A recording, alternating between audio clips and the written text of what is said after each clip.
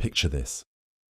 5,000 years ago, along the banks of the world's longest river, something extraordinary was beginning to unfold. While most of humanity still lived in small villages and wandered as nomadic tribes, a remarkable civilization was taking its first steps toward greatness. This wasn't just another ancient settlement. This was the birth of something that would endure for over 3 millennia, outlasting empires, surviving conquests, and leaving monuments that still inspire wonder today. Tonight, we're going back to the very beginning of ancient Egypt. Not the Egypt of golden pharaohs and massive pyramids that you might know from movies or textbooks. We're traveling even further back, to a time when the land of the pharaohs was still finding its voice, still discovering what it meant to be Egyptian. We're exploring how the first rulers of this incredible civilization laid the foundations for what would become one of history's most enduring and influential cultures. Before you settle in for this journey through time, take a moment to get comfortable. Maybe adjust your pillows, dim the lights, or pour yourself something warm to drink. We're about to embark on a gentle exploration of how geography, human ingenuity, and the natural rhythms of the Nile River combine to create something truly special. And as we unfold this story together, you'll discover that the rise of ancient Egypt wasn't just about powerful kings or impressive buildings. It was about ordinary people who found extraordinary ways to work with their environment, to organize their society, and to create lasting beauty in a world that could often be harsh and unpredictable. The story begins around 3,200 years before the birth of Christ, in a land that was already ancient by the standards of its time. But to understand how Egypt became Egypt, we need to step back even further, to the very landscape that made it all possible.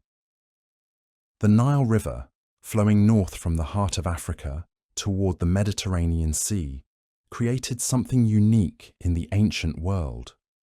A narrow ribbon of green fertility cutting through endless desert, a natural highway that connected distant communities, and most importantly, a reliable source of life in a region where water was precious beyond measure. Every year, like clockwork, the Nile would rise, not violently or unpredictably, but with a gentle, steady rhythm that the people who lived along its banks learned to anticipate and celebrate.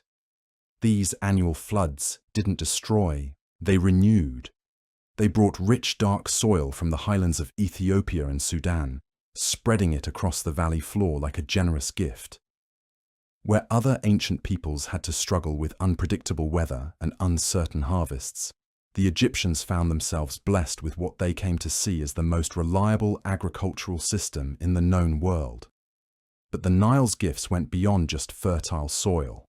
The river also served as the ancient world's most efficient highway. Boats could sail south against the current using the prevailing north wind, then drift north with the flow of the water. This meant that communities separated by hundreds of miles could stay in regular contact, trading goods, sharing ideas, and gradually developing the sense of shared identity that would become so central to Egyptian civilization. By around 4,000 years before Christ, small villages and towns had begun to flourish all along the Nile Valley. These weren't primitive settlements. Archaeological evidence shows us communities with sophisticated pottery, advanced tool-making techniques, and the beginnings of the artistic traditions that would later become famous throughout the ancient world. In places like Hierakonpolis, Abydos, and Nakada, we find evidence of increasingly complex societies. These people were developing new technologies, establishing trade networks that reached far beyond the Nile Valley, and beginning to experiment with the symbols and writing systems that would eventually become hieroglyphics. What's particularly fascinating about this early period is how naturally these communities seem to organize themselves around the rhythm of the river. Towns and villages weren't scattered randomly across the landscape. They followed the life-giving water, creating a linear civilization that stretched like a green thread through the desert. This geographical reality would profoundly shape Egyptian thinking for thousands of years to come. Unlike other ancient peoples who might think of their world in terms of scattered city-states or tribal territories, Egyptians developed a uniquely linear view of their homeland. There was upstream and downstream, south and north, the life of the river and the death of the desert. During what archaeologists call the pre-dynastic period, roughly from 4,000 to 3,200 years before Christ, we can watch as these separate communities gradually began to coalesce into larger political units. This wasn't a sudden conquest or dramatic revolution. It was more like a slow dance, with villages and towns gradually aligning themselves with more powerful neighbors, forming alliances, and developing the shared cultural practices that would define Egyptian identity. The archaeological record from this period is rich with evidence of growing sophistication. At sites like Nakada, we find elaborate grave goods that tell us about increasing social stratification. Some burials contain simple pottery and basic tools, while others include precious metals, ivory, and imported goods from as far away as Afghanistan and the Levant. These differences in burial practices don't just tell us about wealth inequality, they provide our first glimpses of the hierarchical thinking that would eventually produce the institution of divine kingship. Religious beliefs were also taking shape during this crucial period. While we can't know exactly what these early Egyptians believed, their art and burial practices give us important clues. Images of gods and goddesses that would remain central to Egyptian religion for thousands of years begin to appear in pre-dynastic art. Horus, the falcon-headed deity who would become so closely associated with Egyptian kingship, appears in some of our earliest artistic representations. The goddess Hathor, protector of women and patron of joy and love, also makes her first appearances during this time. Perhaps most significantly, we begin to see the development of writing systems during the pre-dynastic period. These weren't yet the complex hieroglyphic texts that would later cover temple walls and tomb chambers. Instead, we find simple pictographic symbols on pottery, ivory tags, and other objects. These proto-hieroglyphs represent some of humanity's earliest experiments with recording language in permanent form. While other regions of the world were also developing writing systems around this time, the Egyptian approach had a unique artistic quality that would remain characteristic of their civilization throughout its long history. Trade networks were expanding dramatically during this period as well.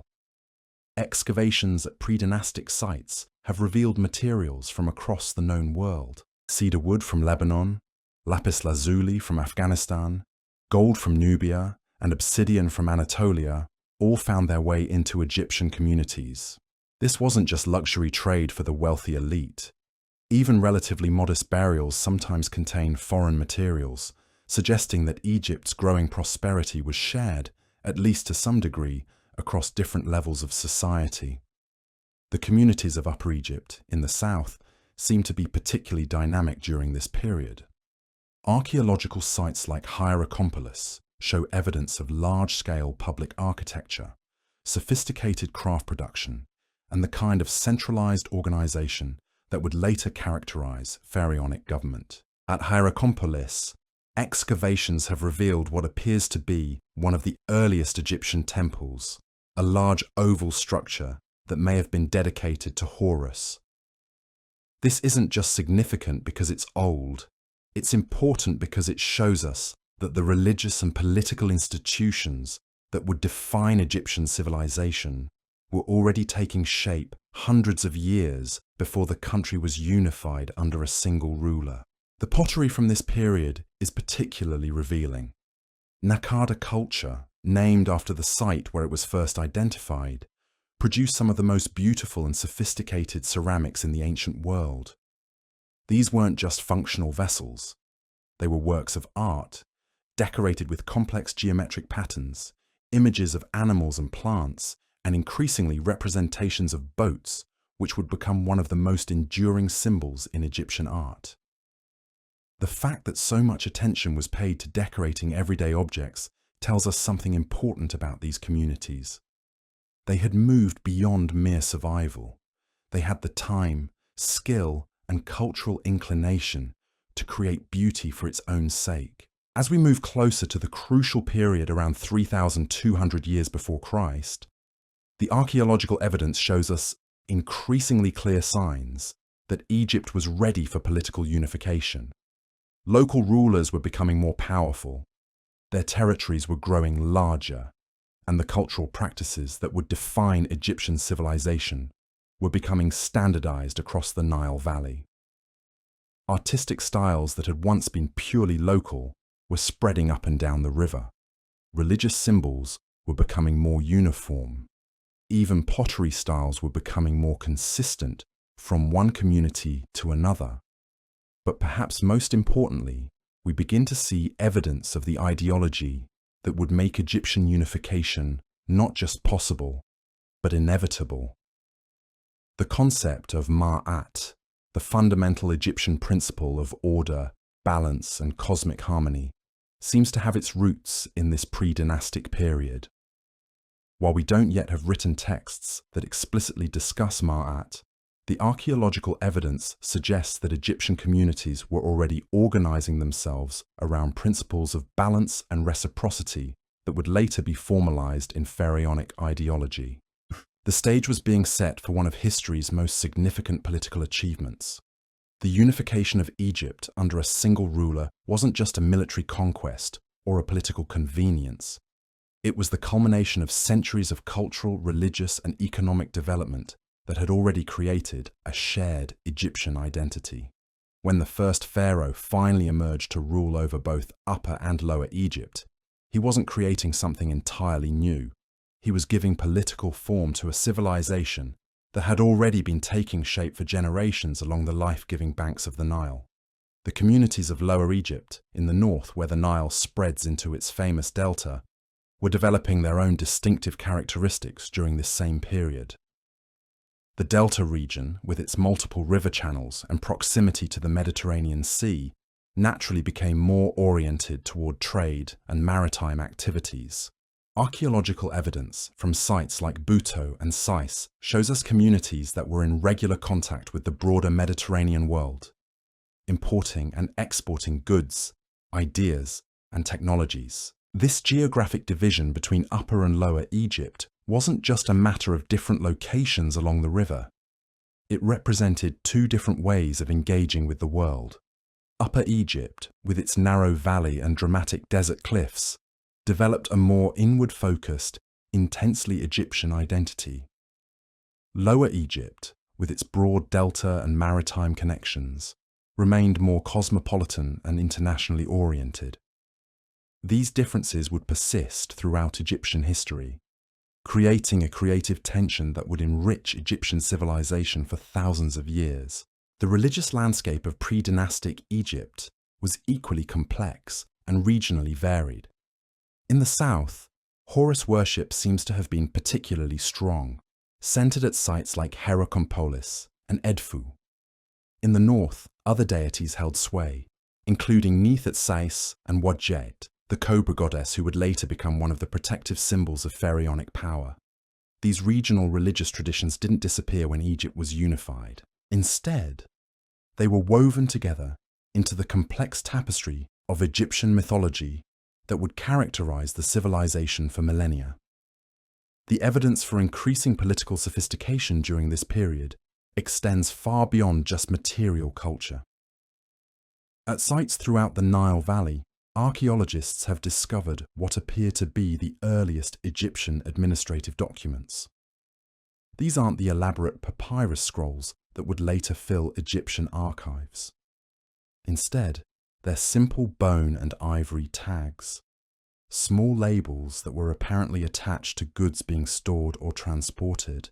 The symbols carved into these tags represent some of our earliest glimpses into Egyptian bureaucracy, showing us that even before political unification, Egyptian communities were developing systems for recording, organizing, and controlling resources.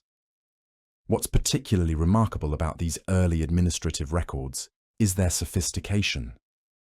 The symbols aren't random or crude. They follow consistent patterns and appear to represent a systematic approach to record keeping that would later evolve into the complex hieroglyphic writing system. Some of these tags bear what appear to be early versions of royal names or titles, suggesting that the institution of kingship was already taking shape in local communities long before the emergence of the first pharaoh. The development of specialized crafts during this period also tells us something important about the changing nature of Egyptian society. In earlier periods, most families would have made their own pottery, tools, and clothing. But by the late pre-dynastic period, we find clear evidence of craft specialization. Certain communities became known for producing particular types of goods, whether it was fine pottery, stone vessels, or metal tools. This specialization required trade networks, transportation systems, and some form of economic coordination that went far beyond simple bartering between neighbors. The stone vessels produced during this period deserve particular attention. Long before Egyptians became famous for their monumental stone architecture, they were creating some of the most beautiful and technically sophisticated stone vessels in the ancient world. These weren't rough functional containers. They were precisely carved works of art, often made from hard stones like granite, diorite, and serpentine, that required considerable skill to work. The fact that communities were investing time and resources in creating such elaborate containers tells us that Egyptian society had moved well beyond subsistence living. They had developed the kind of surplus wealth that allowed for luxury production. The techniques used to create these stone vessels also give us insights into the technological sophistication of pre-dynastic Egypt. Creating a perfectly symmetrical bowl from granite requires not just skill, but also specialized tools and techniques. The Egyptians developed methods for drilling, grinding, and polishing stone that wouldn't look out of place in a modern workshop. They used copper tools, abrasive sands, and rotating techniques that allowed them to create vessels with walls so thin they're almost translucent. These weren't just functional objects. They were demonstrations of technical mastery that announced Egyptian craftsmanship to the ancient world. Religious architecture from this period provides another window into the developing complexity of Egyptian civilization. At sites like Hierakonpolis and Abydos, archaeologists have uncovered the remains of structures that can only be described as temples. These buildings were large, carefully planned, and constructed according to principles that would later govern Egyptian sacred architecture for thousands of years. They were oriented according to astronomical principles, built with precise measurements, and decorated with symbols and images that would remain central to Egyptian religious art throughout the civilization's long history. The temple at Hierakonpolis is particularly significant because it shows us that the religious and political aspects of Egyptian kingship were already being combined in the pre-dynastic period. The building appears to have served both as a place of worship and as a center of political authority. Archaeological evidence suggests that it was here that local rulers held court, received tribute, and conducted the ceremonies that legitimized their power. This combination of religious and political authority would become one of the defining characteristics of pharaonic rule. The artistic traditions that emerged during this period would influence Egyptian culture for thousands of years. The distinctive Egyptian artistic style, with its emphasis on profile views, hierarchical scaling, and symbolic representation, was already fully developed by the end of the pre-dynastic period. Wall paintings from tombs of this era show the same artistic conventions that would later adorn the walls of pharaonic temples and royal tombs. Human figures are depicted in the characteristic Egyptian pose, with heads and legs in profile, but torsos turned to face the viewer. Important figures are shown larger than less important ones. Animals and objects are rendered with the kind of detailed accuracy that would make Egyptian art instantly recognizable throughout the ancient world. The burial practices of this period reveal increasing social stratification and the emergence of concepts that would later be central to pharaonic ideology. The most elaborate tombs from sites like Abydos and Saqqara weren't just larger than average burials, they were qualitatively different, representing a completely different understanding of death, the afterlife, and the relationship between earthly power and divine authority. These elite burials often included multiple chambers, elaborate grave goods, and evidence of human sacrifice that suggests the deceased were believed to need servants and companions in the afterlife. The practice of human sacrifice in early Egyptian burials is particularly significant because it represents an early form of the divine kingship ideology that would later characterize pharaonic rule. The individuals buried in these elaborate tombs weren't just wealthy or powerful, they were apparently believed to be different in kind from ordinary people, possessed of a divine nature that required special treatment both in life and in death. This represents a crucial step in the development of the pharaonic institution. The idea that rulers weren't just political leaders, but divine beings, whose authority came directly from the gods. Trade relationships during this period extended far beyond the boundaries of Egypt itself. Archaeological evidence shows regular contact with communities throughout the Eastern Mediterranean, the Levant, and Nubia. Egyptian goods have been found in archaeological contexts as far away as modern-day Turkey and Iran, while foreign materials appear regularly in Egyptian sites. This wasn't just occasional long-distance trade. It was a systematic network of commercial relationships that connected Egypt to the broader ancient world and helped establish the foundation for Egypt's later role as a major international power. The relationship with Nubia, Egypt's southern neighbor, was particularly important during this formative period.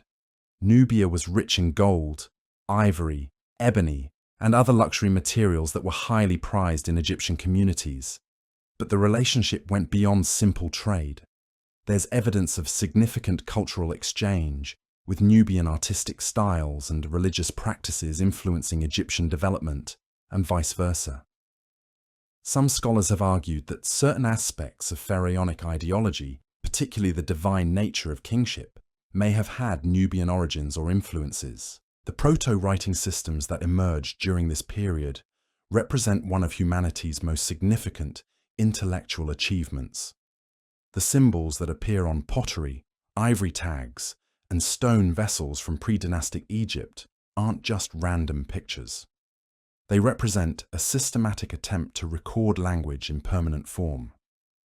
While these early hieroglyphs were much simpler than the elaborate writing system that would later cover temple walls and papyrus scrolls, they already showed the basic principles that would govern Egyptian writing for thousands of years. What's particularly interesting about these early writing experiments is their artistic quality. Even the simplest symbols were carefully crafted, showing the same attention to aesthetic detail that characterized Egyptian art in general. This suggests that from its very beginning, Egyptian writing was conceived not just as a practical tool for recording information, but as an art form in its own right. The beauty of hieroglyphic writing would become one of the most distinctive features of Egyptian civilization, setting it apart from other ancient writing systems that prioritized function over form. The development of mathematical and astronomical knowledge during this period laid important groundwork for later Egyptian achievements in engineering and architecture. The precise alignment of early temples, the sophisticated proportional systems used in art and architecture, and the complex calendar systems that governed religious and agricultural activities all required mathematical knowledge that went far beyond simple counting. While we don't have written mathematical texts from this early period, the archaeological evidence makes it clear that Egyptian communities had developed sophisticated quantitative methods for solving practical problems. The astronomical knowledge evident in pre-dynastic Egyptian sites is particularly impressive. Many buildings from this period are aligned with remarkable precision to cardinal directions, celestial events, or specific stars and constellations. This wasn't just practical knowledge for agricultural purposes. Though the ability to predict the annual Nile flood was certainly important. It represents a sophisticated understanding of celestial mechanics that would later allow Egyptians to create some of the most precisely aligned buildings in the ancient world. The organization of labor that would later make possible the construction of pyramids and other monumental architecture was already taking shape during the pre-dynastic period. Archaeological evidence from sites like Hierakonpolis shows that these communities could organize large groups of workers for major construction projects. The techniques for quarrying, transporting, and working stone that would later be used to build the pyramids were being developed and refined during this formative period. The social organization that made such large-scale projects possible was equally sophisticated. The ability to feed, house, and coordinate hundreds or thousands of workers required administrative systems, supply chains, and hierarchical organization that went far beyond what we might expect from supposedly primitive communities. The fact that these systems were already in place by the end of the pre-dynastic period helps explain how Egypt was able to achieve political unification so rapidly and then immediately begin the massive construction projects that would make it famous throughout the ancient world. By around 3,200 years before Christ, all the elements were in place for the political unification that would create the Egyptian state. The cultural foundations had been laid, the technological knowledge had been developed, the administrative systems had been tested, and the ideological framework for divine kingship had been established. The communities of the Nile Valley shared enough common ground in terms of language, religion, and cultural practices to make unification possible, while their differences were significant enough to make unification valuable. The stage was set for the emergence of the first pharaoh, the ruler who would bring together Upper and Lower Egypt under a single crown and establish the political structure that would govern Egypt for the next 3,000 years. But this unification wouldn't be a sudden revolutionary change. It would be the culmination of centuries of gradual development, the moment when all the separate streams of Egyptian civilization finally flowed together into the mighty river that would nourish one of history's greatest cultures. The process of unification itself would be both political and religious, military and cultural. It would require not just the defeat of rival claimants to power, but the creation of new symbols, ceremonies, and institutions that could hold together the diverse communities of the Nile Valley. The success of this unification would depend not just on the personal qualities of the first pharaoh, but on the solid foundations that had been laid during the long pre-dynastic period when Egyptian civilization was slowly discovering what it meant to be Egyptian. As we prepare to witness this momentous transformation, it's worth pausing to appreciate the remarkable achievement that Egyptian unification represented. In a world where most human communities still lived in small, isolated groups, Egypt was about to create one of history's first large-scale, centralized states. This wouldn't just be a political achievement, it would be a new form of human organization, a way of bringing together diverse communities under shared institutions and common purposes that would serve as a model for civilizations throughout the ancient world. The communities that were about to be unified had already demonstrated their capacity for remarkable achievements in art, architecture, technology, and social organization.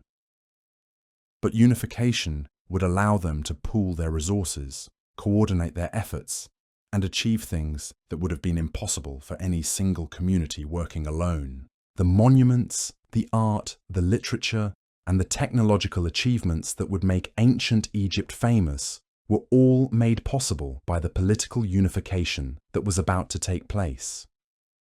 But before we witness that crucial moment of unification, we need to understand the final pieces of the puzzle that made it possible.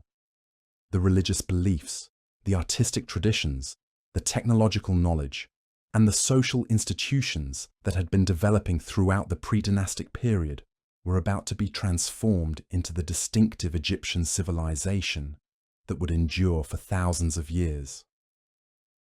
The patient work of generations of anonymous Egyptians was about to bear fruit in one of history's most remarkable political and cultural achievements. The evidence from this crucial transitional period shows us communities that were ready for change, eager to be part of something larger than themselves, and equipped with the tools and knowledge necessary to build something truly extraordinary. The unification of Egypt wasn't just a military conquest or a political arrangement. It was the moment when a mature civilization finally found its voice and announced itself to the world with confidence, creativity, and an unshakable belief in its own divine destiny.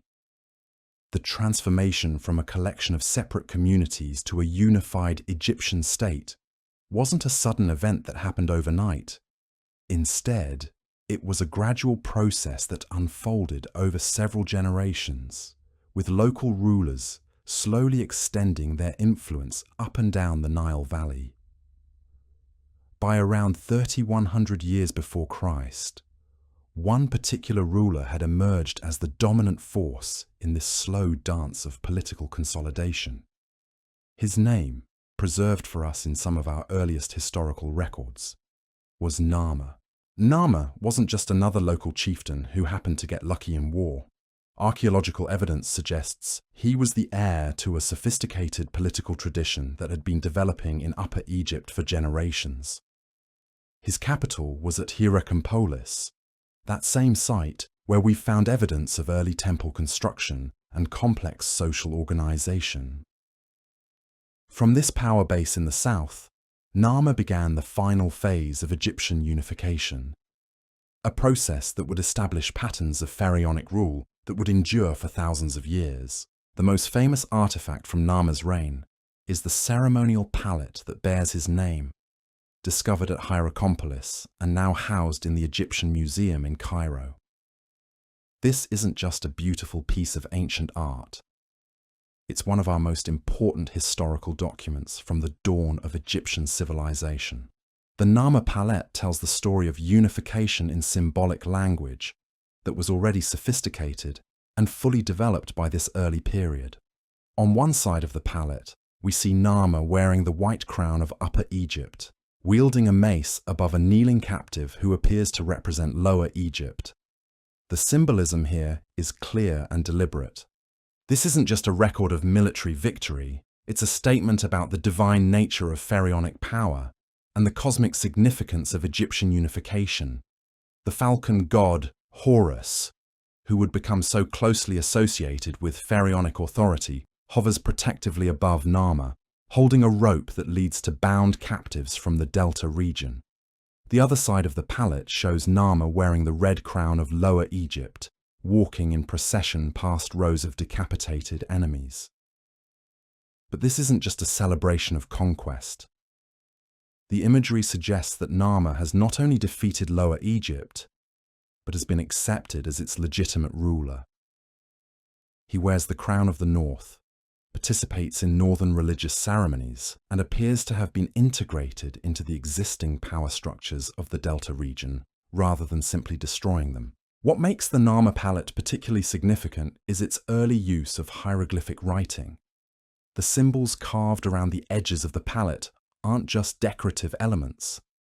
They're some of our earliest examples of Egyptian historical writing, recording names, places, and events in a systematic way that would become standard practice for Egyptian record-keeping. The palette shows us that by Narmer's time, Egyptians had already developed the tools they would need to record and preserve their history for future generations. The unification process that Narmer completed wasn't just about bringing two regions under a single ruler.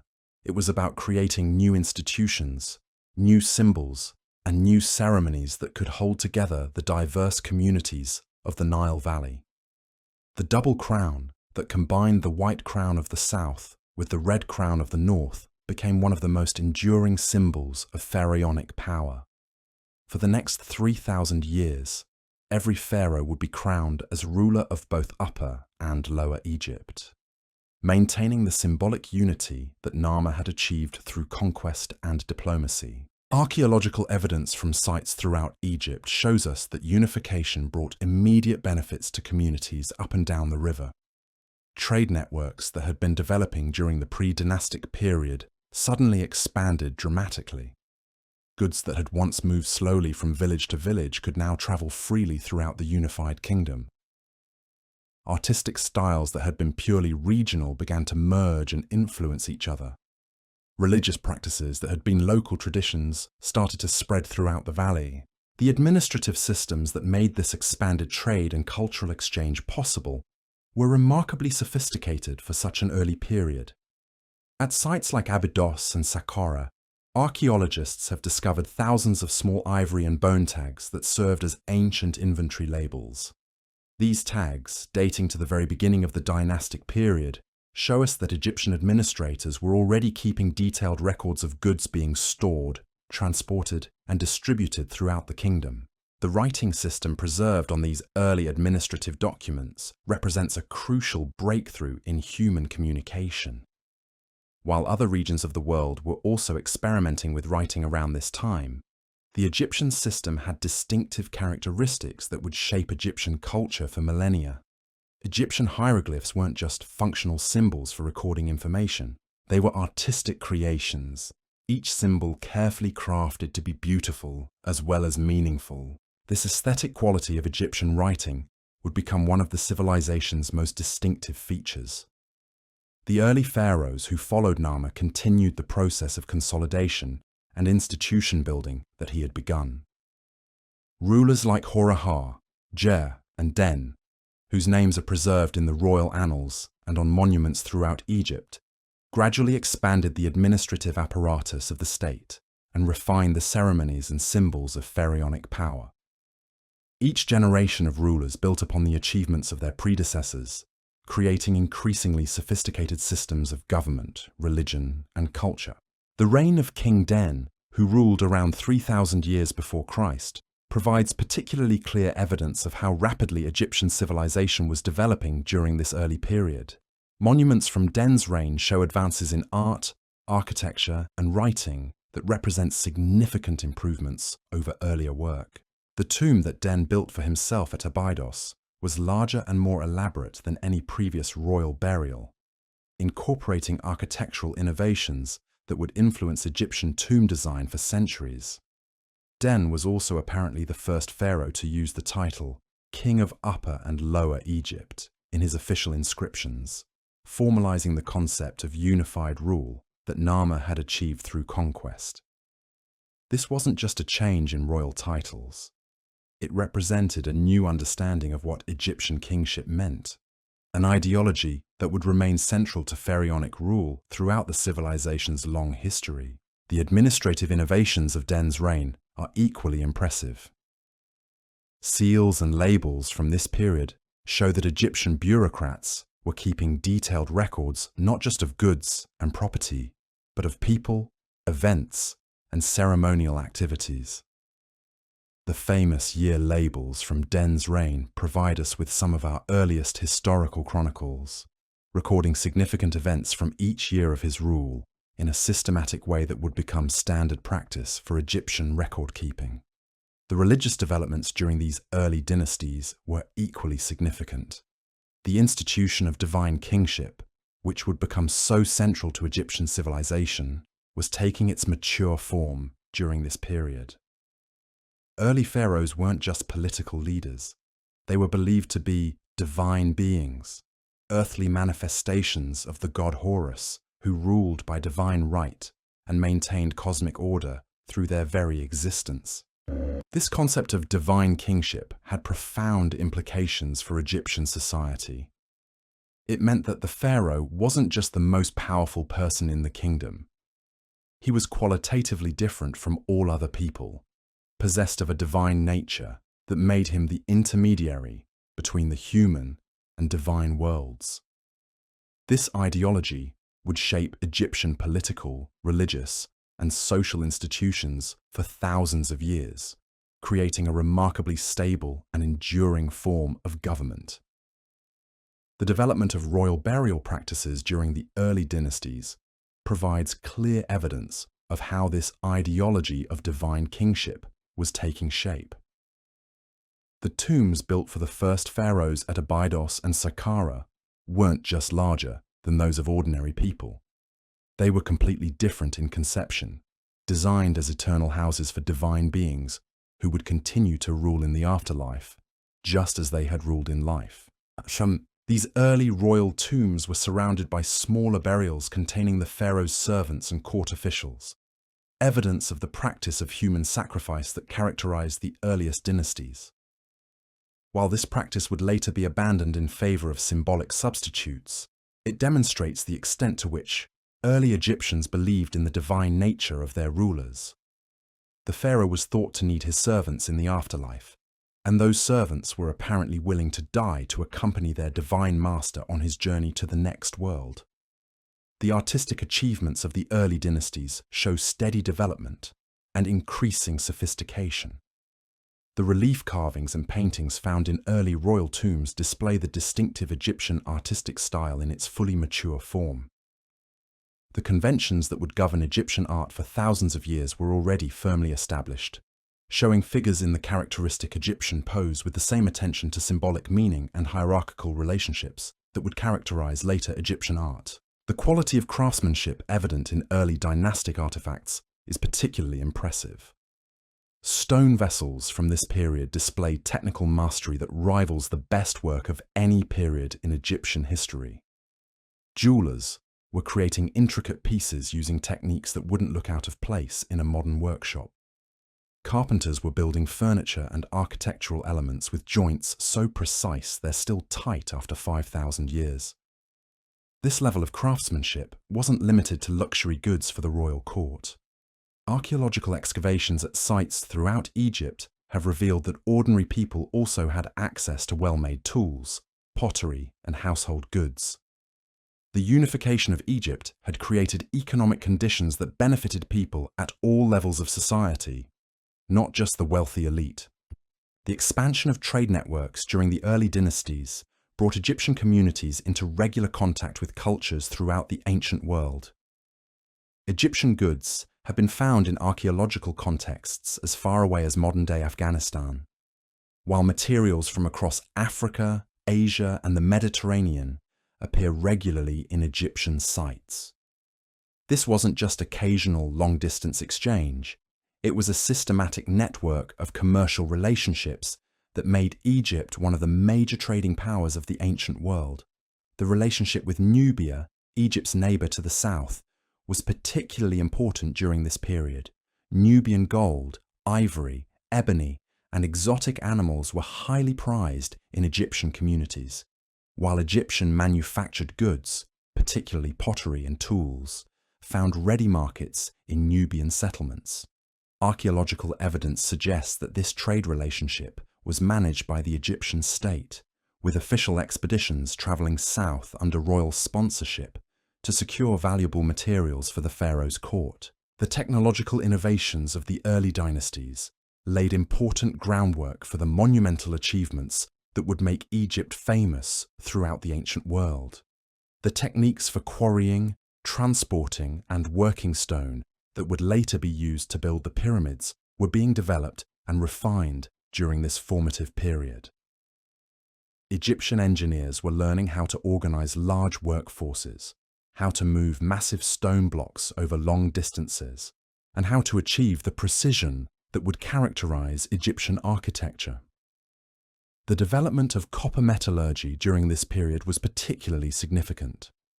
Egyptian smiths learned how to smelt copper ore, cast metal tools and weapons, and work the resulting metal into increasingly sophisticated forms. While Egypt wouldn't enter the Bronze Age until later periods, the copper technology developed during the early dynasties provided the foundation for more advanced metallurgical work. The agricultural innovations that supported Egypt's growing population and expanding economy were equally important. Egyptian farmers developed new irrigation techniques that allowed them to cultivate larger areas and achieve more reliable harvests. They experimented with new crops and agricultural methods that increased productivity and provided the economic surplus necessary to support the growing administrative apparatus of the unified state. The social organization that emerged during the early dynasties was remarkably complex and sophisticated. Egyptian society was hierarchical, with clear distinctions between different social classes, but it was also surprisingly mobile. Archaeological evidence suggests that talented individuals could rise in status through service to the state, while the expansion of trade and administration created new opportunities for ambitious people throughout the kingdom. The role of women in early dynastic Egypt was particularly notable. While Egyptian society was male-dominated, women enjoyed more rights and opportunities than their counterparts in most other ancient civilizations. Royal women could inherit property, participate in business transactions, and even serve as regents for minor sons. Some of the most impressive tombs from this period belong to women, suggesting that female members of the royal family held significant power and status. The religious institutions that developed during the early dynasties would remain central to Egyptian civilization for thousands of years. Temples were being built throughout the kingdom, not just as places of worship, but as economic and administrative centers that managed vast estates and employed hundreds of people. The priesthood was becoming a professional class with its own training, traditions, and sources of power. The development of Egyptian religious beliefs during this period shows a gradual process of synthesis and standardization. Local deities that had been worshipped in individual communities were being incorporated into a broader Egyptian pantheon. Religious practices that had once varied from region to region were becoming more uniform throughout the kingdom. This religious unification was just as important as political unification in creating a shared Egyptian identity. The god Horus played a particularly important role in this religious development. As the deity most closely associated with pharaonic power, Horus worship helped legitimize the authority of the early dynasties and provide a religious framework for understanding Egyptian kingship. The pharaoh wasn't just a powerful human ruler, he was the living embodiment of Horus, the divine falcon who soared above the earthly realm while remaining intimately connected to it. The development of Egyptian calendar systems during this period reflects the sophisticated astronomical knowledge that Egyptian priests and administrators were accumulating. The Egyptian calendar wasn't just a practical tool for organizing agricultural activities and religious festivals. It was a complex system that reflected Egyptian understanding of celestial mechanics and their belief in the cosmic order that pharaonic rule was designed to maintain. The mathematical knowledge that supported these astronomical calculations was equally impressive. While we don't have written mathematical texts from this early period, the archaeological evidence makes it clear that Egyptian architects and administrators had developed sophisticated methods for solving practical problems involving measurement, calculation, and geometric relationships. The precision evident in early dynastic architecture and art couldn't have been achieved without advanced mathematical knowledge. The writing system that had emerged by the end of the early dynastic period was one of the most sophisticated in the ancient world. Egyptian scribes had developed a complex system of hieroglyphic symbols that could record not just simple inventory information, but complex literary and religious texts. The earliest Egyptian literature, including religious hymns and royal inscriptions, dates to this period and shows a mature literary tradition with sophisticated use of metaphor, symbolism, and poetic language. The education system that produced these skilled scribes was beginning to take institutional form during the early dynasties. While we don't have detailed records of early Egyptian schools, the consistency of scribal training evident in surviving texts suggests that there were standardized methods for teaching reading, writing, and calculation. Literacy wasn't widespread in early dynastic Egypt, but those who possessed it were highly valued and could expect to find employment in the expanding royal administration. The legal system that governed this increasingly complex society was also taking shape during the early dynasties. While we don't have complete legal codes from this period, scattered references in administrative documents and royal inscriptions suggest that Egyptian law was becoming increasingly sophisticated and systematic.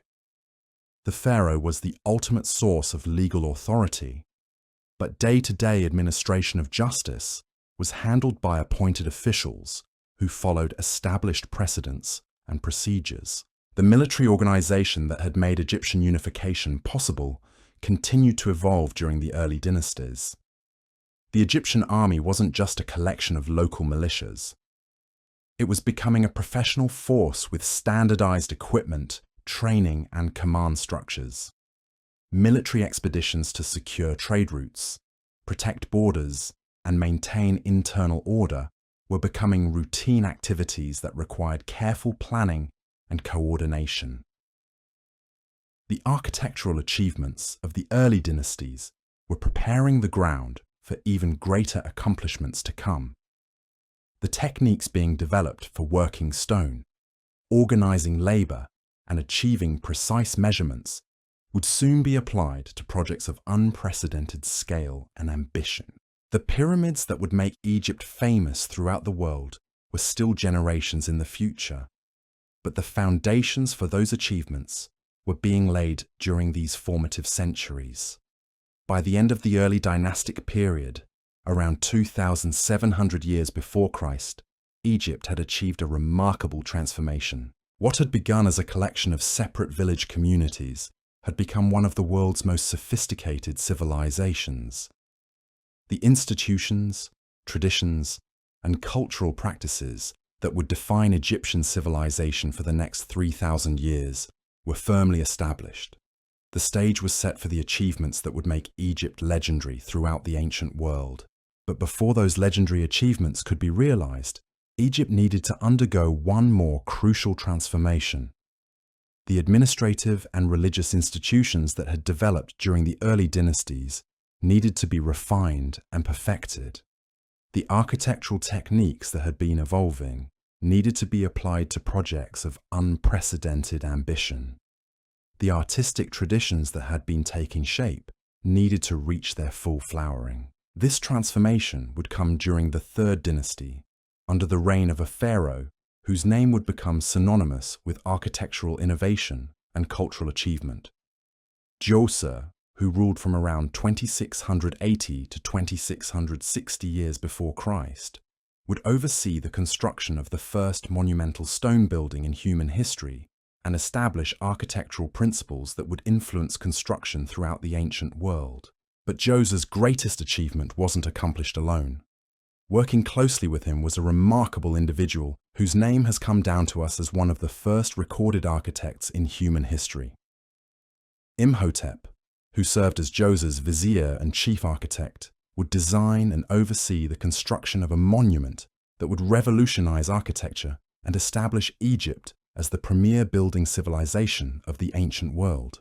The step pyramid that Imhotep designed for Djoser at Saqqara wasn't just larger than previous Egyptian monuments. It represented a completely new approach to architecture and a revolutionary advance in building technology. For the first time in human history, architects were working with dressed stone blocks rather than mud brick or rough stone.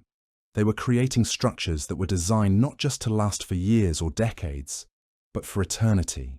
The complex that surrounded Djoser's step pyramid was equally revolutionary. Imhotep didn't just design a tomb. He created an entire ceremonial city in stone, complete with temples, courtyards, administrative buildings, and residential quarters. This wasn't just functional architecture. It was architecture as art, buildings designed to inspire awe and demonstrate the divine nature of pharaonic power. The construction techniques that Imhotep developed for the step pyramid complex would influence Egyptian architecture for thousands of years. The methods for quarrying, transporting, and placing massive stone blocks that were pioneered at Saqqara would later be refined and perfected for the construction of the Great Pyramids at Giza. The architectural principles that guided the design of Djoser's complex would be echoed in temples and monuments throughout Egyptian history. The workforce that built the step pyramid complex provides important insights into the organization of Egyptian society during this period. Archaeological evidence suggests that the project employed thousands of workers, including skilled craftsmen, laborers, and specialists. These workers weren't slaves. They were paid employees of the state who lived in purpose-built villages near the construction site and received regular rations of food, clothing, and other necessities. The administrative system that managed this massive construction project was remarkably sophisticated. Detailed records were kept of materials, workers, and progress. Quality control systems ensured that the work met exacting standards. Project management techniques were developed that would later be applied to even more ambitious construction projects throughout Egyptian history. The religious significance of the step pyramid complex was just as important as its architectural innovations. The pyramid itself was designed as an eternal dwelling for the divine pharaoh, a structure that would allow Djoser to continue ruling in the afterlife, just as he had ruled in life. The surrounding buildings were intended to provide everything the pharaoh would need for his eternal reign, from administrative offices to ceremonial spaces. The artistic program that decorated the step pyramid complex established standards that would influence Egyptian art for centuries. The relief carvings and paintings that adorned the walls weren't just decorative elements. They were carefully planned programs of royal propaganda that communicated sophisticated messages about the nature of pharaonic power and the cosmic order that the pharaoh was responsible for maintaining. The impact of Djoser's step pyramid complex extended far beyond Egypt itself. News of this architectural marvel spread throughout the ancient world, establishing Egypt's reputation as a land of wonders and attracting visitors from distant lands. The complex served as both a demonstration of Egyptian technical capability and a powerful symbol of the civilization's cultural achievements. Imhotep himself became a legendary figure, remembered not just as an architect, but as a physician, priest, and wise man whose knowledge encompassed all branches of learning. Later generations would deify him, worshipping Imhotep as a god of healing and wisdom. His reputation would spread far beyond Egypt, influencing architectural traditions throughout the Mediterranean world.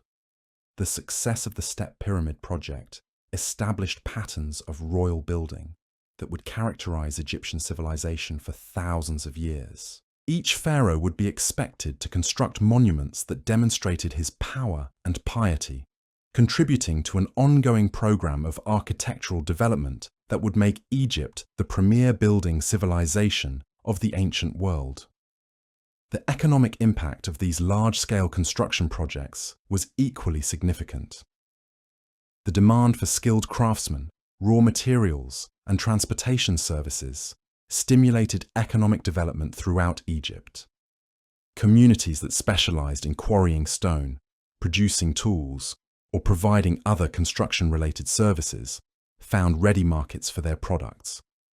The construction industry became a major driver of Egyptian economic growth. The technological innovations that emerged from these construction projects had applications far beyond architecture. The techniques developed for moving massive stone blocks were adapted for other uses. The precision measurement methods pioneered by architects were adopted by other craftsmen. The organizational methods developed for managing large construction projects were applied to other aspects of government administration. The social mobility that these projects created was also important for Egyptian society. Skilled craftsmen could rise in status through their work on royal projects. Talented administrators could advance their careers by successfully managing complex construction programs. The expansion of construction activity created new opportunities for ambitious individuals throughout Egyptian society. The cultural confidence that these architectural achievements represented would inspire Egyptian civilization for generations to come. The knowledge that they could accomplish projects of such unprecedented scale and complexity gave Egyptians a sense of their own capabilities that would drive further achievements in art, literature, science, and technology. The Step Pyramid wasn't just a building. It was a statement of what Egyptian civilization could accomplish when it set its mind to great endeavors. By the end of Djoser's reign, Egypt had completed its transformation from a collection of separate communities to one of the world's great civilizations. The institutions, traditions, and capabilities that would characterize Egyptian culture for the next 3,000 years were firmly established. The foundations had been laid for achievements that would make Egypt legendary throughout the ancient world and inspire wonder in visitors from every corner of the known world. The rise of ancient Egypt from its humble beginnings along the banks of the Nile to its position as one of history's most remarkable civilizations was now complete. In less than 500 years, the scattered communities of the pre-dynastic period had been transformed into a unified kingdom with sophisticated institutions, advanced technology, and cultural achievements that would influence civilizations throughout the ancient world. The first pharaohs had not only built a kingdom, they had created a civilization that would endure for millennia, adapting to changing circumstances while maintaining the essential characteristics that made it uniquely Egyptian. The divine kingship they had established would provide stability and continuity through periods of prosperity and crisis. The architectural traditions they had pioneered would produce monuments that would inspire awe for thousands of years. The artistic conventions they had developed would create a distinctive Egyptian aesthetic that would remain instantly recognizable across cultures and centuries.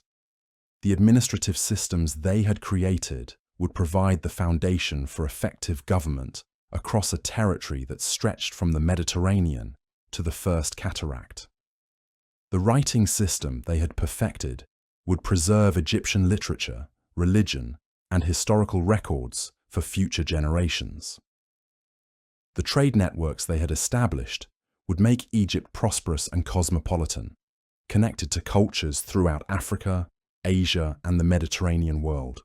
The religious institutions they had founded would provide meaning and purpose for Egyptian life, while legitimizing the political order that held the civilization together. The social structures they had created would provide opportunities for individual advancement while maintaining the stability that allowed Egyptian culture to flourish. The technological innovations they had pioneered would make possible achievements in architecture, art, and engineering that would be remembered throughout history. As we witness this remarkable transformation from scattered villages to unified kingdom, from simple farming communities to sophisticated civilization, we can appreciate the extraordinary achievement that the rise of ancient Egypt represents. The first pharaohs and their subjects didn't just create a successful ancient kingdom. They established patterns of human organization, cultural expression, and technological development that would influence civilizations throughout history and continue to inspire wonder and admiration in our own time. The foundations they laid were so solid, so well designed, and so perfectly adapted to the unique conditions of the Nile Valley that they would support one of history's longest-lasting civilizations. For over 3,000 years, through periods of expansion and contraction, prosperity and hardship, foreign rule and native renaissance, Egypt would remain recognizably Egyptian, maintaining the essential characteristics that the first pharaohs had established during those crucial early centuries along the life-giving banks of the Nile River. The legacy that Djoser and Imhotep created would ripple through Egyptian civilization for thousands of years to come, but their immediate successors faced the challenge of building upon achievements that already seem to represent the pinnacle of human accomplishment. How do you follow the construction of the world's first monumental stone building? How do you surpass architectural innovations that have redefined what human beings can accomplish when they work together toward a common goal?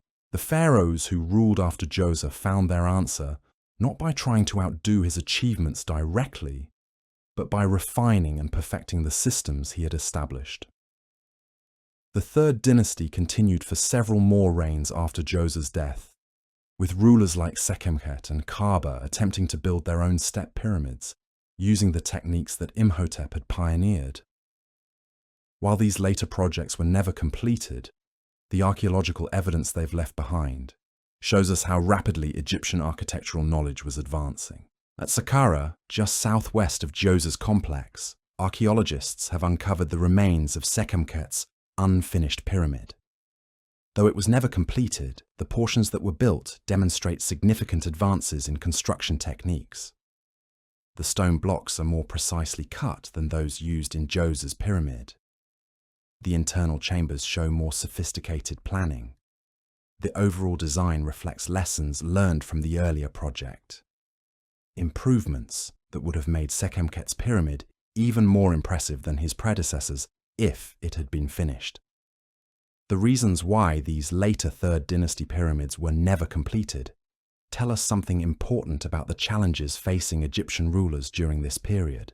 Building monuments on the scale that Djoser had achieved required not just vision and technical knowledge, but enormous resources and long periods of political stability. A pharaoh needed to rule for decades to complete such a project, and the kingdom needed to remain prosperous and peaceful throughout that entire period. Archaeological evidence suggests that Egypt may have faced some internal challenges during the later Third Dynasty that made it difficult to sustain such massive construction projects. Climate records from this period indicate that the Nile floods may have been less reliable than usual, creating agricultural stress that would have made it harder to support large construction workforces. Political succession may also have been contested, with rival claimants to the throne disrupting the continuity necessary for long-term projects. But these temporary setbacks didn't diminish the fundamental achievement that the early pharaohs had accomplished. By the end of the Third Dynasty, Egypt had established itself as the most advanced civilization in the known world.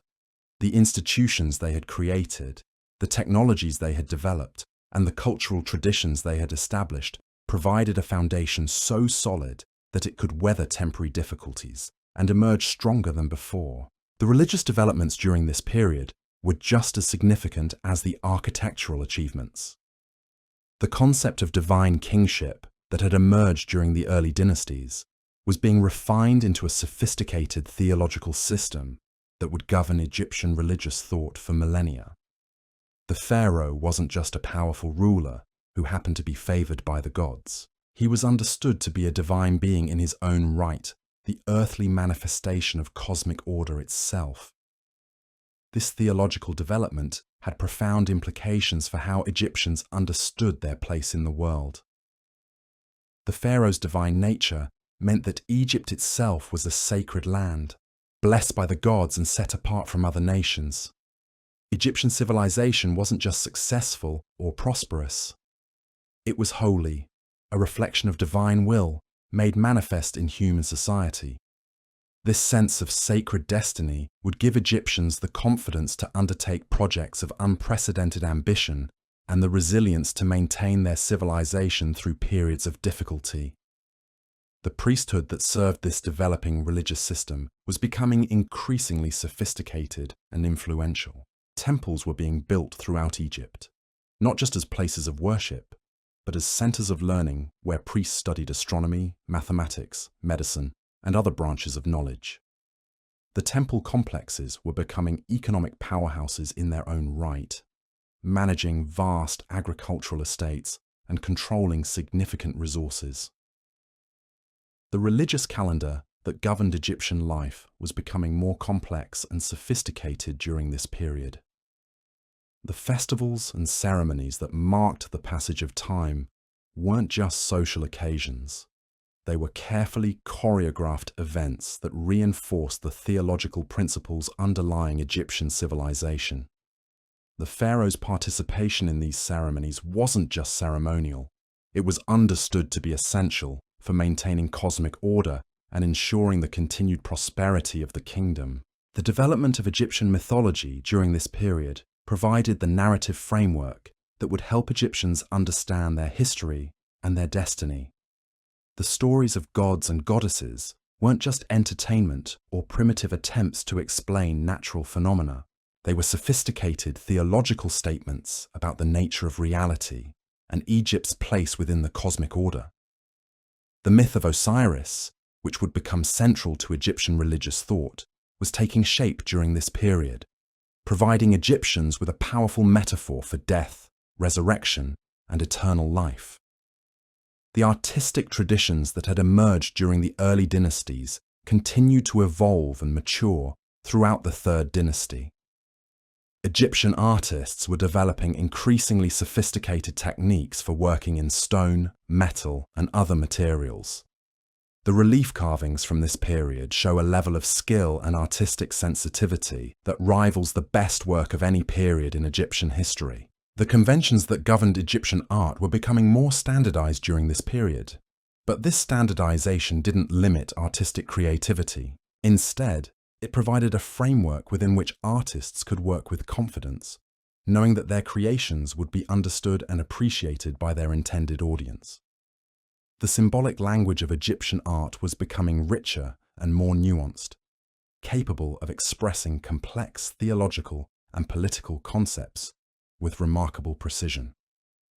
The development of Egyptian literature during this period was equally impressive.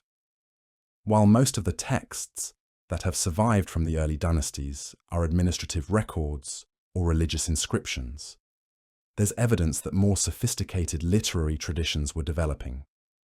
The language used in royal inscriptions shows increasing complexity and sophistication, with the use of metaphor, parallel structure, and other literary devices that would characterize Egyptian literature throughout its long history. The educational system that produced the scribes who created these texts was becoming more sophisticated as well.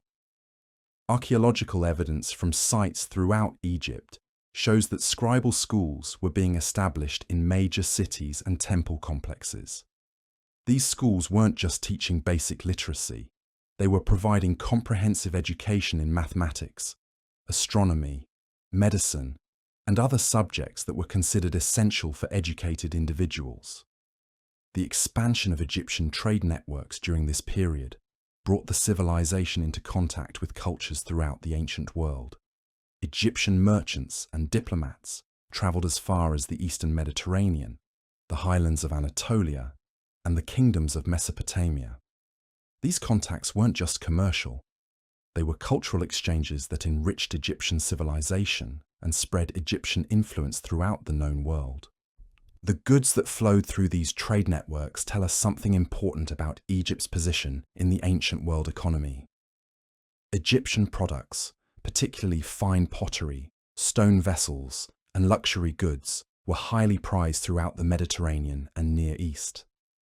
The quality of Egyptian craftsmanship had become legendary, and the Made in Egypt label was a mark of quality that commanded premium prices in foreign markets. The raw materials that Egypt imported through these trade networks were equally important for the civilization's continued development. Cedar wood from Lebanon was essential for shipbuilding and high-quality construction. Lapis lazuli from Afghanistan was prized for jewelry and religious objects. Silver from Anatolia provided the raw material for fine metalwork. These imports weren't just luxury goods for the wealthy elite. They were strategic materials that supported Egypt's technological and artistic development. The relationship with Nubia continued to be particularly important during this period. The gold that flowed north from Nubian mines provided Egypt with the wealth necessary to support its ambitious construction projects and maintain its position as a major power in the ancient world. But the relationship was more complex than simple extraction of resources. Archaeological evidence suggests significant cultural exchange, with Nubian artistic styles and religious practices influencing Egyptian development. The military expeditions that secured these trade routes and maintained Egyptian influence in foreign lands were becoming more sophisticated and professional. The Egyptian army was no longer just a collection of local militias, called up in times of emergency. It was developing into a professional force with standardized equipment, training, and command structures. Military service was becoming a career path that offered opportunities for advancement and social mobility. The fortifications that protected Egypt's borders and trade routes were becoming more sophisticated as well. Archaeological excavations have revealed complex defensive systems that protected key strategic points throughout the kingdom.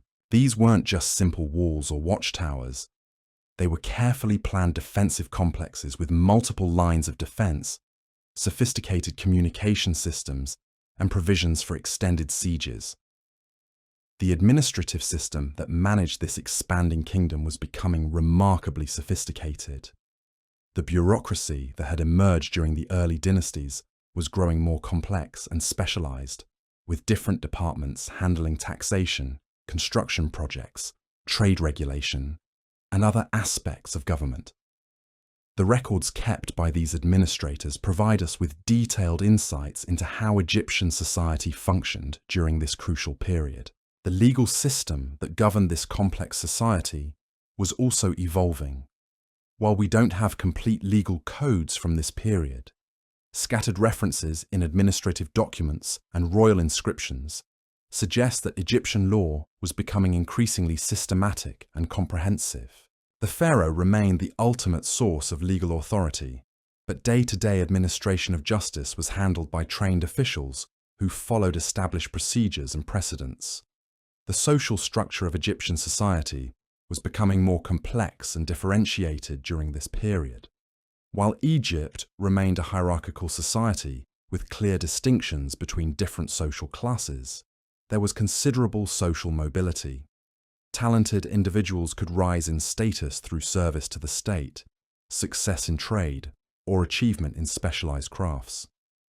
The expansion of the administrative apparatus created new opportunities for educated individuals throughout the kingdom. The role of women in Egyptian society remained relatively progressive compared to other ancient civilizations. Women could own property, engage in business transactions, and participate in religious ceremonies. Royal women often held significant political influence, serving as regents for minor sons or advisors to ruling pharaohs.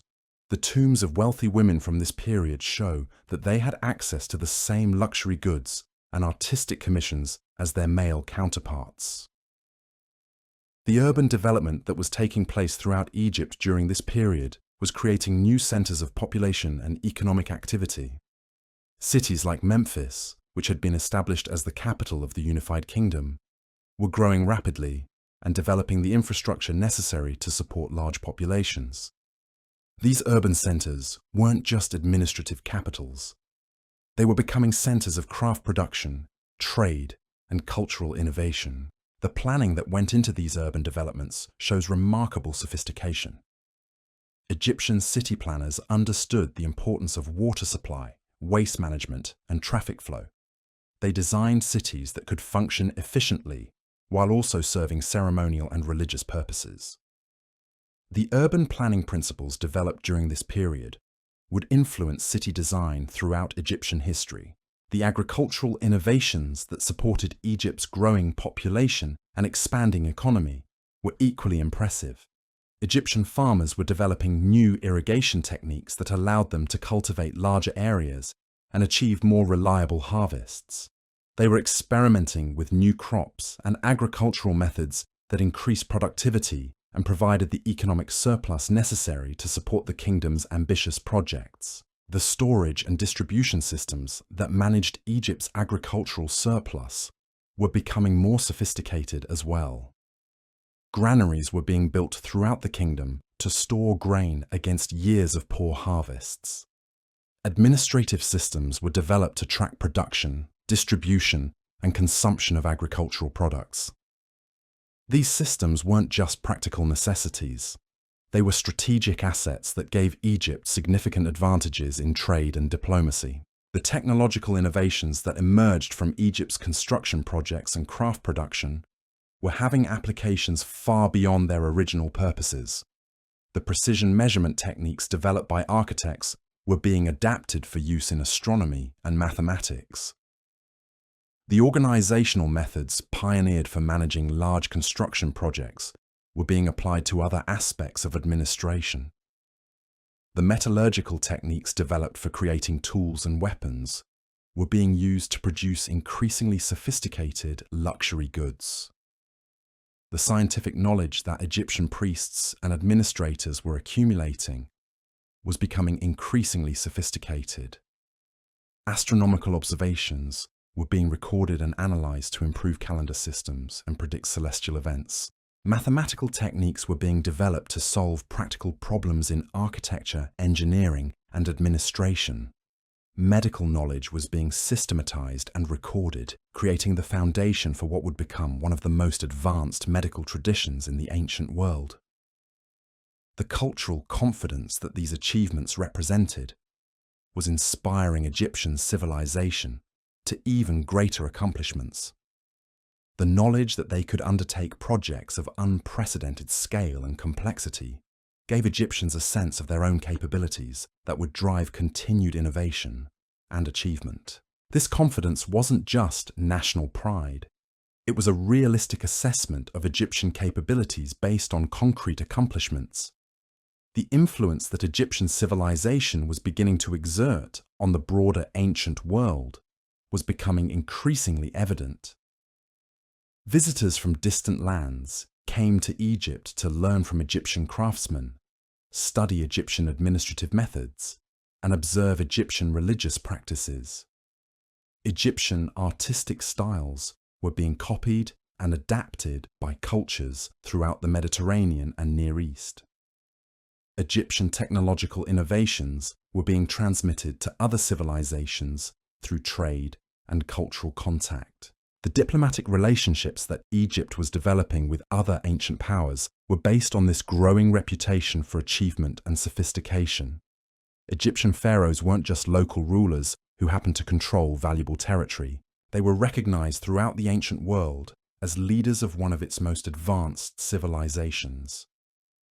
This diplomatic status gave Egypt significant advantages in international relations and helped secure the trade relationships that were essential for continued prosperity. The cultural synthesis that was taking place within Egypt itself was equally important. The unification that had been achieved during the early dynasties wasn't just political. It was cultural, creating a shared Egyptian identity that transcended regional differences, while still allowing for local variations and traditions. This cultural unity provided the social cohesion necessary for undertaking large-scale projects and maintaining political stability. The religious synthesis that accompanied this cultural unification was creating a sophisticated theological system that could accommodate diverse local traditions while maintaining overall coherence. Local gods and goddesses weren't eliminated or suppressed. Instead, they were incorporated into a broader Egyptian pantheon that reflected the complexity and diversity of Egyptian society while maintaining theological unity. The artistic synthesis that emerged from this cultural unification was creating a distinctive Egyptian aesthetic that was instantly recognizable while still allowing for regional variations and individual creativity. Egyptian art wasn't becoming homogenized or standardized to the point of sterility. Instead, it was developing a sophisticated visual language that could express complex concepts while maintaining artistic excellence. The economic integration that accompanied political unification was creating unprecedented prosperity throughout the kingdom. Trade networks that had once been limited to local or regional markets were now extending throughout Egypt and beyond.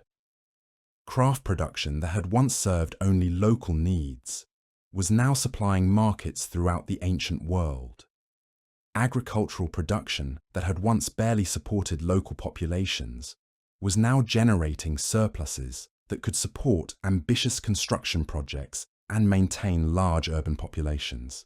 The administrative integration that made this economic prosperity possible was equally impressive. Tax collection systems ensured that resources flowed from throughout the kingdom to support central government activities. Distribution systems made sure that goods and materials reached where they were needed when they were needed. Communication systems allowed for coordination of activities across vast distances. The military integration that protected this prosperity and maintained Egyptian influence was becoming increasingly sophisticated. Forces from throughout the kingdom could be coordinated for major campaigns. Standardized equipment and training ensured that Egyptian armies could function effectively, regardless of where they were recruited. Professional officer corps provided leadership and continuity that made Egyptian military forces increasingly effective. The cultural achievements that resulted from this integration were beginning to set standards for the entire ancient world. Egyptian architecture was becoming the benchmark against which other civilizations measured their own building accomplishments.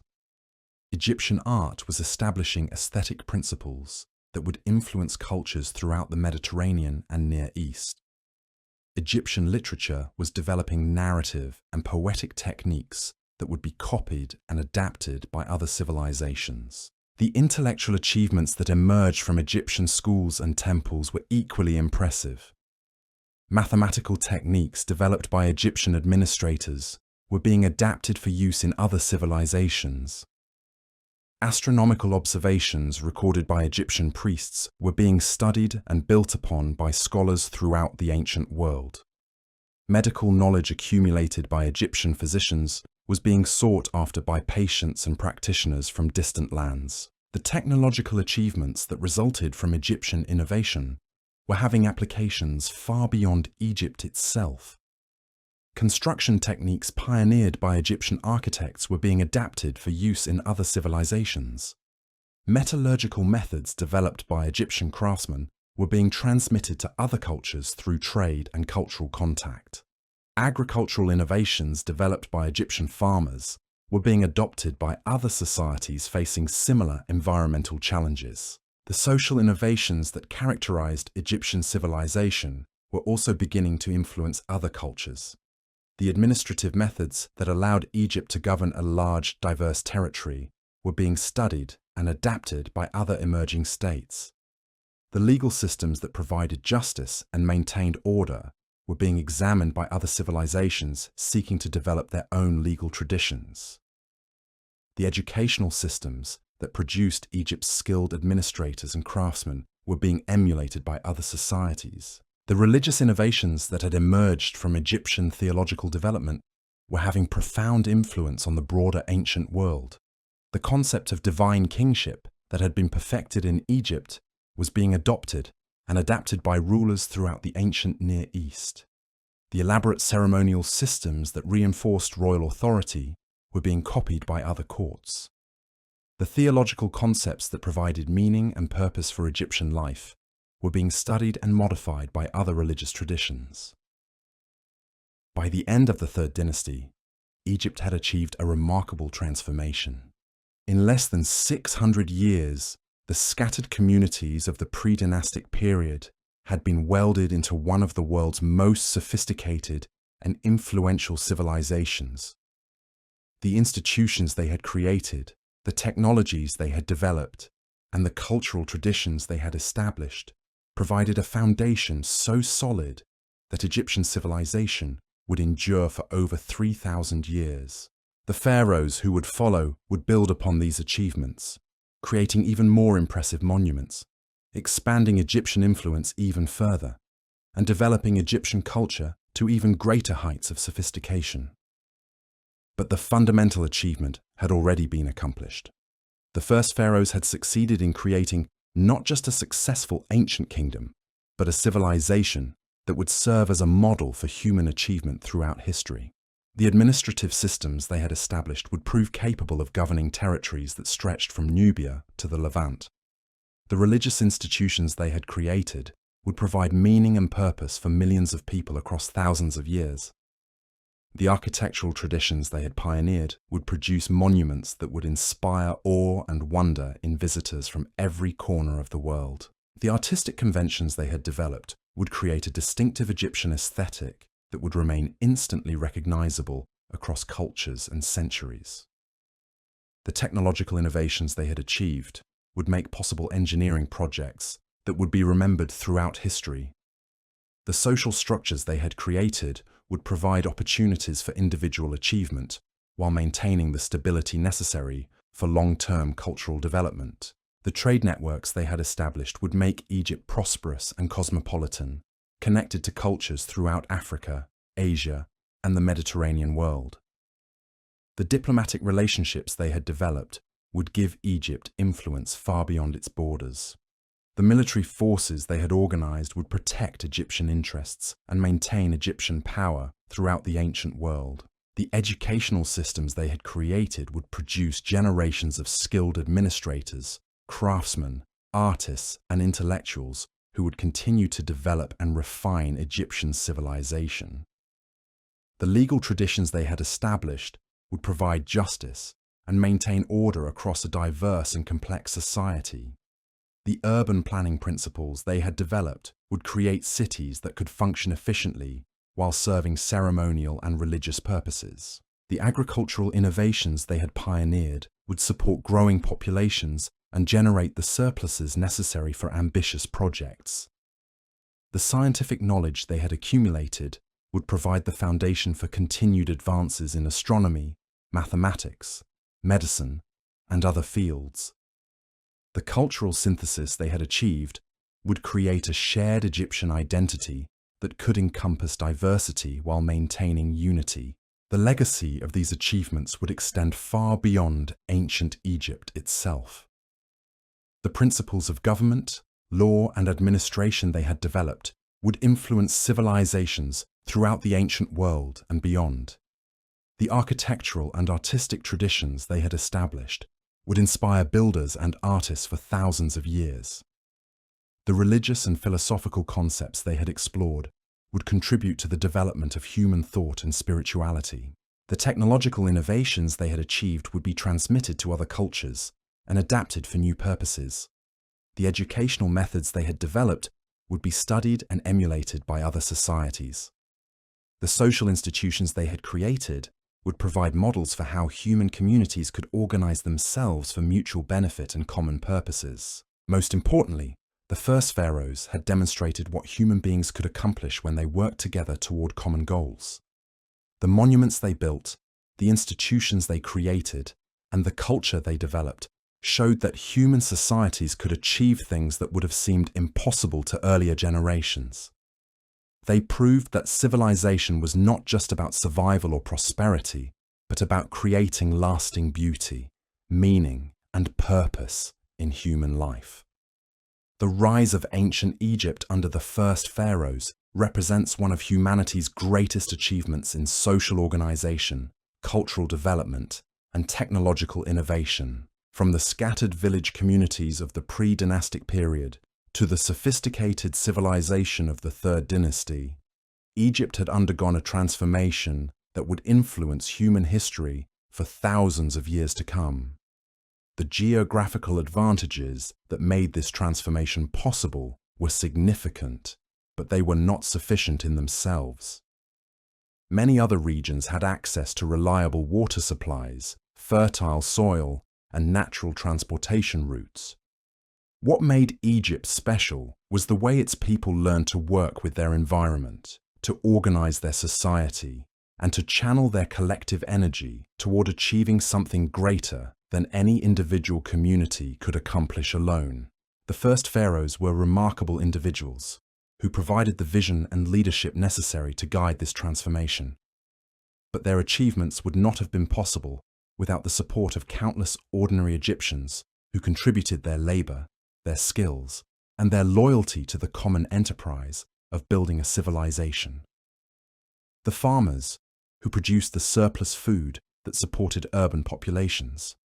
The craftsmen, who developed the technologies that made monumental architecture possible. The administrators, who created the systems that held the kingdom together. The soldiers, who protected Egyptian interests. And the priests, who provided meaning and purpose for Egyptian life. All played essential roles in creating the civilization that would endure for millennia. The institutions they created together were designed not just to serve immediate needs, but to provide stability and continuity across generations. The religious systems that legitimized royal authority also provided meaning and purpose for individual lives. The administrative structures that collected taxes and organized labor also created opportunities for social mobility and personal achievement.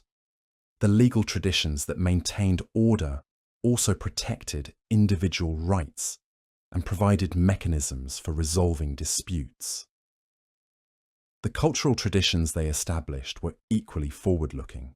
The artistic conventions that governed Egyptian art were sophisticated enough to allow for individual creativity while maintaining cultural continuity. The architectural principles that guided Egyptian building were flexible enough to accommodate new technologies and changing needs while preserving essential characteristics.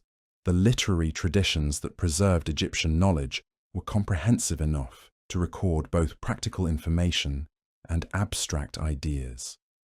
The technological innovations they achieved were not just impressive in themselves, but were designed to be transmitted to future generations and adapted for new purposes. The construction techniques developed for building monuments could be applied to other kinds of architecture.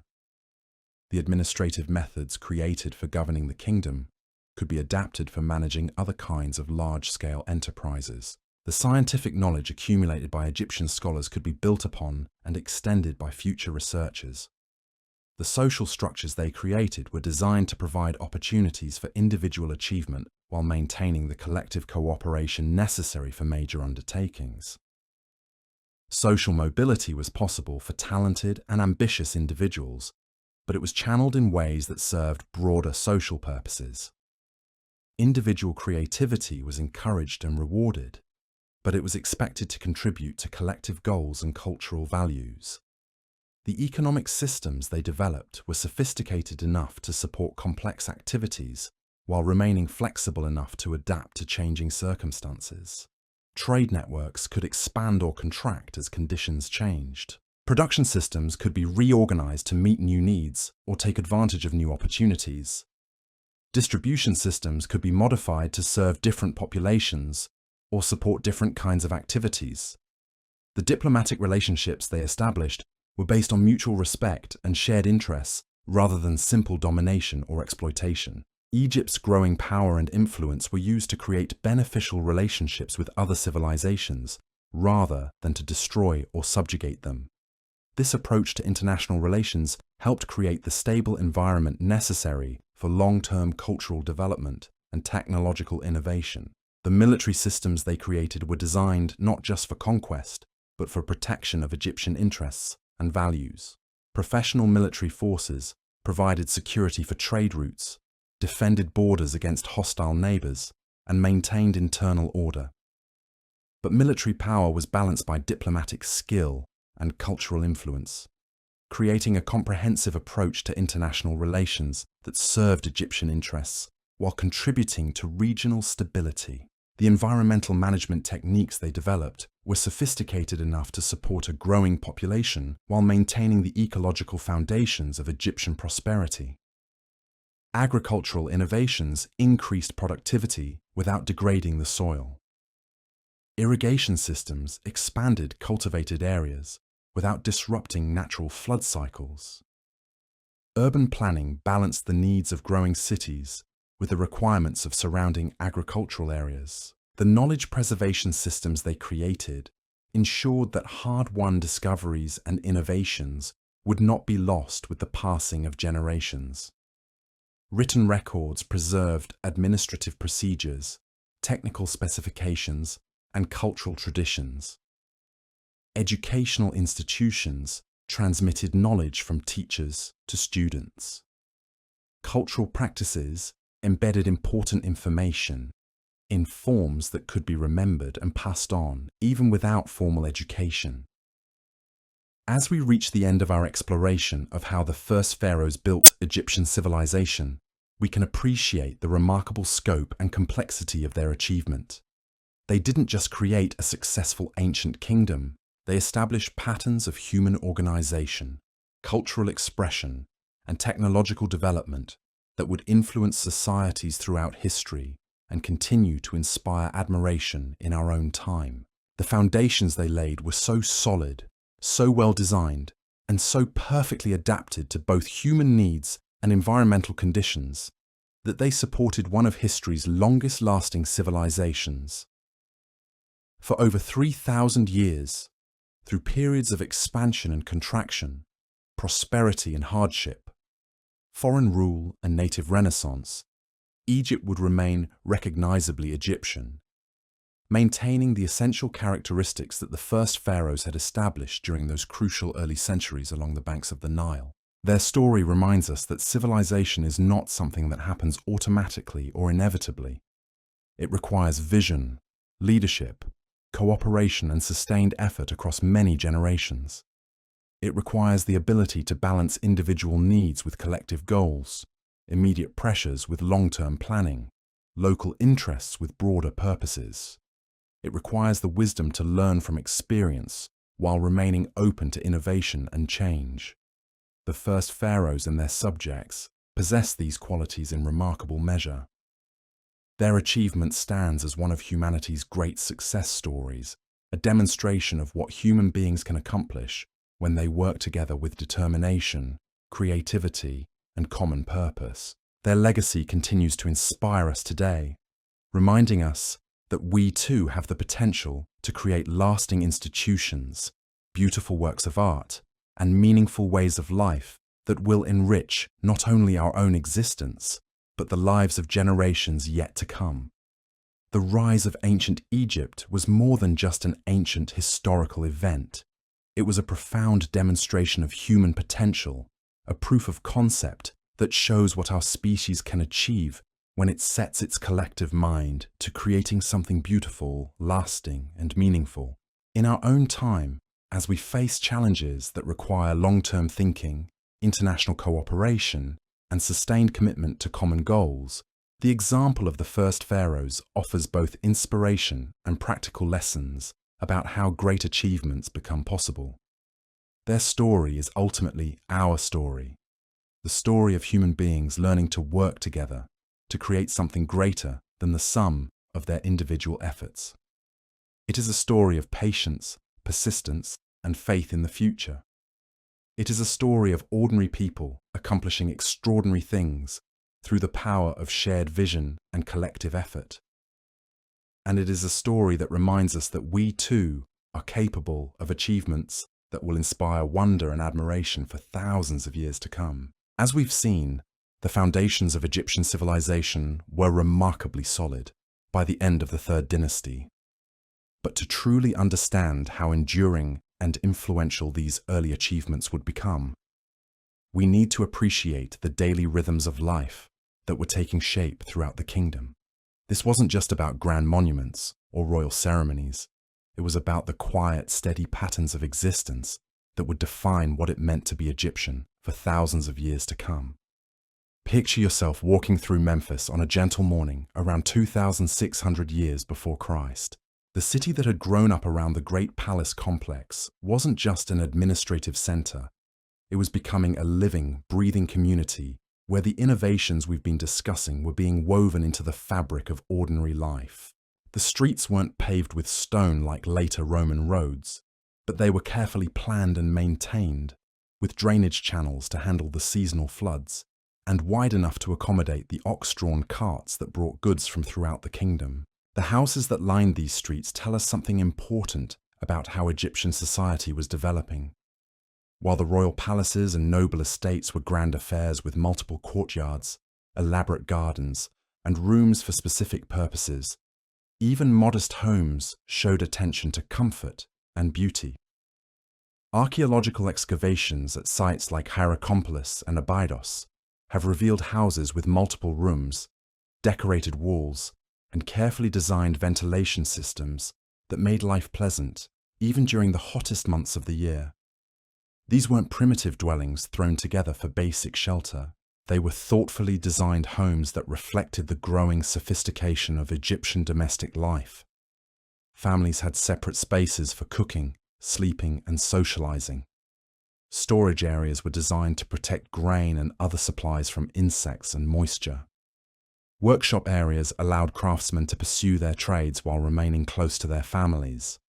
Gardens provided fresh vegetables and herbs, while also serving as pleasant spaces for relaxation and entertainment. The furniture that filled these homes was becoming increasingly sophisticated as well. Egyptian craftsmen were developing techniques for working wood that produced pieces of remarkable beauty and functionality. Chairs, tables, beds, and storage chests from this period show the same attention to proportion and decorative detail that characterized Egyptian art in general. Even relatively modest homes contained furniture that would be considered luxurious by the standards of most other ancient civilizations. The pottery that was used for cooking, storage, and serving was equally impressive.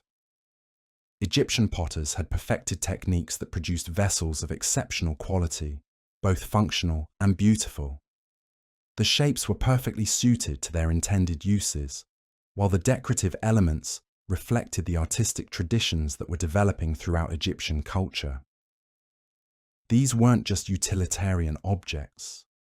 They were expressions of the Egyptian belief that everyday life should be surrounded by beauty. The clothing worn by ordinary Egyptians during this period was simple but well made. The linen that was produced from flax grown in the Nile Delta was of exceptional quality, cool and comfortable in Egypt's hot climate, while also being durable enough to last for years. The techniques for spinning, weaving, and dyeing that Egyptian craftspeople developed during this period produced textiles that were sought after throughout the ancient world. Even basic garments showed attention to design and craftsmanship. The simple kilt worn by Egyptian men wasn't just a piece of cloth wrapped around the waist. It was carefully cut and sewn to provide comfort and freedom of movement, while maintaining an appearance of dignity and respectability. The dresses worn by Egyptian women were equally well designed, providing protection from the sun while allowing air circulation and graceful movement. The food that sustained these communities was becoming increasingly varied and sophisticated. While bread and beer remained the staples of the Egyptian diet, archaeological evidence shows that people at all levels of society had access to a remarkable variety of foods. Fish from the Nile provided high-quality protein, while the marshlands of the delta offered waterfowl and eggs. Gardens produced onions, leeks, garlic, and other vegetables that added flavor and nutrition to meals. Fruit trees were being cultivated throughout the Nile Valley, providing dates, figs, and other sweet treats that made Egyptian life more pleasant.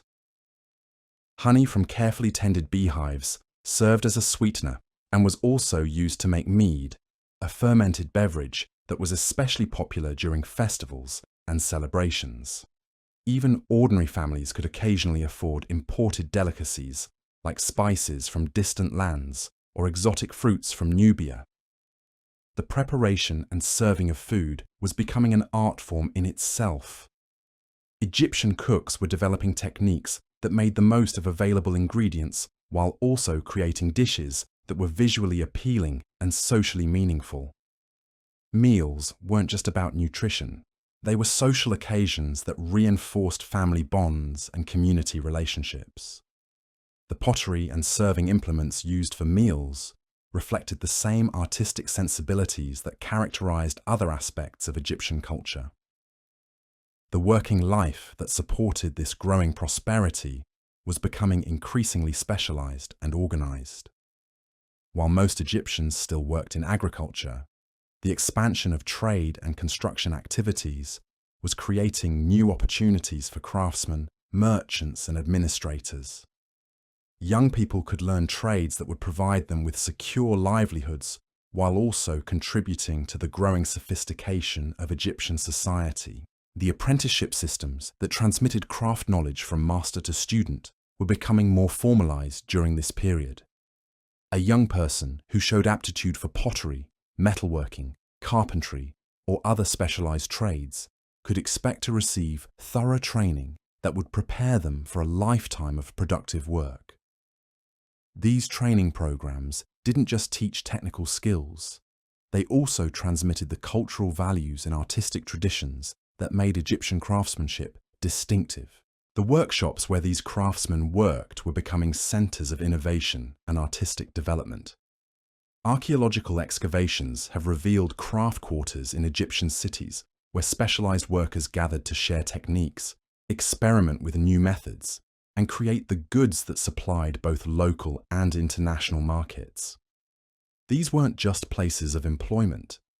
They were communities of skilled practitioners who took pride in their work and constantly sought to improve their craft. The markets where these goods were sold were becoming sophisticated commercial centers that connected local producers with consumers throughout Egypt and beyond. Market towns grew up at strategic locations along the Nile, serving as gathering places where people from different communities could trade goods, exchange information, and maintain the social connections that held Egyptian society together. These markets weren't just economic institutions. They were social and cultural centers where news was shared, friendships were maintained, and marriages were arranged. The regular rhythm of market days provided structure to Egyptian life, creating occasions for communities to come together and maintain the relationships that made cooperation possible. The transportation systems that connected these markets were becoming increasingly sophisticated and reliable. The Nile River remained the primary highway for moving goods and people throughout Egypt. But the boats that traveled this highway were becoming larger and more specialized. Cargo vessels were designed specifically for transporting grain, stone, or other bulk commodities. Passenger boats provided comfortable accommodation for travelers moving between different parts of the kingdom. The harbors and docks that served this river traffic were being improved and expanded to handle increasing volumes of commerce. Archaeological evidence shows that major cities were investing in substantial port facilities with stone quays, warehouses, and administrative buildings to manage the flow of goods and people. These investments in infrastructure reflected the growing importance of trade to Egyptian prosperity. The roads that connected river ports to inland communities were also being improved during this period. While Egypt's primary transportation remained water-based, land routes were essential for moving goods to and from the Nile Valley. Road construction required sophisticated planning and substantial investment, but it paid dividends in improved communication and expanded trade opportunities. The administrative systems that managed this growing complexity were becoming remarkably sophisticated. The bureaucracy that had emerged during the early dynasties was developing specialized departments and procedures that allowed for efficient governance of an increasingly diverse and complex society. Tax collection, legal administration, military organization, and construction management were all becoming professional specialties that required specialized training and expertise. The records kept by these administrators provide us with detailed insights into how Egyptian society functioned during this crucial period. Clay tablets, papyrus documents, and inscribed stone monuments preserve information about everything from grain production and trade relationships to legal disputes and construction projects. These records show us a society that valued precision, organization, and long-term planning. The legal system that governed this complex society was becoming increasingly sophisticated and comprehensive.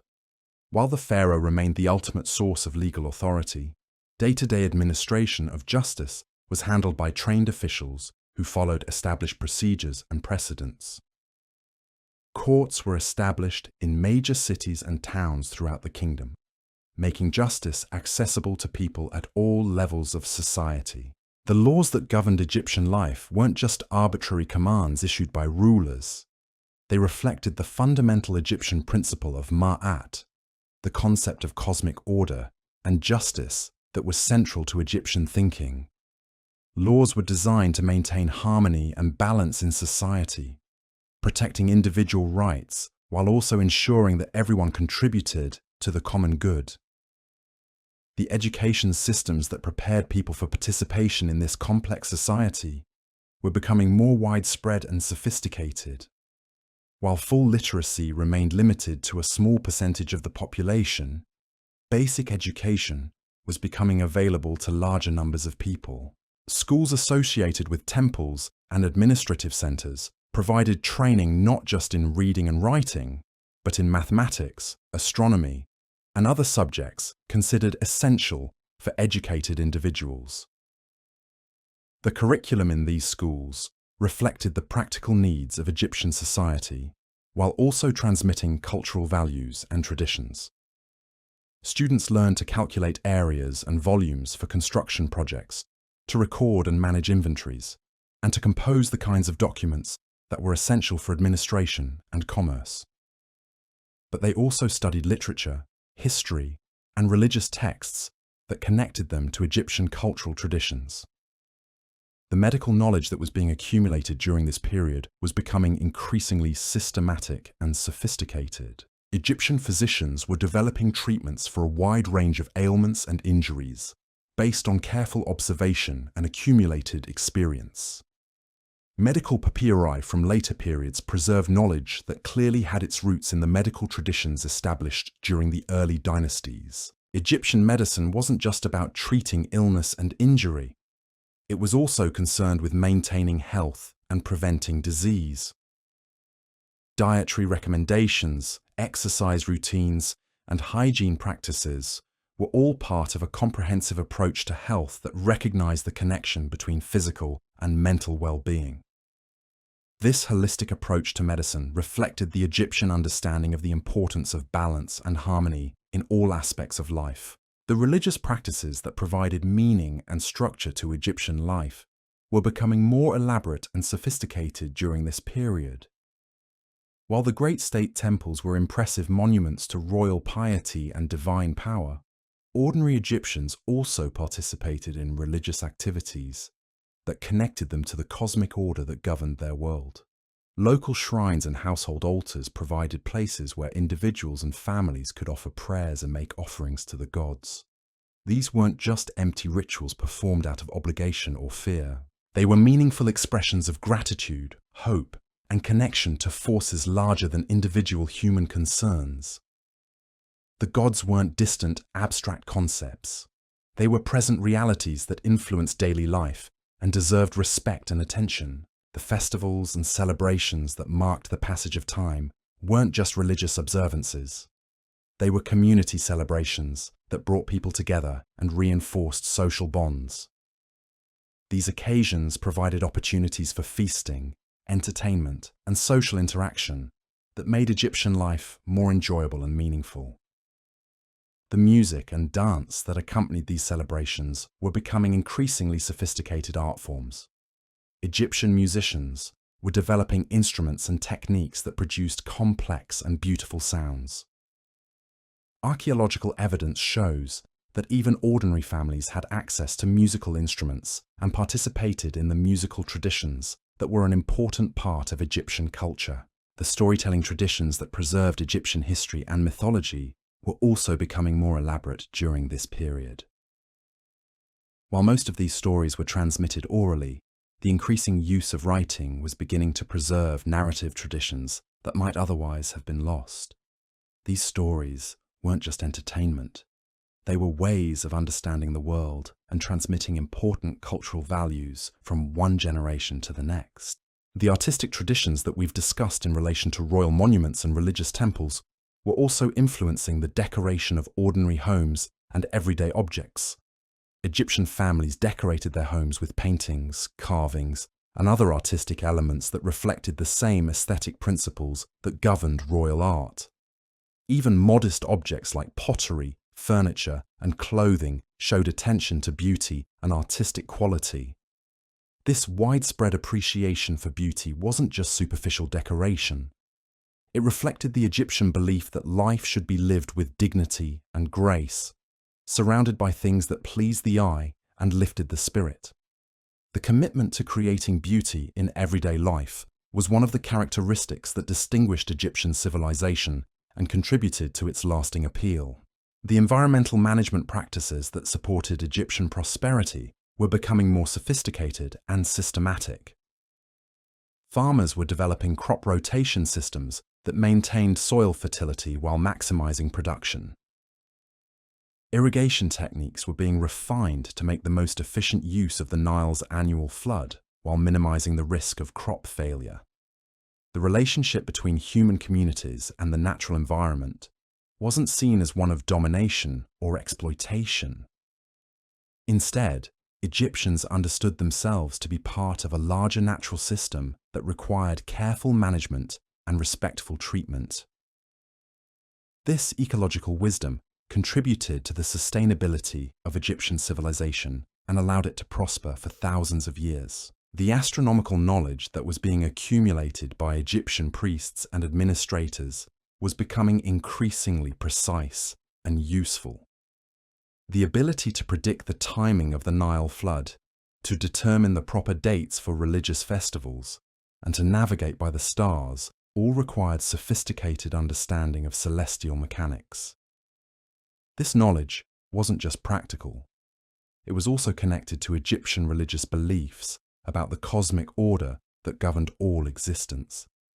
The mathematical techniques that supported these astronomical calculations were equally impressive. Egyptian mathematicians were developing methods for solving complex problems involving geometry, algebra, and trigonometry. While these techniques were developed for practical purposes like construction and administration, they also represented significant advances in human understanding of mathematical relationships. The technological innovations that emerged from Egyptian workshops and construction sites were having applications far beyond their original purposes.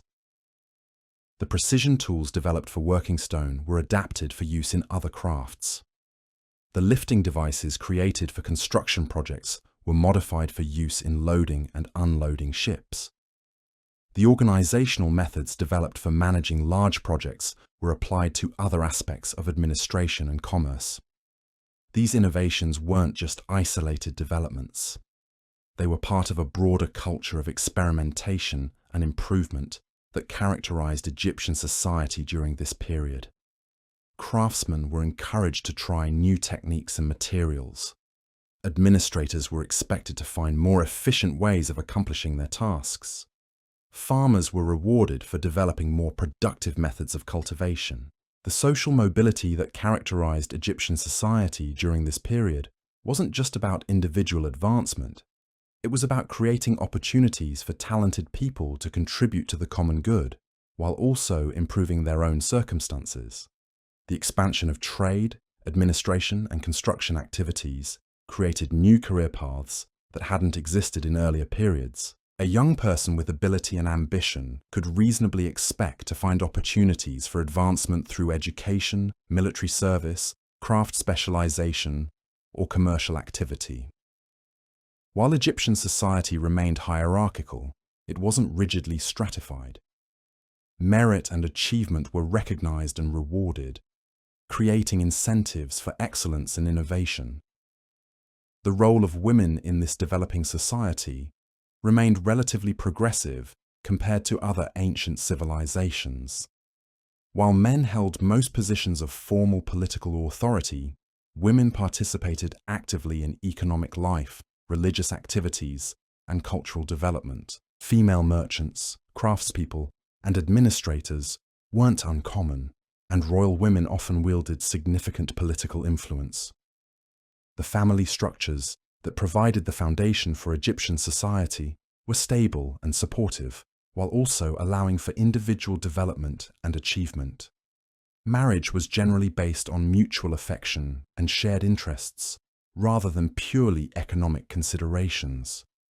Children were valued and well cared for, receiving education and training that prepared them for productive adult lives.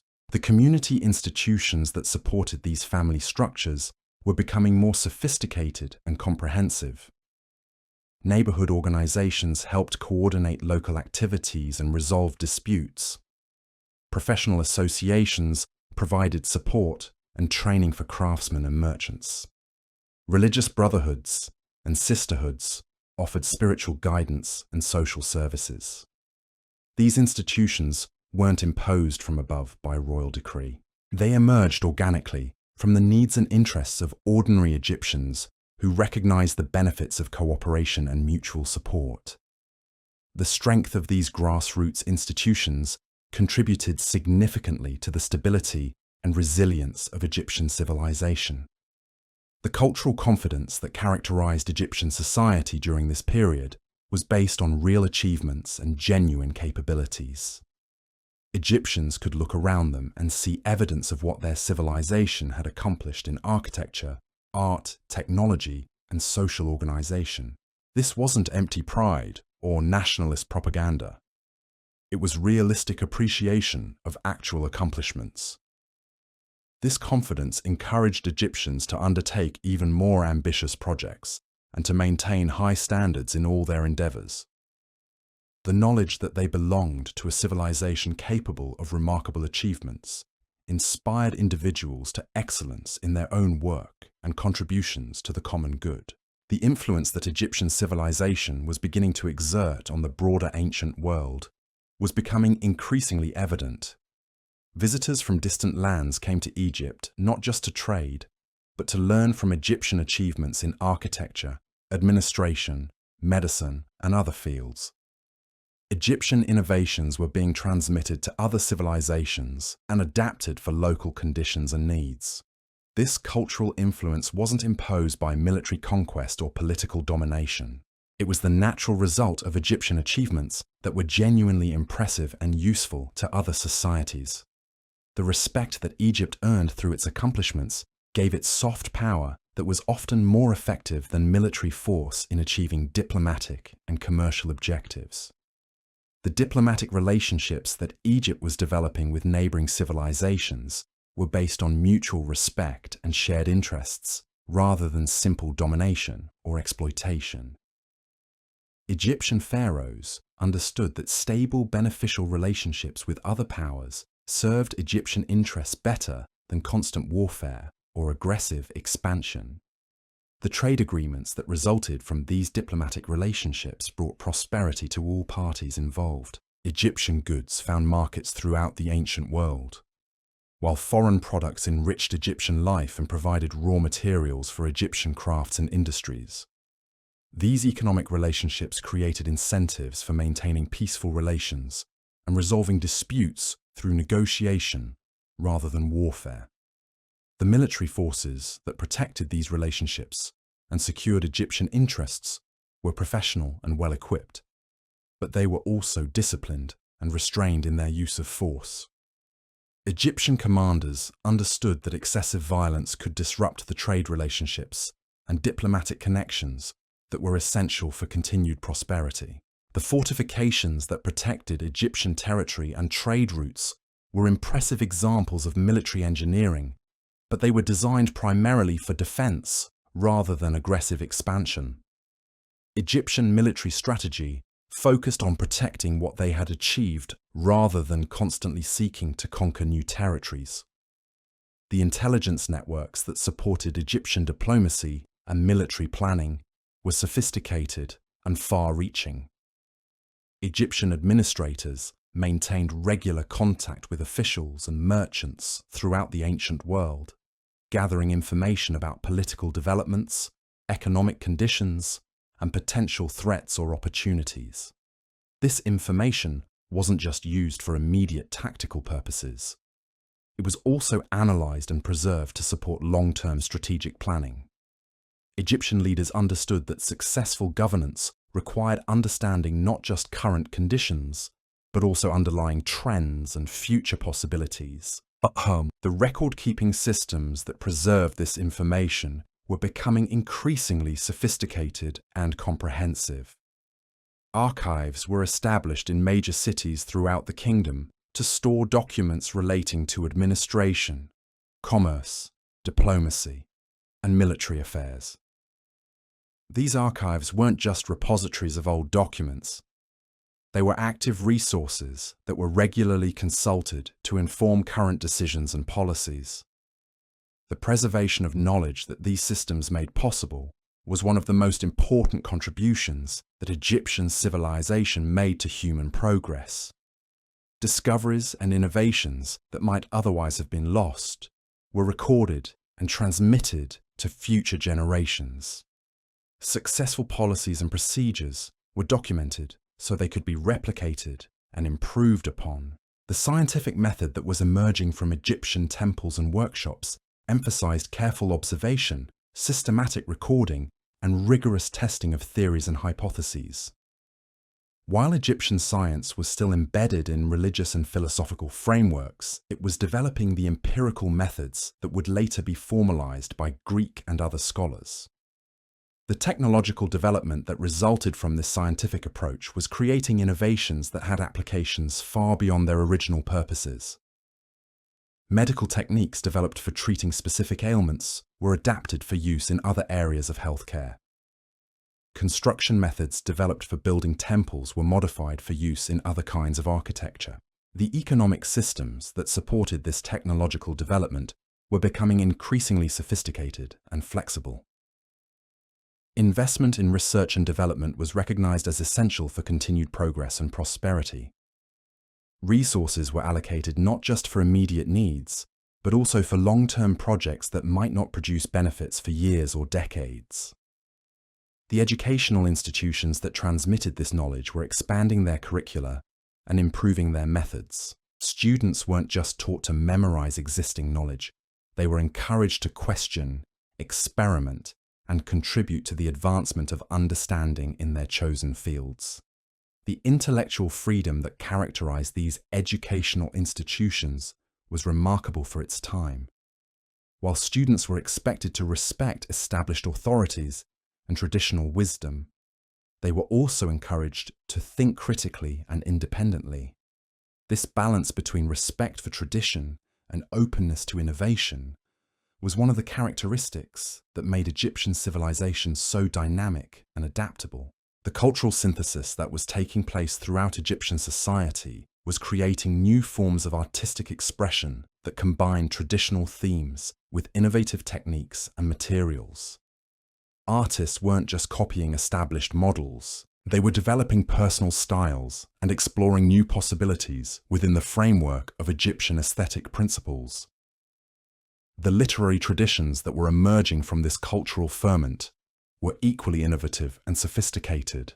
While most literary works from this period haven't survived, fragments and references in later texts suggest that Egyptian writers were developing narrative techniques and poetic forms that would influence literary development throughout the ancient world. The philosophical ideas that were being explored in Egyptian temples and schools were addressing fundamental questions about the nature of existence, the purpose of life, and the relationship between human beings and the cosmos. While these ideas were expressed in religious and mythological terms, they represented serious attempts to understand the deepest questions that concern human beings. The ethical principles that emerged from this philosophical exploration emphasized the importance of living in harmony with natural and social order. The concept of ma'at wasn't just a religious doctrine.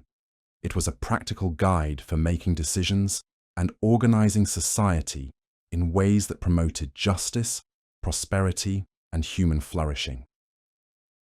The psychological insights that Egyptian thinkers were developing about human nature and behavior were remarkably sophisticated. Egyptian literature and art showed deep understanding of human motivations, emotions, and social relationships. This psychological wisdom was applied not just in personal relationships, but also in politics, law, and administration. The social institutions that embodied these insights were creating communities that were both stable and dynamic, capable of maintaining order while also adapting to changing circumstances. The balance between individual freedom and social responsibility that characterized Egyptian society was achieved through institutions that respected human dignity while also promoting the common good. The environmental harmony that Egyptian civilization achieved with its natural surroundings was based on deep understanding of ecological relationships and long-term sustainability. Egyptian farmers and administrators understood that short-term exploitation of natural resources would ultimately undermine the foundations of their prosperity. The urban planning that characterized Egyptian cities reflected this understanding of the relationship between human communities and their environment. Cities were designed to work with natural systems rather than against them, creating living environments that were both functional and beautiful. The architectural principles that governed Egyptian building emphasized harmony with the landscape and integration with natural features. Buildings weren't imposed on the environment like foreign objects. They grew out of the landscape in ways that seemed natural and inevitable. The artistic traditions that decorated these buildings drew inspiration from the natural world while also celebrating human achievements and aspirations. The plant and animal motifs that appear throughout Egyptian art weren't just decorative elements. They represented the integration of human culture with the natural world that was fundamental to Egyptian thinking. The spiritual traditions that provided meaning and purpose for Egyptian life were based on deep appreciation for the mystery and beauty of existence. Egyptian religion wasn't just about appeasing powerful deities or ensuring favorable treatment in the afterlife. It was about participating consciously and gratefully in the cosmic order that sustained all life. The ritual practices that expressed these spiritual insights weren't empty formalities. They were meaningful activities that connected participants to forces larger than their individual concerns, while also reinforcing social bonds and cultural values. The temples where these rituals took place weren't just religious buildings. They were community centers that served multiple functions in Egyptian society. The mythology that explained these spiritual realities wasn't just primitive superstition. It was sophisticated symbolic language that expressed complex ideas about the nature of reality and the human condition. The stories of gods and goddesses weren't just entertainment. They were ways of understanding and communicating profound truths about existence. The festivals that celebrated these mythological themes weren't just religious observances. They were community celebrations that brought people together and reinforced the shared values and beliefs that held Egyptian society together. These occasions provided opportunities for joy, creativity, and social bonding that made Egyptian life rich and meaningful. The seasonal rhythms that governed Egyptian life weren't just practical necessities imposed by agricultural requirements. They were expressions of the cosmic order that Egyptians believed governed all existence. The annual cycle of flood, planting, growth, and harvest wasn't just an economic reality. It was a spiritual metaphor that helped Egyptians understand their place in the larger scheme of things. The calendar systems that organized these seasonal activities were marvels of astronomical observation and mathematical calculation. The ability to predict the timing of the Nile flood and coordinate activities throughout the kingdom required sophisticated understanding of celestial mechanics and careful record-keeping over many generations. The administrative coordination that made these systems work was equally impressive. Officials throughout the kingdom had to work together to ensure that planting, irrigation, harvesting, and storage activities were properly timed and coordinated. This required communication systems, transportation networks, and organizational methods that were remarkably advanced for their time. The social cooperation that made this coordination possible was based on shared understanding of common interests and mutual dependence. Farmers, craftsmen, merchants, administrators, and rulers all recognized that their individual prosperity depended on the success of the system as a whole. This understanding created incentives for cooperation and mutual support that strengthened Egyptian society. The cultural unity that held this complex system together wasn't imposed by force or propaganda. It emerged naturally from shared experiences, common challenges, and mutual benefits. The institutions, traditions, and beliefs that defined Egyptian identity weren't arbitrary constructions. They were practical solutions to real problems that had proven their effectiveness over many generations. The historical consciousness that Egyptians were developing during this period gave them perspective on their achievements and confidence in their future. They understood that their civilization was the result of centuries of patient effort and accumulated wisdom. This historical awareness encouraged long-term thinking and investment in projects that might not produce benefits for many years. The legacy that these early pharaohs and their subjects were creating would extend far beyond their own time and place. The principles of government, law, and administration they developed would influence civilizations throughout the ancient world. The architectural and artistic traditions they established would inspire builders and artists for thousands of years. The scientific and technological innovations they achieved would contribute to human progress in ways that are still being felt today.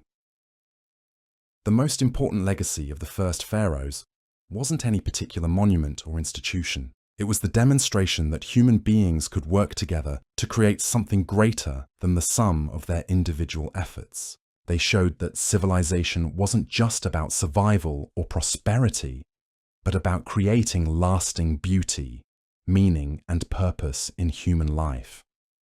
Their achievement reminds us that the capacity for civilization exists within human nature itself. Given the right conditions and leadership, ordinary people are capable of extraordinary accomplishments. The institutions they create, the art they produce, and the knowledge they accumulate can endure for thousands of years, enriching the lives of countless future generations. As we reflect on this remarkable story of how the first pharaohs built Egyptian civilization, we can appreciate both the specific achievements they accomplished and the broader lessons their success offers for our own time. They faced challenges that weren't entirely different from those we face today. How to organize large-scale cooperation, how to balance individual needs with collective goals, how to create sustainable relationships with the natural environment, and how to build institutions that will serve future generations. Their solutions weren't perfect, and their civilization wasn't without its problems and limitations. But their fundamental approach, combining practical wisdom with long-term vision, respect for tradition with openness to innovation, and individual achievement with collective responsibility, offers insights that remain relevant today. The rise of ancient Egypt under the first pharaohs represents one of humanity's great success stories. It shows what human beings can accomplish when they combine individual talent with collective effort, practical skills with visionary leadership, and immediate needs with long-term planning. They created institutions that could adapt and evolve while maintaining their essential character. They developed technologies that could be improved and refined by future generations. They established cultural traditions that could inspire and guide human communities for thousands of years. The agricultural foundation that supported all these achievements was itself a remarkable accomplishment. Egyptian farmers didn't just learn to work with the Nile's annual flood cycle. They created a sophisticated system of basin irrigation that could capture and distribute floodwaters across vast areas of the valley floor. This wasn't just about digging channels and building dikes. It required understanding the subtle topography of the land, the complex hydraulics of water flow, and the delicate timing needed to maximize agricultural productivity. The engineering knowledge that went into these irrigation systems was passed down from father to son, from village to village, creating a body of practical wisdom that grew more sophisticated with each generation. Farmers learned to read the landscape like a book, understanding how water would flow across different types of soil, how long fields needed to remain flooded to deposit the right amount of fertile silt, and when to drain the water to allow for optimal planting conditions. The crop management techniques that developed alongside these irrigation systems were equally sophisticated. Egyptian farmers learned to rotate different crops to maintain soil fertility and prevent the buildup of plant diseases. They developed seed varieties that were adapted to local conditions and selected for characteristics like drought resistance, high yield, and good storage properties. They created storage systems that could preserve grain for years, providing insurance against poor harvests and creating the surpluses that supported urban populations. The tool-making traditions that supported this agricultural system were constantly evolving and improving. Egyptian smiths learned to create bronze implements that were harder and more durable than the copper tools used by earlier generations. They developed new designs for plows, hoes, and harvesting implements that made farm work more efficient and less physically demanding. They created precision instruments for measuring land, calculating volumes, and determining the optimal timing for various agricultural activities.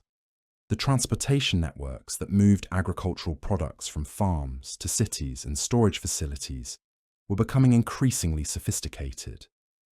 The Nile remained the primary highway for bulk cargo, but the boats that carried grain and other commodities were being designed with greater carrying capacity and improved stability. Harbour facilities were being expanded and improved to handle the increasing volume of trade. Land routes were being developed to connect river ports with agricultural areas that weren't directly accessible by water. The market systems that distributed agricultural products throughout the kingdom were creating new forms of economic organisation.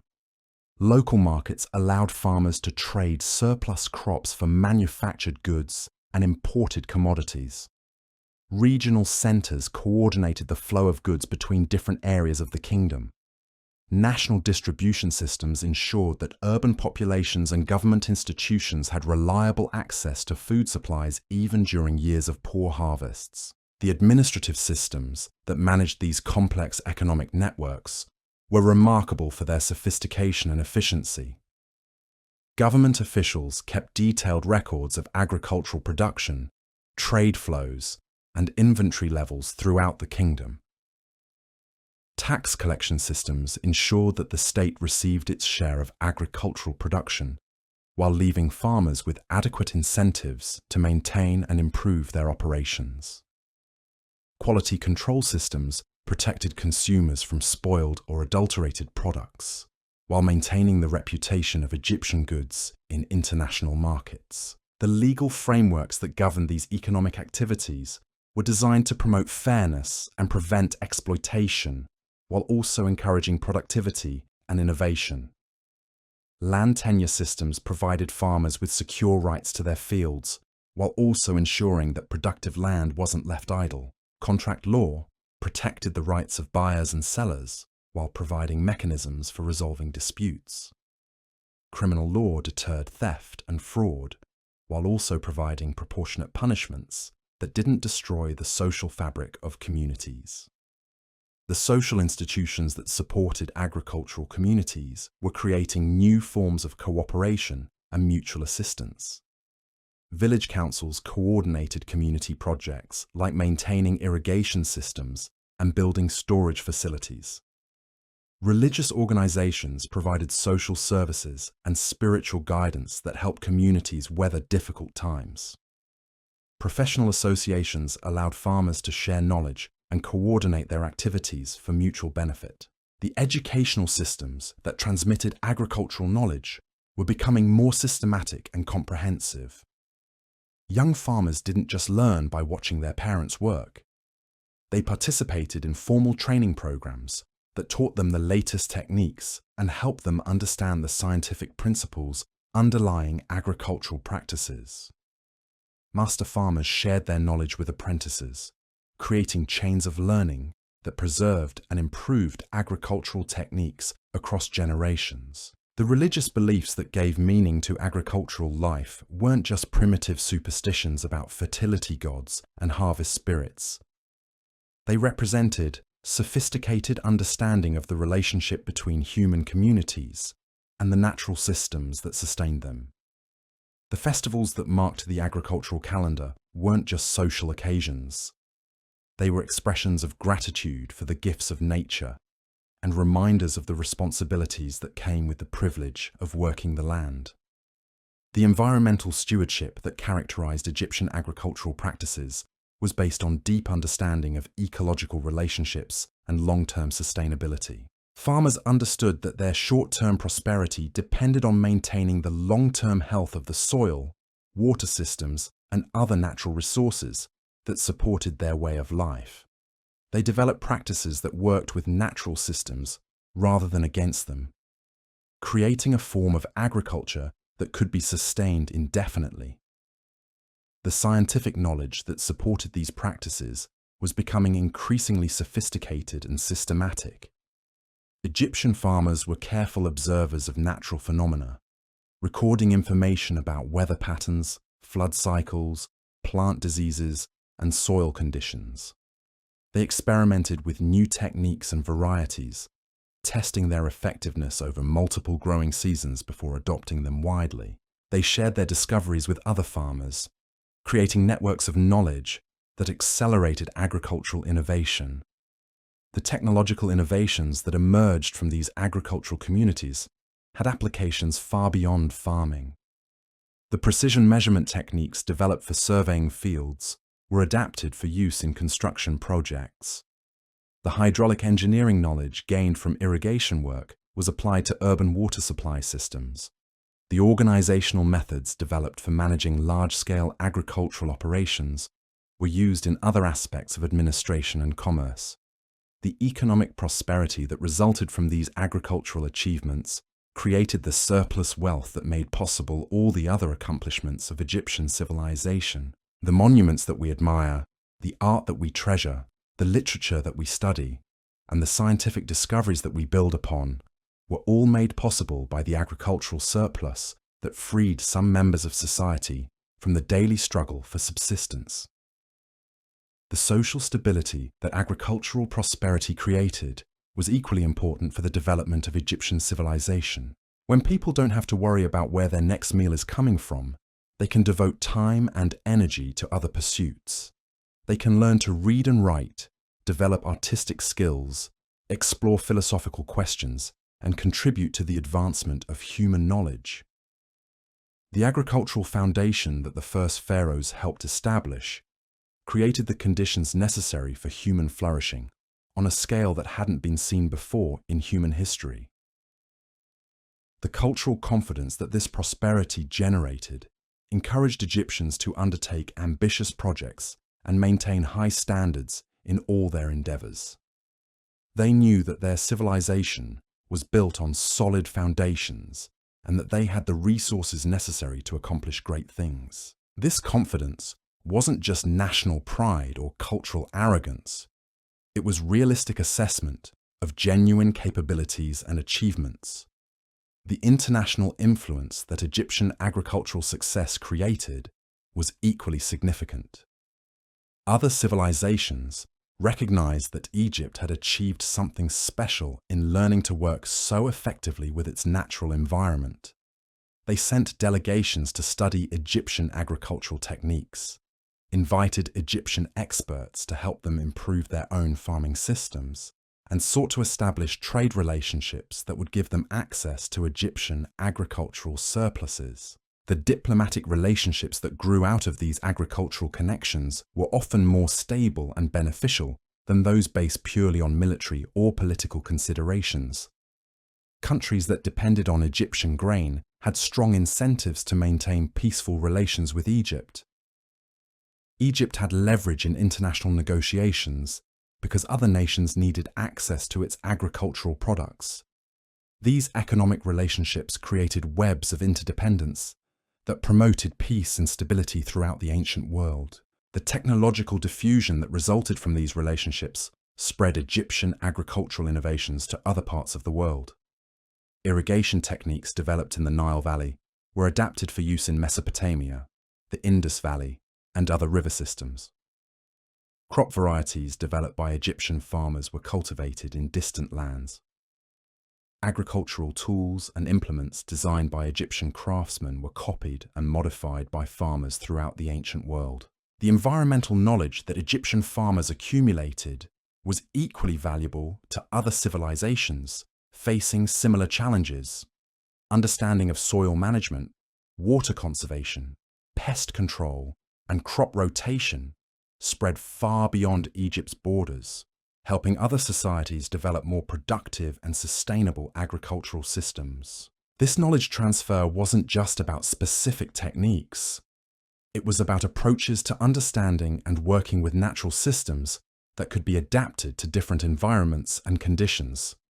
The philosophical insights that emerged from Egyptian agricultural experience had profound influence on human thinking about the relationship between civilization and nature. The Egyptian understanding that human prosperity depended on working in harmony with natural systems, rather than trying to dominate or control them, offered an alternative to approaches that saw nature primarily as something to be conquered and exploited. The spiritual traditions that grew out of Egyptian agricultural life offered ways of understanding the sacred dimension of human relationships with the natural world. The reverence for the Nile, the celebration of seasonal cycles, and the gratitude for the gifts of the earth that characterized Egyptian religion provided models for how human communities could maintain spiritual connections to the natural systems that sustained them. And so, as we reach the end of our journey through those foundational centuries along the Nile, we can see how something truly extraordinary emerged from the patient work of countless generations. The first pharaohs didn't just build monuments or conquer territories. They created something far more lasting, a blueprint for human civilization itself.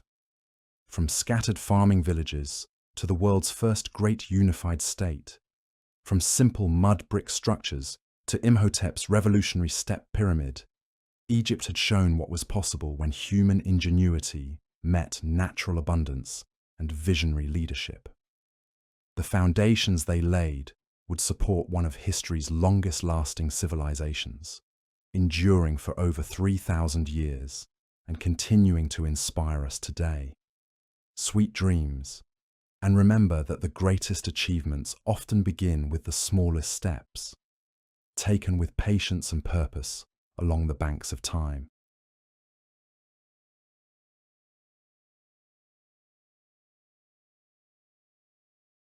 Tonight, we journey to the banks of the Nile, where the sands of time have buried one of history's greatest civilizations.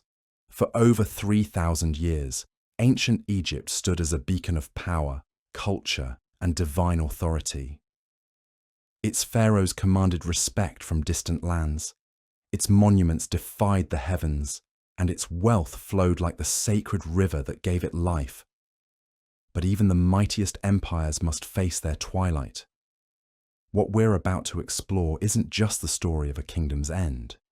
It's the unraveling of a civilization that once seemed eternal, brought low by invasions that shattered its borders, betrayals that poisoned its heart, and forces both human and natural that conspired to write the final chapter of pharaonic Egypt. So settle in, perhaps with a warm drink and the glow of lamplight, as we trace the decline of a kingdom that had ruled the ancient world for millennia. Tonight, we'll witness the last gasps of the new kingdom, follow the mysterious sea peoples as they sweep across the Mediterranean, and watch as foreign powers carve up the land of the pharaohs like vultures over a carcass. This isn't a tale of sudden collapse, but rather a slow, tragic slide from greatness to subjugation, punctuated by moments of desperate resistance and fleeting hope. The story begins not with conquest, but with exhaustion. By the time Rameses III ascended to the throne around 1186 BCE, Egypt had already been bleeding wealth and manpower for generations. The great pharaohs of the past had built their monuments on the backs of endless campaigns, tribute from vassal states, and the reliable flood cycles of the Nile. But the world was changing, and Egypt was about to discover that even gods can bleed. Picture, if you will, the scene in 1180 BCE. Rameses III sits on his golden throne, receiving reports that would chill the blood of any ruler. To the north, entire civilizations are simply vanishing. The mighty Hittite Empire, Egypt's longtime rival and occasional ally, has crumbled into dust. The Mycenaean palaces of Greece lie in smoking ruins. Cyprus burns. The great trading city of Ugarit has been reduced to ash and memory. And moving through this devastation like a plague of locusts comes a confederation of peoples so mysterious that even today we struggle to understand who they truly were. The Egyptians called them the Sea Peoples, and their very name strikes fear into the heart of ancient history. These weren't simple raiders or barbarian tribes. They were organized, determined, and utterly ruthless in their advance across the eastern Mediterranean. What made them particularly terrifying wasn't just their military prowess, but their intent. Unlike typical invaders who sought plunder and tribute, the Sea Peoples came with their families, their possessions, and their livestock. They weren't planning to raid Egypt and return home. They were planning to make Egypt their home. Rameses III understood the gravity of the threat.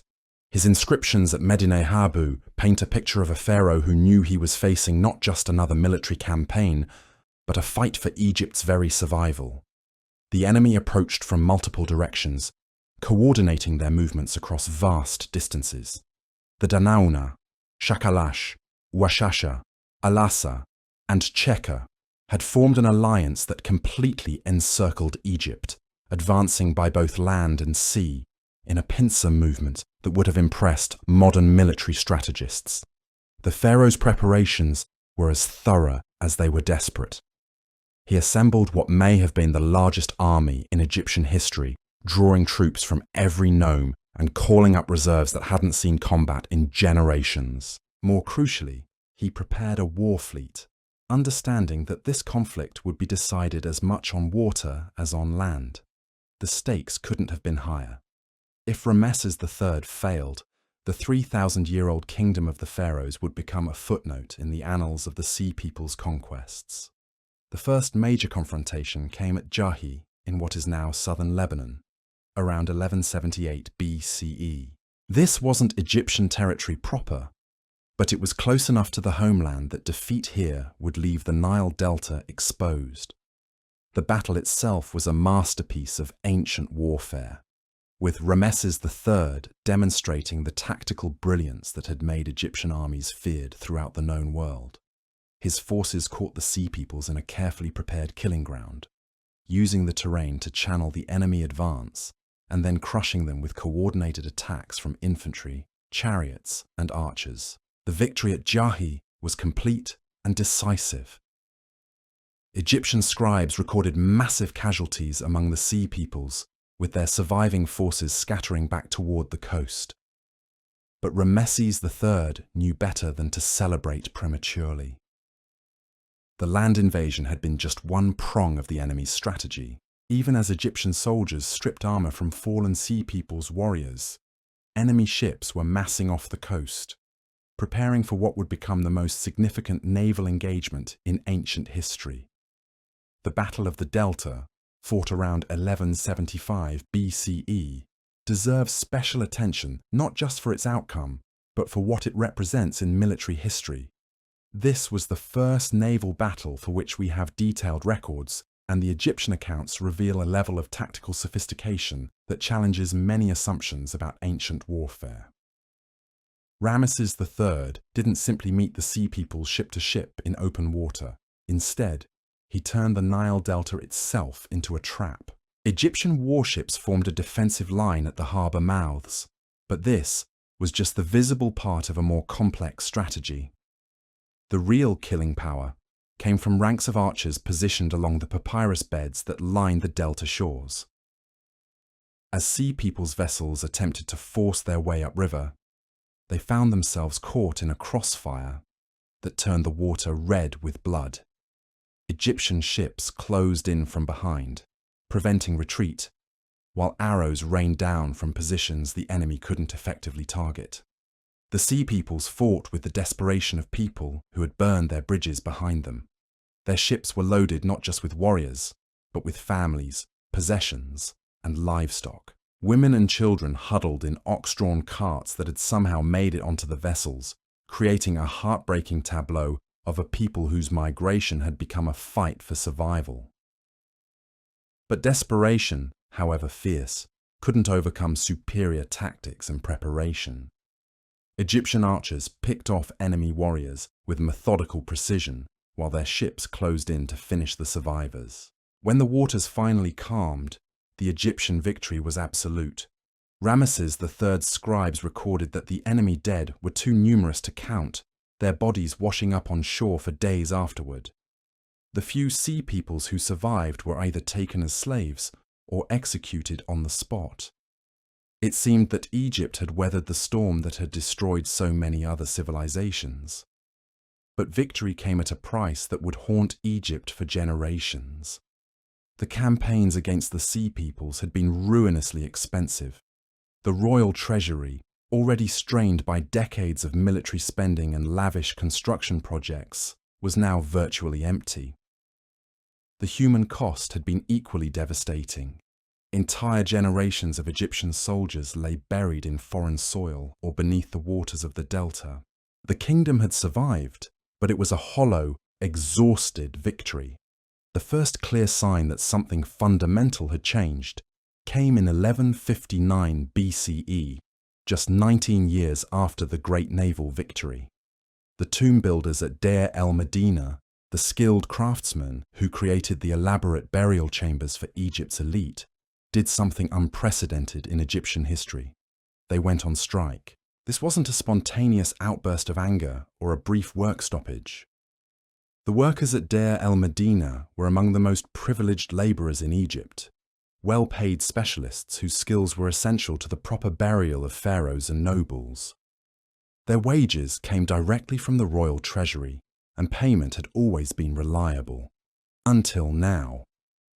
The workers' complaints were simple and devastating. They hadn't been paid in months. The royal treasury, drained by the wars against the sea peoples, simply couldn't meet its obligations. The strike lasted for weeks, with the workers refusing to return to their posts despite threats and promises from government officials. Only when back wages were finally scraped together from other sources did the skilled craftsmen return to their tombs and workshops. This labour strike, the first recorded in human history, marked a turning point in Egyptian civilization. For 3 millennia, the pharaoh's word had been absolute, his authority unquestionable. The idea that royal workers could simply refuse to work was revolutionary and terrifying. It suggested that the divine order that had sustained Egypt for so long was beginning to crack. The economic problems went far deeper than a single delayed payment. The wars against the sea peoples had revealed fundamental weaknesses in Egypt's economic structure. The kingdom had grown wealthy through conquest and tribute, but those sources of income were drying up as Egypt's military power waned and vassal states broke away. The costs of maintaining the army and bureaucracy remained constant while revenues declined, creating a fiscal crisis that no amount of divine authority could solve. Religious and social tensions were also mounting. The priesthood had grown enormously wealthy and powerful during Egypt's imperial period, eventually controlling nearly 30% of the kingdom's arable land. This concentration of wealth in religious hands created resentment among the general population, who saw priests living in luxury while ordinary Egyptians struggled to survive. The priest's political influence also challenged the traditional authority of the pharaoh, creating a dangerous division at the heart of Egyptian society. Perhaps most ominously, the natural world itself seemed to be turning against Egypt. The Nile, the source of all Egyptian prosperity, began to behave erratically. For nearly a century, the annual flood cycles that had sustained Egyptian agriculture for millennia became unpredictable. Some years brought devastating floods that destroyed crops and villages. Other years brought drought and famine as the river failed to rise high enough to irrigate the fields. These climate disruptions weren't random natural disasters. Modern archaeological evidence suggests that a major climate shift was affecting the entire eastern Mediterranean region around this time. Colder temperatures and changing precipitation patterns disrupted the monsoon systems that fed the Nile's tributaries. The result was agricultural chaos that left Egypt unable to feed its population or maintain the agricultural surplus that had funded its armies and monuments. The psychological impact of these environmental changes cannot be overstated. For 3,000 years, Egyptians had understood their kingdom as the gift of the Nile, blessed by the gods with reliable floods and fertile soil. The pharaoh's divine authority was intimately connected to his ability to ensure the river's annual gift. When the floods failed, it wasn't just an economic disaster. It was a theological crisis that shook the foundations of Egyptian belief. Ramesses III died in 1155 BCE, and with him died the last vestiges of Egypt's imperial greatness. His death itself was surrounded by mystery and violence that perfectly symbolized the kingdom's decline. Palace conspiracies, possibly involving his own wives and sons, had been brewing during his final years. The official records speak vaguely of plots and executions, but the details remain hidden in the diplomatic language of court scribes who dared not speak too plainly of royal failures. His successors found themselves ruling over a kingdom that was Egyptian in name, but increasingly foreign in reality. The great empire that had once stretched from Syria to Sudan was gone, reduced to the traditional borders along the Nile. Former vassal states had either fallen to other powers or declared their independence. The tribute that had filled royal treasuries for centuries had dried up, leaving Egypt dependent on its own increasingly unreliable agricultural production. The military, once the pride of the pharaohs, was a shadow of its former self. The campaigns against the sea peoples had decimated the professional army, and there was no money to rebuild it. More troubling still, Egypt was falling behind in military technology. While neighboring kingdoms were adopting iron weapons and new tactical innovations, Egypt remained largely dependent on Bronze Age equipment and outdated strategies. The technological gap that would eventually prove fatal was already beginning to open. Internal divisions were also weakening the kingdom from within. Regional governors, cut off from royal support by the central government's financial crisis, began acting more independently. Some established their own diplomatic relations with foreign powers.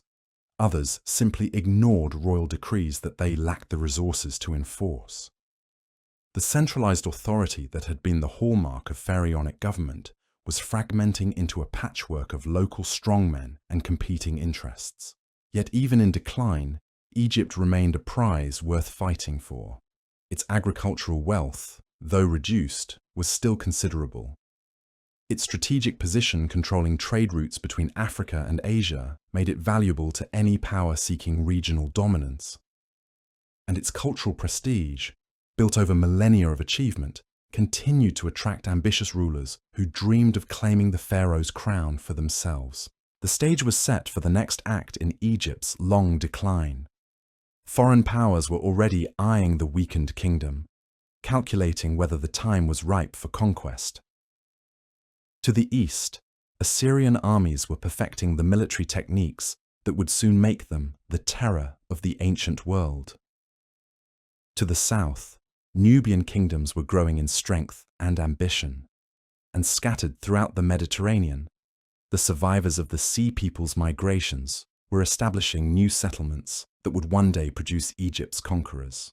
The new kingdom was ending, not with the dramatic collapse that had befallen the Hittites or Mycenaeans, but with a slow hemorrhaging of power and authority that would continue for centuries. Each generation of pharaohs would inherit a kingdom slightly weaker than the one their fathers had ruled. Each crisis would leave Egypt a little more vulnerable to the next challenge. What makes this decline particularly tragic is that it wasn't inevitable. Egypt had weathered crises before, survived invasions and internal conflicts that might have destroyed lesser kingdoms. The resources were still there, the population remained large and skilled, and the cultural foundations that had sustained the civilization for 3 millennia were still largely intact. But the combination of external pressures and internal weaknesses had created a spiral of decline that even the most capable rulers would struggle to reverse. The pharaohs who followed Ramesses III found themselves trapped in an impossible situation. Each ruler inherited problems that seemed to multiply faster than they could be solved.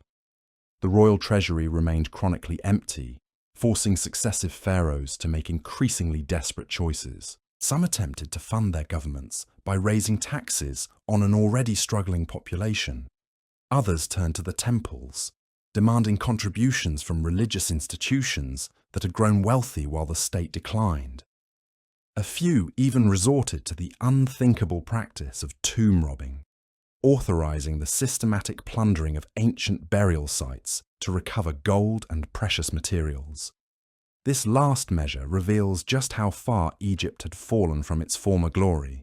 The tombs of the pharaohs had been sacred for millennia, protected by both religious law and royal decree. The idea that a reigning pharaoh would authorize the desecration of his predecessors' burial places would have been unthinkable just a generation earlier. Yet by the reign of Ramesses IX, around 1129 BCE, such practices had become almost routine. Court records from this period document official investigations into tomb robberies, revealing a network of corruption that reached from grave robbers and corrupt priests all the way up to high government officials. The most famous of these investigations involved the tomb of Ramesses II, the great pharaoh whose 90-year reign had represented the pinnacle of Egyptian power and prosperity. Thieves had broken into the burial chamber and stripped away much of the gold and precious materials that had accompanied the pharaoh into the afterlife. When the robbery was discovered, it sparked a scandal that rocked the royal court. The investigation revealed that several priests and government officials had been involved in the crime, selling stolen artifacts to foreign merchants and pocketing the proceeds. What made this particular case so devastating wasn't just the theft itself, but what it represented. Ramesses II had been more than just a pharaoh. He had been a living god, a figure whose divine authority had been absolute and unquestioned. The fact that his tomb could be robbed with the complicity of his own priests and officials suggested that the entire religious and political system that had sustained Egypt for 3,000 years was crumbling from within. The psychological impact of these tomb robberies extended far beyond the palace walls. Ordinary Egyptians, already struggling with economic hardship and environmental uncertainty, watched in horror as their most sacred traditions were violated for profit. The pharaoh's inability to protect even his own ancestors' tombs raised troubling questions about his divine authority and Egypt's future. If the gods couldn't protect their earthly representatives in death, how could they be expected to protect the living? The economic crisis that drove these desperate measures had multiple, interconnected causes. The wars against the Sea Peoples had been just the beginning of Egypt's military expenses. Throughout the late New Kingdom period, Egyptian pharaohs found themselves constantly fighting to maintain control over their remaining territories. Nubian provinces in the south required expensive military expeditions to suppress rebellions and collect tribute. Syrian and Palestinian territories in the north demanded equally costly campaigns to prevent them from falling under the influence of rising Assyrian power. These military campaigns were not only expensive, but increasingly ineffective. Egypt's army, once the terror of the ancient world, was now struggling against enemies who had adopted superior weapons and tactics. The introduction of iron weapons throughout the region had given Egypt's enemies a significant technological advantage. While Egyptian smiths still worked primarily in bronze, their adversaries wielded iron swords and spear points that were harder, sharper, and more durable than anything Egypt could produce. The problem wasn't simply that Egypt lacked iron ore, though that was certainly part of the issue. The deeper problem was that Egypt had become technologically conservative, resistant to the kind of rapid innovation that was transforming warfare throughout the ancient world. Egyptian military doctrine had been perfected during the empire's golden age, when bronze weapons and horse-drawn chariots had given Egyptian armies decisive advantages over their enemies. But that world was disappearing, replaced by one where military success depended on constant adaptation and technological advancement. The chariot, which had been the backbone of Egyptian military power for centuries, was becoming obsolete. Enemy forces had learned to counter chariot charges with new tactical formations and weapons specifically designed to kill horses and drivers. Infantry armed with long pikes could stop a chariot charge cold, while archers using composite bows could pick off chariot crews from distances that had once been considered safe. The Egyptians found themselves fighting the new wars with old weapons and old tactics, a recipe for defeat that played out repeatedly across their shrinking empire. Perhaps even more damaging than these military defeats was the loss of Egypt's commercial networks. For centuries, Egyptian merchants and diplomats had maintained trade relationships that stretched from the heart of Africa to the islands of the Aegean Sea. These commercial connections had been as important as military conquest in maintaining Egypt's wealth and influence. Egyptian gold had purchased loyalty from foreign rulers, while Egyptian grain had fed allied armies during times of crisis. But the disruptions caused by the Sea People's migrations had shattered many of these ancient trade routes. The great commercial centers that had served as intermediaries between Egypt and distant lands lay in ruins.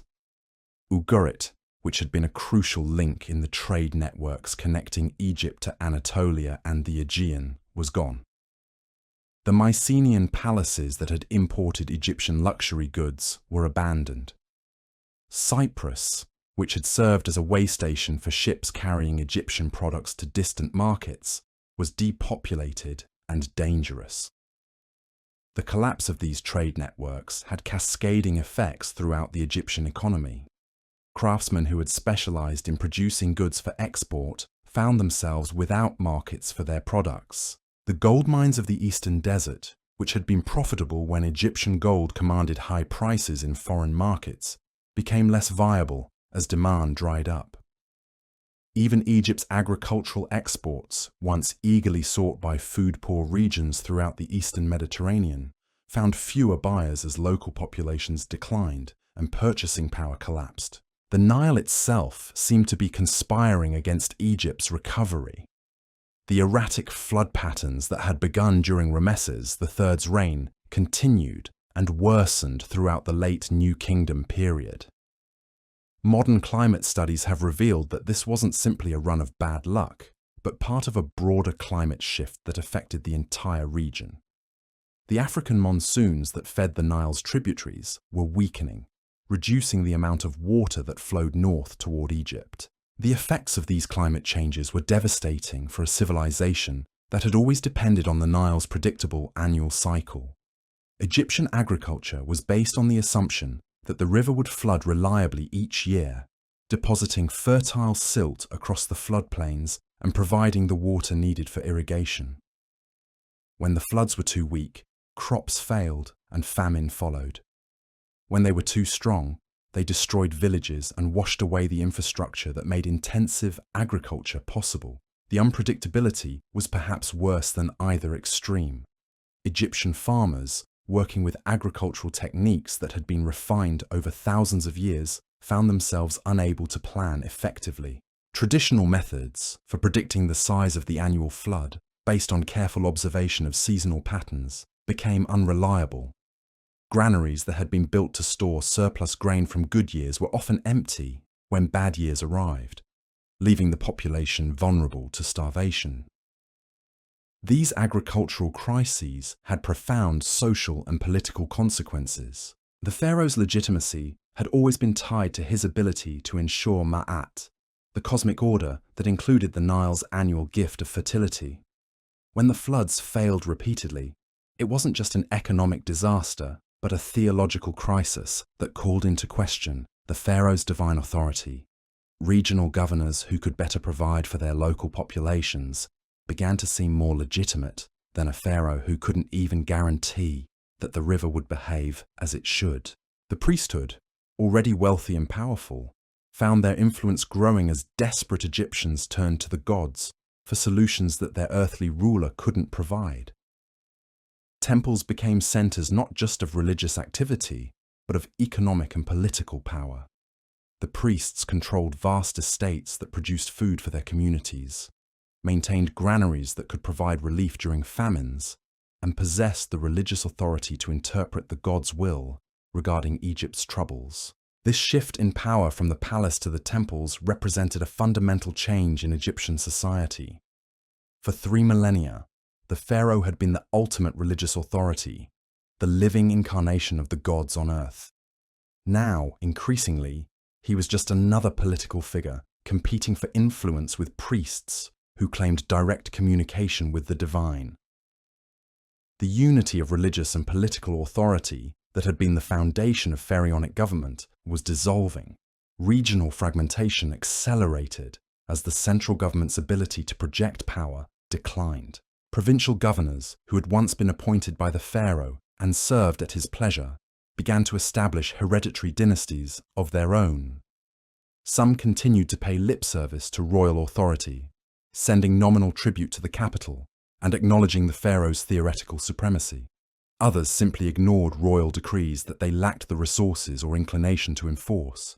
The city of Thebes, ancient seat of the god Amun and burial place of the great pharaohs, became increasingly independent under the control of the high priests of Amun.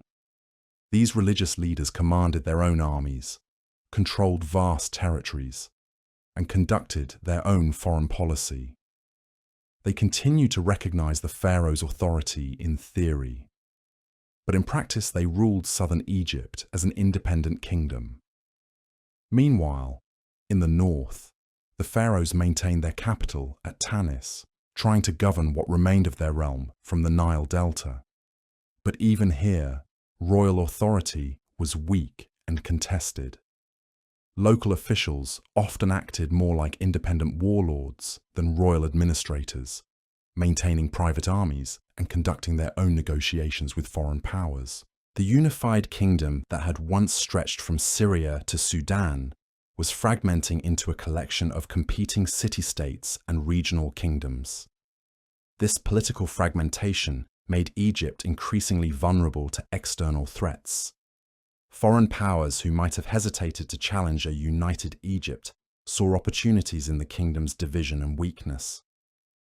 The Assyrians, who were building the most powerful military machine the world had yet seen, began to eye Egypt's remaining wealth with growing interest. Their armies had already conquered much of Syria and Palestine, bringing them to Egypt's traditional northern borders. The Assyrians represented a new kind of threat that Egypt was ill-equipped to handle. Unlike the Sea Peoples, who had been migrants seeking new homes, the Assyrians were building a systematic empire based on terror and administrative efficiency.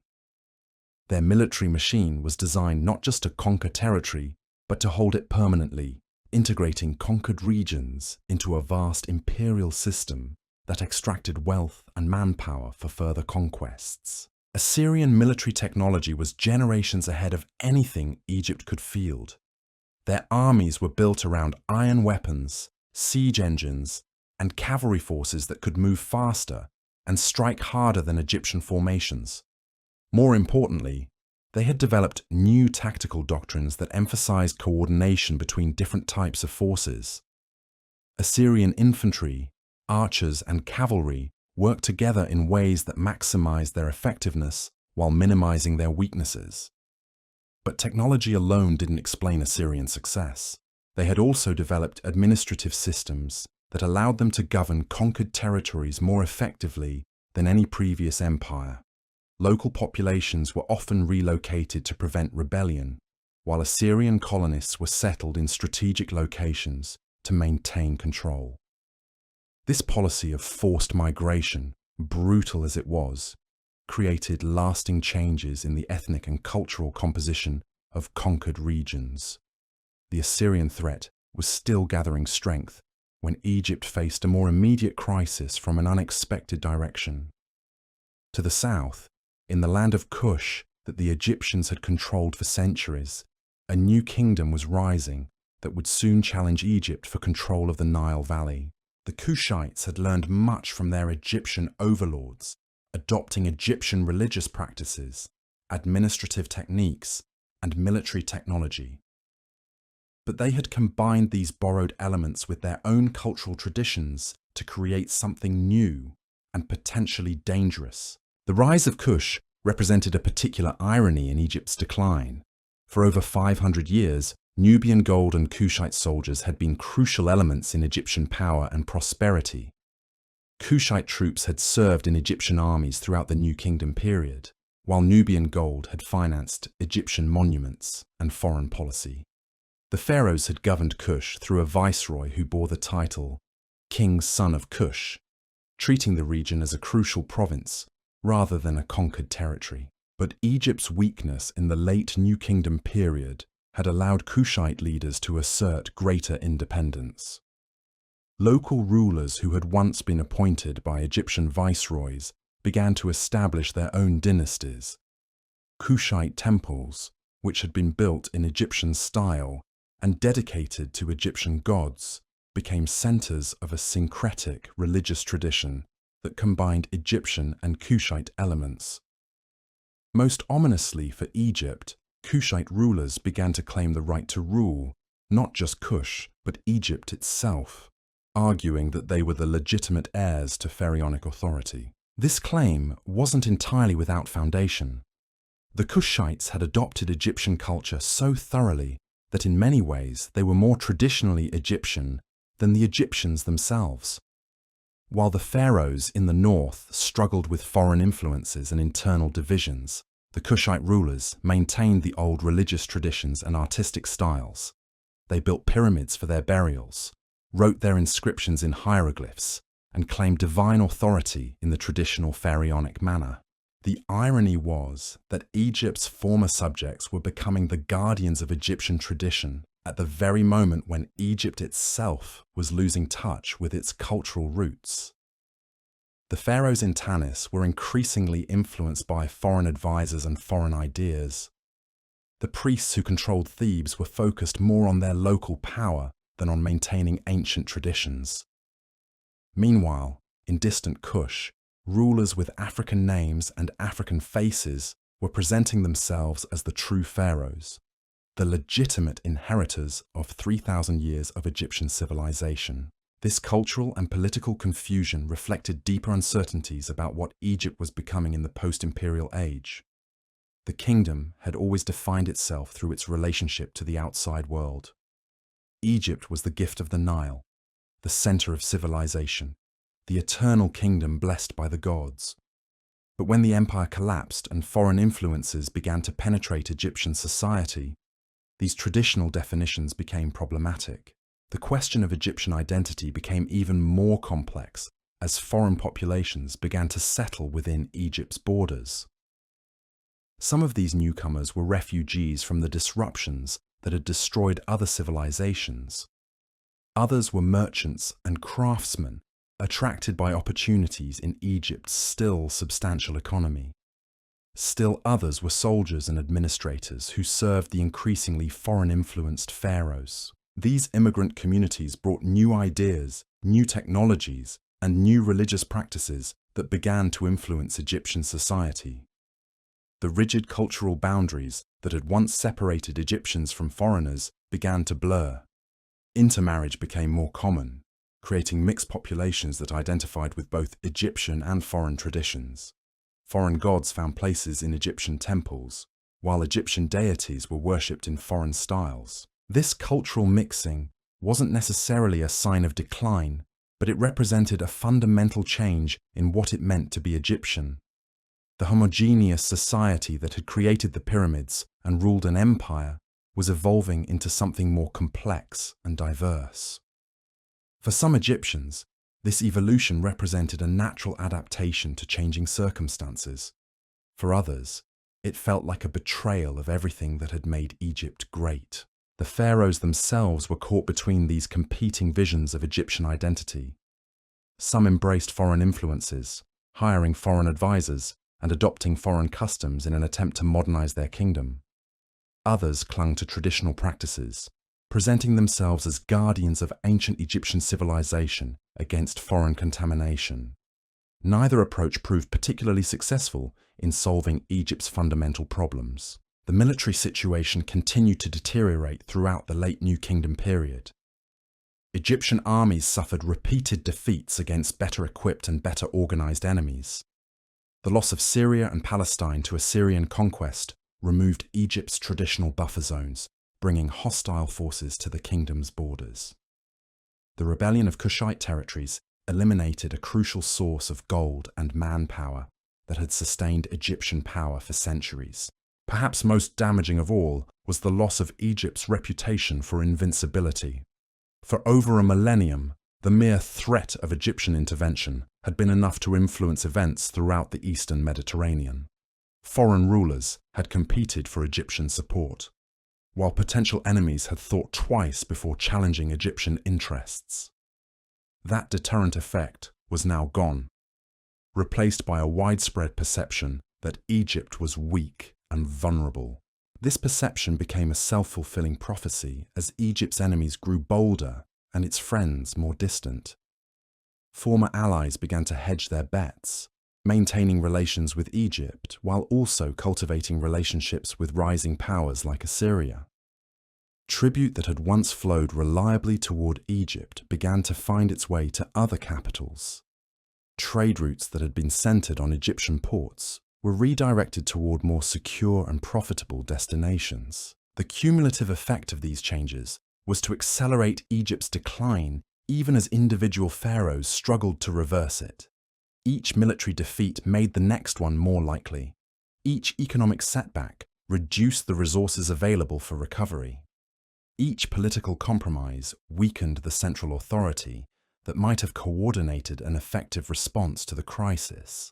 By the end of the 20th dynasty, around 1077 BCE, the great new kingdom that had once dominated the ancient world was effectively finished. The pharaoh still ruled from his palace in the delta, but his authority barely extended beyond the immediate vicinity of his capital. The high priests of Amun controlled the south from Thebes, governing their territories as an independent kingdom in all but name. Regional governors throughout the country acted more like local warlords than royal officials, maintaining their own armies and conducting their own foreign policies. This fragmentation marked the beginning of what historians call the Third Intermediate Period, an era of division and decline that would last for nearly 4 centuries. During this time, Egypt would be ruled by competing dynasties, foreign pharaohs, and religious authorities who claimed legitimacy through different interpretations of traditional Egyptian kingship. The unified kingdom that had been created by the first pharaohs over 3,000 years earlier was dissolving into its component parts, each struggling to survive in an increasingly dangerous world. The transition wasn't dramatic or sudden. There was no final battle, no last stand of the pharaohs, no moment when Egypt's independence formally ended. Instead, the new kingdom simply faded away, its authority gradually diminishing until it became irrelevant to the daily lives of most Egyptians. Local leaders filled the power vacuum, sometimes claiming royal titles for themselves, sometimes governing as religious authorities, sometimes ruling through military force alone. This gradual dissolution of central authority created opportunities for ambitious individuals and groups who had been excluded from power during the height of pharaonic rule. Military commanders who had served the pharaohs began to establish their own dynasties. Priests who had administered temple estates became temporal rulers of entire regions. Foreign mercenaries and immigrants who had settled in Egypt found themselves wielding influence that would have been unthinkable under the old system. The result was a complex patchwork of competing authorities, each claiming legitimacy through different sources and ruling according to different principles. Some maintained traditional Egyptian customs and religious practices. Others adopted foreign innovations that they believed might prove more effective. Still others created entirely new hybrid systems that combined elements from various traditions. This political experimentation wasn't necessarily a sign of chaos or decline. In many ways, it represented a creative response to the collapse of institutions that had become rigid and ineffective. Local leaders could respond more quickly to regional problems than distant pharaohs had been able to do. Religious authorities could maintain cultural traditions that secular rulers might have neglected. Foreign immigrants could contribute new ideas and technologies that might help Egypt adapt to changing circumstances. But this fragmentation also made Egypt vulnerable to external conquest in ways that the unified kingdom had never been. Divided authorities could not coordinate effective resistance to invasion. Competing dynasties might even ally with foreign powers against their domestic rivals. The military resources that might have been concentrated for national defense were instead scattered among numerous small armies, each protecting limited territories and serving narrow interests. The stage was set for the next phase of Egypt's long decline, when foreign powers would discover that the kingdom of the pharaohs, divided and weakened, could no longer defend itself against determined invasion.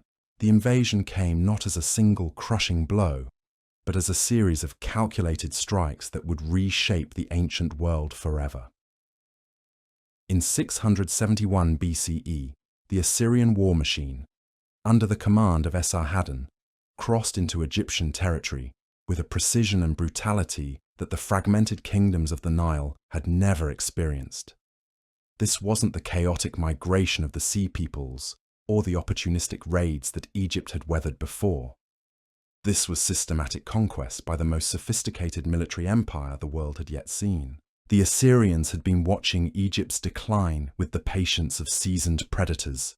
Their intelligence networks, sophisticated beyond anything the ancient world had known, had been reporting on Egyptian weaknesses for decades.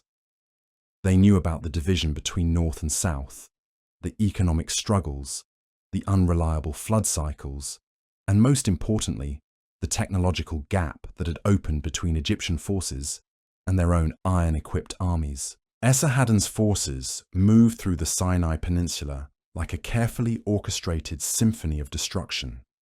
Their siege engines, unknown in Egypt, made short work of border fortifications that had been designed to repel Bronze Age armies. Egyptian defenders, still largely equipped with weapons their grandfathers might have recognized, found themselves facing an enemy that seemed to come from another era entirely. The psychological impact was as devastating as the military defeat. For over 2 millennia, Egyptians had thought of their kingdom as protected by divine favor and natural barriers. The deserts that surrounded the Nile Valley had always served as buffers, forcing invaders to approach through predictable routes where Egyptian forces could meet them on favorable terms. But the Assyrians had perfected the art of logistics, moving vast armies across terrain that had stopped previous invaders, supplied by a network of depots and allies that stretched back to Mesopotamia. When news of the Assyrian advance reached the competing Egyptian courts, the response revealed just how completely the kingdom had fractured. The pharaoh in Tanis, Taharka, attempted to coordinate resistance, but his authority was largely theoretical. The rulers of individual cities and regions made their own decisions about whether to fight, surrender, or simply wait to see which way the wind would blow. Some Egyptian officials began secret negotiations with the Assyrians even before their armies arrived, hoping to secure favorable terms through early submission. The siege of Memphis, the ancient capital that had stood since the dawn of Egyptian civilization, became a symbol of how thoroughly the old world was ending. The city's walls, built in an age when bronze weapons were the height of military technology, crumbled under the impact of Assyrian siege engines. Iron-tipped rams battered through gates that had never been designed to withstand such force.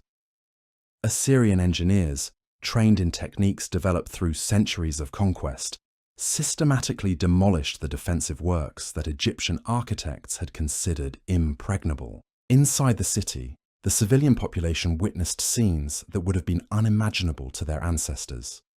Assyrian soldiers, following protocols developed through generations of conquest, began the systematic dismantling of Egyptian resistance.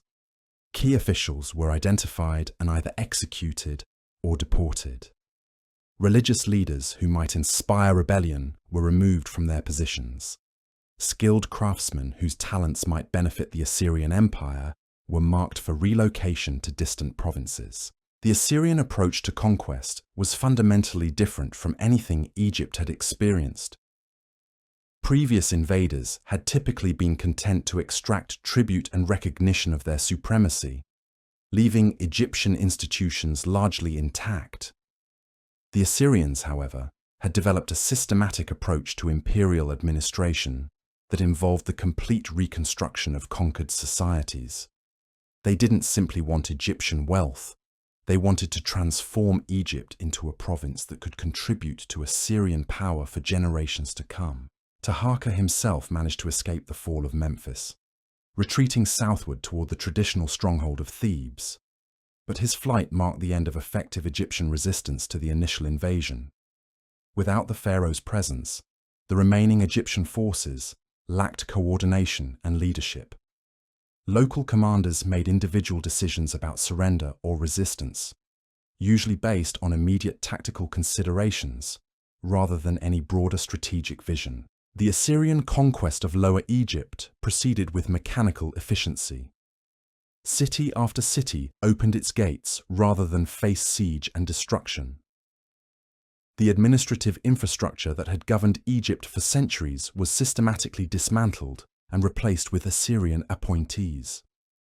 Egyptian officials, who demonstrated competence and loyalty, were sometimes retained in subordinate positions. But real authority rested with Assyrian governors, who reported directly to Esarhaddon. The economic exploitation began immediately. Assyrian administrators conducted detailed surveys of Egyptian resources, cataloguing agricultural production, mineral wealth, and skilled populations. The tribute demands were crushing by Egyptian standards, but routine by Assyrian ones. Egypt was expected to contribute not just wealth, but also military forces for future Assyrian campaigns, turning Egyptian soldiers into instruments of further conquest. The religious implications of Assyrian rule were particularly devastating for Egyptian morale.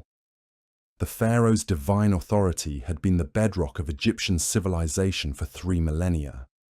Even during periods of political fragmentation, competing rulers had all claimed legitimate descent from the gods and divine sanction for their authority.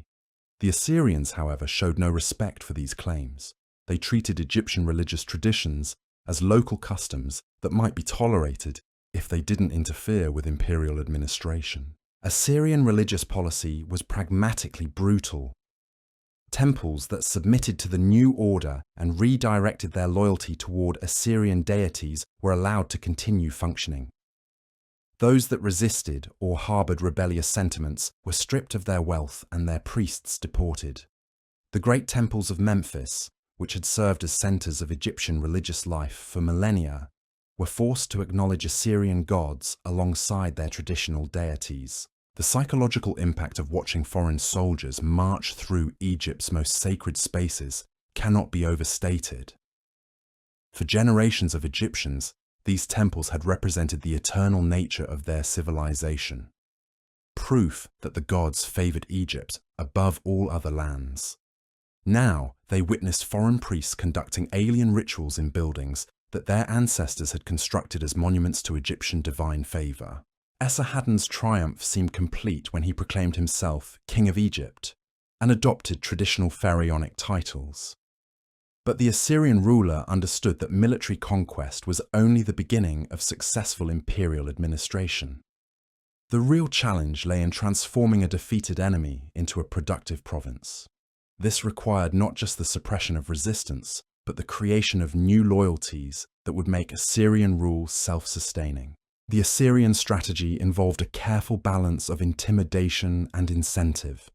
Rebellious elements were dealt with harshly, often through mass deportations that scattered potential resistance leaders throughout the empire.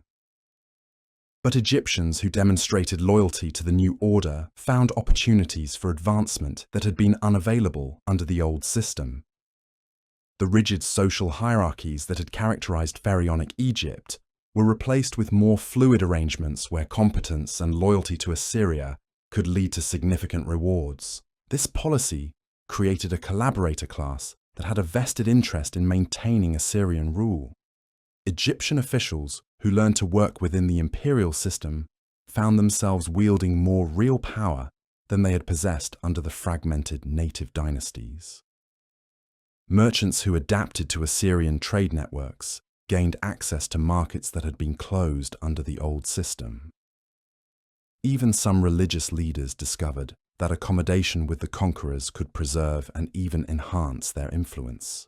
But Assyrian rule also generated deep resentments that would eventually contribute to its downfall.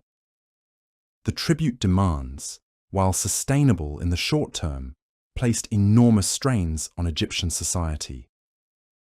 Agricultural production was redirected toward imperial needs, often leaving local populations with barely enough for subsistence. The deportation policies broke up families and communities, creating grievances that passed from generation to generation. The technological and administrative innovations that the Assyrians introduced had mixed effects on Egyptian society. Iron working techniques, which had been slow to reach Egypt, were rapidly disseminated throughout the kingdom as Assyrian officials sought to improve local production capacity. New agricultural methods, developed in different climatic conditions, were tested in the Nile Valley with varying degrees of success. Assyrian administrative practices, refined through centuries of governing diverse populations, brought greater efficiency to some aspects of Egyptian government. Tax collection became more systematic and predictable. Legal procedures were standardized across the kingdom. Trade regulations were harmonized with those prevailing throughout the Assyrian Empire, facilitating commercial relationships that had been difficult under the fragmented native dynasties. Yet these innovations came at the cost of Egyptian autonomy and cultural identity. The scribal traditions that had preserved Egyptian literature and religious texts for millennia were disrupted as Assyrian administrators imposed new languages and writing systems for official purposes. The artistic traditions that had made Egyptian culture distinctive were influenced by Assyrian preferences and imperial propaganda requirements. The resistance that eventually emerged against Assyrian rule was initially fragmented and ineffective. Taharqa, still controlling parts of Upper Egypt from his base in Nubia, attempted to organize a coordinated rebellion, but his efforts were hampered by the same political divisions that had weakened Egypt before the Assyrian invasion. Local leaders who had submitted to Assyrian rule were reluctant to risk their positions by joining uncertain resistance movements. The first serious challenge to Assyrian control came not from organized rebellion, but from the inherent instability of the imperial system itself. Esarhaddon's death in 669 BCE created succession disputes that temporarily weakened Assyrian attention to Egyptian affairs. Taharqa seized this opportunity to advance northward, hoping to rally Egyptian support for a campaign to restore native rule. The response revealed how completely Assyrian rule had transformed Egyptian society. While some populations welcomed Taharqa's advance, others remained loyal to their new masters or simply waited to see which side would prove stronger.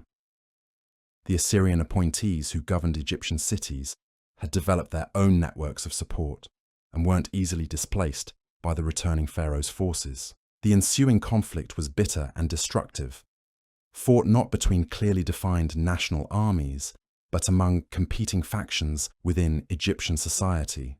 Assyrian forces, when they could be spared from other imperial commitments, proved superior in pitched battles, but they lacked the local knowledge and popular support needed to maintain control over a hostile population.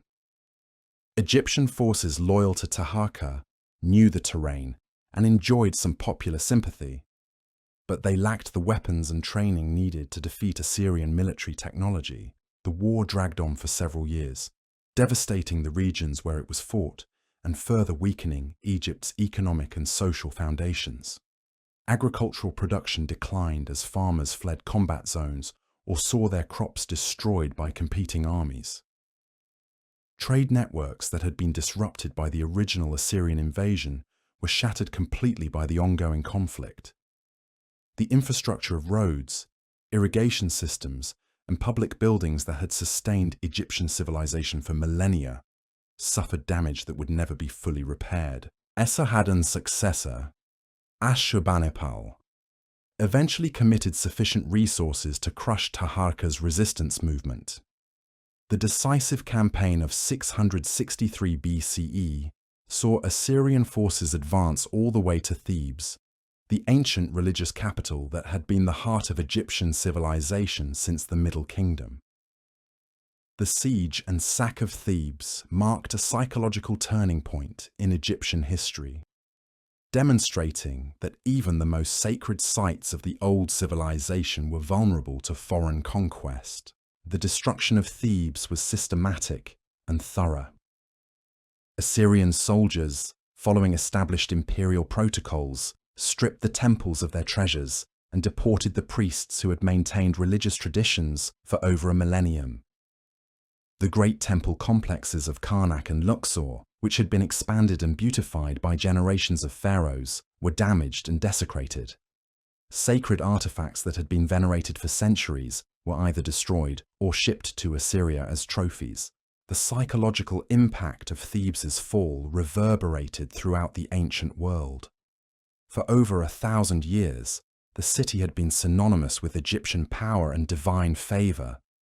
Foreign rulers had sought Egyptian priests' blessings for their own authority. The wealth displayed in Theban temples had impressed ambassadors from distant lands. Now that same wealth was being carted away by foreign conquerors. While the priests, who had claimed direct communication with the gods, were marched into exile.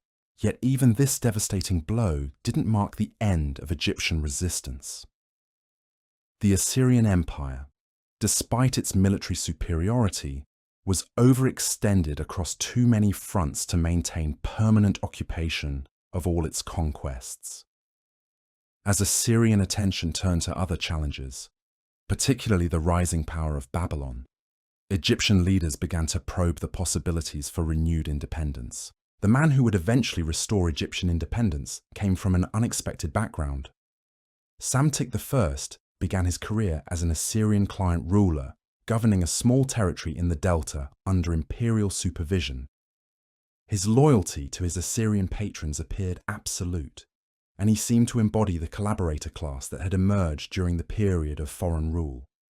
But Psamtik was also carefully observing the broader strategic situation, waiting for opportunities that might allow Egypt to regain its freedom.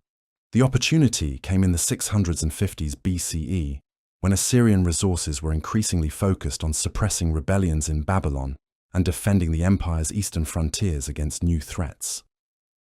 Psamtik began the delicate process of building a coalition of Egyptian leaders who shared his vision of restored independence. This required extraordinary diplomatic skill, as many potential allies had reasons to distrust each other and legitimate concerns about Assyrian retaliation. Psamtik's strategy was gradualist and subtle. Rather than launching an immediate rebellion that might provoke overwhelming Assyrian response, he began asserting greater autonomy in small increments that could be disguised as administrative efficiency. He expanded his military forces under the pretext of maintaining local order. He developed independent diplomatic relationships with neighboring powers, ostensibly to facilitate trade, but actually to explore potential alliances. Most crucially, Psamtik began recruiting foreign mercenaries who could provide the military technology and expertise that Egyptian forces lacked. Greek and Carian soldiers, seeking employment opportunities in a world disrupted by constant warfare, found Egypt an attractive destination. These mercenaries brought not only iron weapons and advanced tactics, but also knowledge of military innovations being developed throughout the Mediterranean world. The process of building this mercenary force required careful financial management and diplomatic finesse. Psamtik needed to generate the resources necessary to pay foreign soldiers while avoiding the kind of obvious military buildup that might alarm Assyrian supervisors. He also had to integrate these foreign fighters into Egyptian society without creating the kind of cultural tensions that might undermine his broader political objectives. The foreign mercenaries who entered Egyptian service during this period weren't simply hired soldiers. Many brought their families and settled permanently in Egypt, creating new communities that blended foreign military traditions with Egyptian cultural practices. Greek settlers established trading posts along the Mediterranean coast, developing commercial networks that would eventually rival those of the Phoenicians. Carian craftsmen introduced new techniques for metalworking and construction that enhanced Egyptian capabilities in both military and civilian applications. This immigration had profound long-term effects on Egyptian society. The homogeneous culture that had characterized pharaonic Egypt for 3 millennia was gradually giving way to a more cosmopolitan society that incorporated influences from throughout the Mediterranean world. New religious practices appeared alongside traditional Egyptian beliefs. Foreign artistic styles influenced local craftsmen. Even the Egyptian language began to incorporate loanwords from Greek, Carian, and other foreign tongues. Psamtik's political strategy required him to balance these foreign influences against the need to maintain his legitimacy as an Egyptian ruler. He couldn't simply become a foreign king ruling over native subjects, as that would undermine the popular support essential to successful resistance against Assyria. Instead, he had to present himself as a pharaoh who was using foreign resources to restore traditional Egyptian greatness. This balancing act involved considerable complexity in religious and ceremonial matters. Psamtik needed to demonstrate his commitment to traditional Egyptian deities and practices while also accommodating the religious needs of his foreign supporters. Temples were expanded to include shrines dedicated to Greek and Carian gods. Religious festivals were modified to incorporate foreign elements. Priestly hierarchies were adjusted to include foreign religious specialists alongside traditional Egyptian clergy. The economic implications of Psamtik's policies were equally significant. The resources needed to pay foreign mercenaries and fund military preparations required new sources of revenue that went beyond traditional Egyptian agricultural taxation. Psamtik encouraged foreign trade, particularly with Greek city-states that were eager to access Egyptian markets. He also promoted new industries that could produce goods for export, including luxury items that appealed to foreign tastes. These economic innovations helped to revive Egyptian prosperity after the disruptions of Assyrian occupation and civil war. Agricultural production increased as farmers gained access to foreign markets for their surplus crops. Crafts production expanded to meet demand for Egyptian goods throughout the Mediterranean. The port cities of the Delta became cosmopolitan centers where merchants from many cultures conducted business according to increasingly standardized commercial practices. But economic revival also created new dependencies and vulnerabilities. Egypt's growing reliance on foreign trade meant that disruptions in Mediterranean commerce could have serious domestic consequences. The presence of large foreign communities created potential security risks if their loyalties became divided. Most importantly, the resources being devoted to military preparations and foreign payments reduced the funds available for traditional Egyptian priorities like temple construction and public works. The religious establishment's response to these changes was mixed and sometimes contradictory. Some priests welcomed the increased resources that foreign trade brought to their temples. Others worried that accommodation with foreign practices might compromise the purity of traditional Egyptian religion. The theological implications of foreign rule and foreign influence created debates that would continue for centuries. The question of divine kingship became particularly complex during this period. Traditional Egyptian theology held that the pharaoh was the earthly incarnation of the gods, possessing authority that was both absolute and sacred. But Assyrian occupation had demonstrated that foreign powers could defeat and depose supposedly divine rulers. The presence of foreign mercenaries in Egyptian armies raised questions about whether divine authority could legitimately depend on foreign military support. Psamtik addressed these theological challenges by emphasizing his role as a restorer of traditional Egyptian civilization. His propaganda presented the Assyrian period as a temporary aberration that had been overcome through divine intervention. The foreign elements in his administration and military were portrayed as tools that the gods had provided for Egypt's restoration rather than compromises with foreign values. This religious interpretation required considerable sophistication in its presentation. Egyptian priests and scribes developed new theological concepts that could accommodate foreign influences within traditional frameworks. Gods from other cultures were interpreted as local manifestations of Egyptian deities. Foreign practices were presented as ancient Egyptian traditions that had been temporarily forgotten and were now being restored. The success of these interpretations varied among different segments of Egyptian society. Urban populations, particularly those involved in foreign trade, were generally more accepting of cultural mixing. Rural populations, especially in Upper Egypt where traditional practices had been less disrupted, were sometimes more resistant to change. Regional variations in acceptance of foreign influences would remain a persistent feature of Egyptian society for centuries. Psamtik's military preparations proceeded gradually throughout the 650s BCE, as he built up forces capable of challenging Assyrian control while avoiding premature confrontation. The process required careful coordination among potential allies who had their own agendas and concerns. Some Egyptian leaders were genuinely committed to independence, while others were primarily interested in advancing their own positions within whatever system emerged. The foreign mercenaries who formed the backbone of Psamtik's military forces brought professional standards and expectations that differed significantly from traditional Egyptian military culture. Greek and Carian soldiers were accustomed to regular pay, adequate equipment, and competent leadership. They expected to be consulted on tactical matters and to have their expertise respected. These expectations required Egyptian commanders to adopt new approaches to military leadership and administration.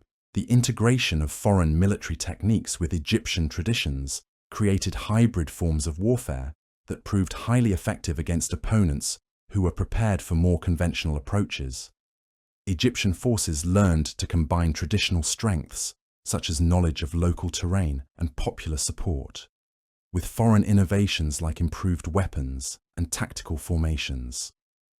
The resulting military system was more flexible and adaptable than either purely Egyptian or purely foreign approaches. Training programs for Egyptian soldiers incorporated foreign techniques while maintaining traditional elements that reinforced cultural identity and unit cohesion.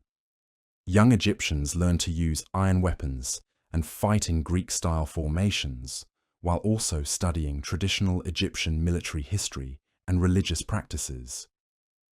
This combination created soldiers who were technically competent, but also emotionally committed to Egyptian independence. The diplomatic dimension of Psamtik's strategy involved building relationships with powers that might support Egyptian independence, or at least refrain from supporting Assyria. This required sophisticated understanding of the broader geopolitical situation and careful attention to the interests and concerns of potential allies. Egypt's traditional isolation was no longer feasible in a world where local conflicts had regional and even international implications. Greek city-states were natural allies for an independent Egypt, as they shared interests in Mediterranean trade and concerns about Assyrian expansion westward. But these relationships required careful management, as different Greek cities had varying interests and capabilities. Some were primarily interested in commercial opportunities, while others were more concerned with military cooperation against common threats. The Lydian kingdom in western Anatolia represented another potential ally, as it was also threatened by Assyrian expansion and had resources that might support Egyptian resistance. But Lydian interests didn't always align with Egyptian ones, and the distance between the two kingdoms made coordination difficult. Diplomatic relationships with Lydia required patient cultivation and careful attention to mutual interests. Even Babylon, despite its conflicts with Assyria, was a complex potential partner for Egypt. Babylonian resources were largely committed to its own struggles for independence, but Babylonian success in tying down Assyrian forces would indirectly benefit Egyptian resistance efforts. The challenge lay in coordinating activities without formal alliance arrangements that might provoke Assyrian retaliation against either party. The timing of Psamtik's final move toward independence was influenced by a complex set of factors that came together in the late 600s and 50s BCE. Assyrian resources were increasingly strained by multiple conflicts, particularly the ongoing Babylonian rebellion led by Shamash-shum-ukin. Egyptian military preparations had reached a point where success seemed possible. Most importantly, the network of alliances and support relationships that Psamtik had been building was ready to be activated. The declaration of Egyptian independence wasn't a single dramatic gesture, but rather a series of escalating actions that made Assyrian retaliation inevitable. Psamtik began by refusing to pay tribute, claiming that resources were needed for local defense against unspecified threats. He then expelled Assyrian officials from Egyptian territory, ostensibly for administrative efficiency, but actually to eliminate potential sources of intelligence for his former masters. The final break came when Psamtik openly proclaimed himself pharaoh of a united and independent Egypt, adopting traditional titles and ceremonies that explicitly rejected Assyrian authority. This proclamation was accompanied by religious ceremonies that presented Egyptian independence as divinely ordained and Assyrian rule as an illegitimate usurpation that had finally been corrected. The Assyrian response was swift, but not as overwhelming as might have been expected. Resources that might have been committed to reconquering Egypt were tied up in other conflicts, particularly the Babylonian rebellion that threatened Assyrian control over their most valuable provinces. The forces that could be spared for Egyptian operations were significant, but not sufficient to guarantee rapid success against prepared resistance.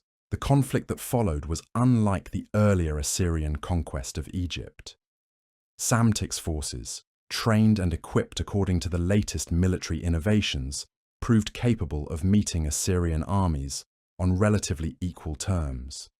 The foreign mercenaries who formed the core of Egyptian resistance had experience fighting against Assyrian tactics and weren't intimidated by imperial military reputation. More importantly, the Egyptian resistance enjoyed popular support that had been absent during the earlier Assyrian conquest. The intervening decades of foreign rule had created widespread resentment against Assyrian policies and officials. Egyptian populations that had initially accepted foreign rule as inevitable now saw opportunities to support their own leaders in a struggle for independence. The war for Egyptian independence lasted several years and involved campaigns throughout the Nile Valley and Delta regions. Assyrian forces achieved some tactical successes, particularly in pitched battles where their superior equipment and training provided advantages, but they struggled to maintain control over territory once their armies moved on to other objectives. Egyptian resistance proved persistent and adaptable, using guerrilla tactics when conventional warfare proved unsuccessful. The outcome was ultimately determined not by military factors alone, but by the broader strategic situation facing the Assyrian Empire. The Babylonian rebellion was consuming resources that might otherwise have been devoted to Egyptian reconquest. New threats were emerging on other frontiers that required imperial attention. Most crucially, the Assyrian Empire was beginning to show signs of the internal strains that would eventually lead to its collapse. By the time serious peace negotiations began, both sides had reasons to seek accommodation. The Assyrians needed to focus their resources on more immediate threats to imperial survival. The Egyptians, despite their military successes, understood that prolonged conflict would drain resources needed for post-war reconstruction and development. The settlement that emerged from these negotiations represented a significant victory for Egyptian independence, while acknowledging certain realities of the broader geopolitical situation. Egypt regained full sovereignty over its traditional territories and the right to conduct independent foreign relations. Assyria received nominal recognition of its continued status as the region's dominant power, and certain economic concessions that helped offset the costs of the conflict. The restoration of Egyptian independence under Psamtik I marked the beginning of what historians call the Site period, named after the city of Sais in the Delta, where Psamtik established his capital. This period would see a remarkable revival of Egyptian power and culture, though one that remained fundamentally different from the traditional pharaonic system that had prevailed before Assyrian conquest. The Egypt that emerged from the independence struggle was more cosmopolitan, more militaristic, and more dependent on foreign relationships than traditional Egyptian civilization had ever been. The changes that had been forced on Egyptian society by Assyrian occupation and the requirements of resistance couldn't simply be reversed by political independence. Foreign influences had become permanently embedded in Egyptian culture, economy, and military organization. Psamtik's success in restoring Egyptian independence was remarkable, but it was achieved through methods and policies that represented fundamental departures from traditional Egyptian practices. The use of foreign mercenaries, the encouragement of foreign immigration, the development of international trade relationships, and the adoption of foreign military and administrative techniques all reflected adaptations to a changed world that would never return to the isolation and cultural homogeneity of earlier periods. The religious and cultural implications of these changes would continue to influence Egyptian society for centuries. Traditional Egyptian beliefs and practices survived, but were increasingly influenced by foreign ideas and customs. The rigid social hierarchies that had characterized pharaonic Egypt gave way to more fluid arrangements that reflected the new realities of a cosmopolitan society. Most significantly, the Egypt that Psamtik restored was fundamentally different in its relationship to the outside world. The traditional Egyptian attitude of cultural superiority and political independence was replaced by a more pragmatic approach that recognized the need for international alliances and foreign support. Egypt had learned that survival in the New World Order required adaptation and accommodation, rather than isolated grandeur. This transformation would shape Egyptian responses to the challenges that lay ahead. The Persian invasions that would come in the following century would find an Egypt that was better prepared militarily and diplomatically than the kingdom that had fallen to Assyrian conquest. But they would also find a society that had already undergone fundamental changes that made it more vulnerable to foreign influence and control. The success of Psamtik's independence movement represented more than just a successful rebellion against foreign occupation. It demonstrated that Egyptian civilization, despite profound changes and adaptations, retained enough vitality and coherence to reassert itself when circumstances allowed. The methods Psamtik employed would become the template for Egyptian survival in an increasingly complex and dangerous world. The site restoration that followed Egyptian independence was characterized by what historians call an archaic revival, a conscious attempt to reconnect with the glorious past of the Old and Middle Kingdoms. This wasn't simple nostalgia, but rather a sophisticated political strategy designed to legitimize the new dynasty while distinguishing it from the chaotic period of foreign occupation and internal division. Psamtik's artisans and scribes studied monuments and texts from Egypt's Golden Age, copying ancient artistic styles with remarkable precision. Temple reliefs from the site period are often so faithful to Old Kingdom models that archaeologists initially struggled to date them correctly. Hieroglyphic texts adopted archaic grammatical forms that hadn't been used for over a millennium. Even the titles and ceremonies of kingship were modified to echo the practices of Egypt's most revered pharaohs. This cultural restoration served multiple purposes beyond mere propaganda.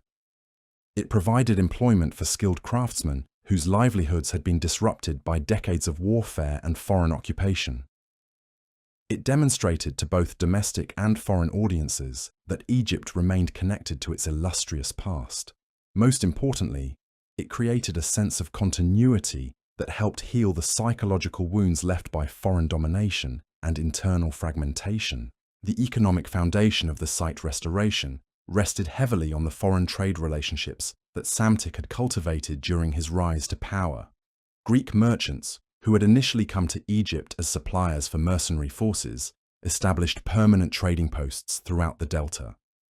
The city of Naucratis became a major commercial center where Greek traders operated under Egyptian protection, while paying substantial taxes that helped fund the restored kingdom. These commercial relationships brought Egypt into closer contact with developments throughout the Mediterranean world.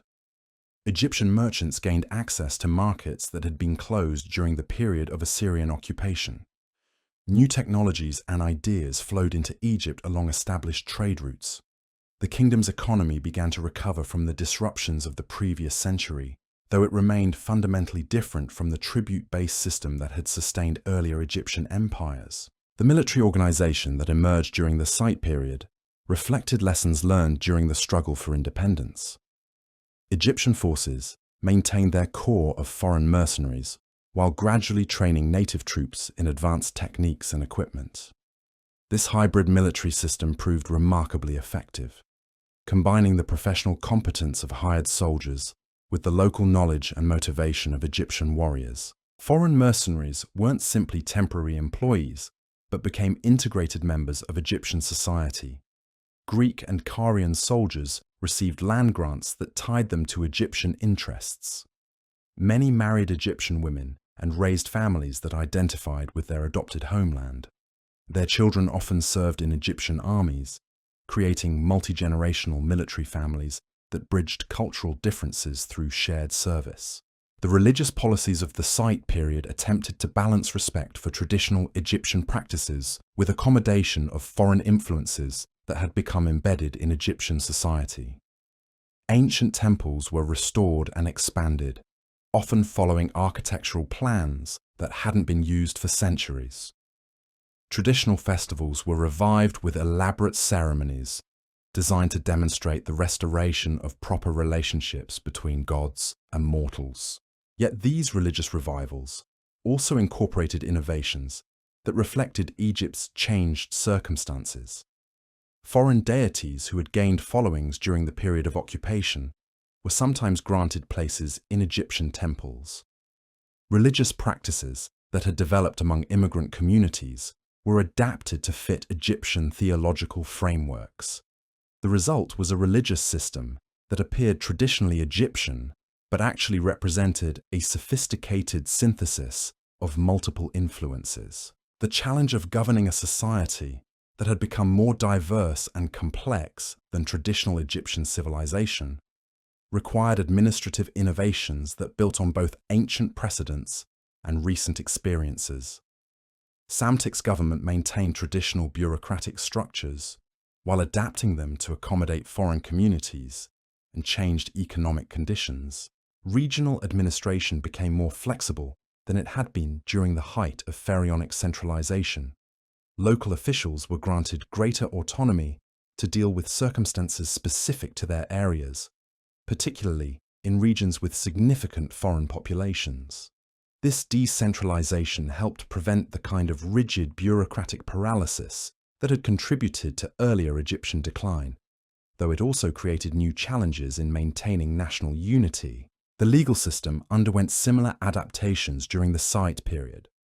Traditional Egyptian law remained the foundation of jurisprudence, but modifications were made to address situations involving foreign residents and international commerce. Commercial law in particular was updated to reflect the realities of Mediterranean trade, with provisions for foreign currencies, international contracts, and dispute resolution mechanisms that could function across cultural boundaries. Education and literacy, which had declined during the period of foreign occupation and civil conflict, received renewed attention during the Site restoration. Scribal schools were re-established with curricula that emphasized both traditional Egyptian knowledge and practical skills needed for international commerce and diplomacy.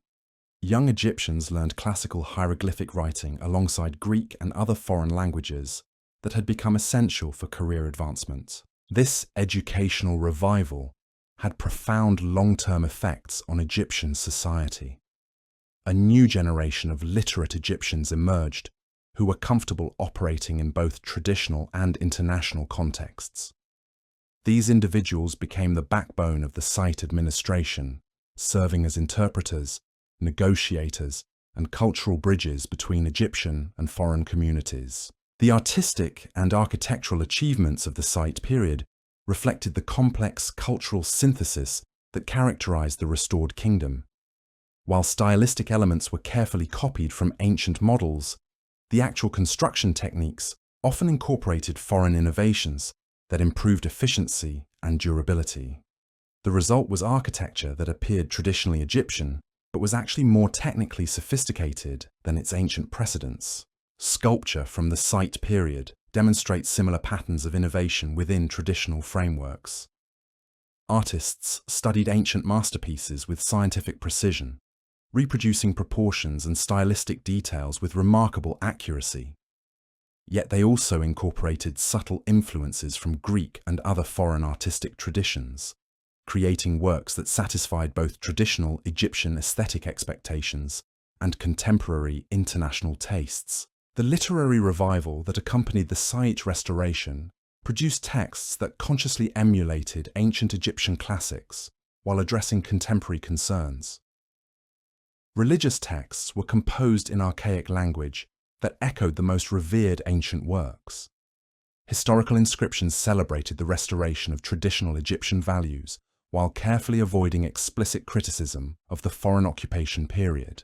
These literary efforts served important political and cultural functions beyond their artistic merits. They provided educated Egyptians with a sense of cultural continuity that helped bridge the gap between ancient traditions and contemporary realities. They also demonstrated to foreign observers that Egyptian civilization remained vital and sophisticated, worthy of respect and accommodation rather than simple exploitation. The success of the early Site period encouraged other developments that would have long-term significance for Egyptian history. Religious tourism began to flourish as pilgrims from throughout the Mediterranean world came to visit Egypt's ancient temples and participate in traditional festivals. This influx of foreign visitors brought additional revenue while also spreading knowledge of Egyptian culture throughout the ancient world. Archaeological evidence from Site period sites reveals the material prosperity that resulted from these various economic and cultural developments. Tomb paintings show wealthy Egyptians enjoying luxuries that had been rare during the preceding period of conflict and occupation. Household artifacts demonstrate access to foreign goods that had previously been available only to royal households. Yet this prosperity remained unevenly distributed throughout Egyptian society. Urban populations, particularly those involved in foreign trade, benefited significantly from the new economic opportunities.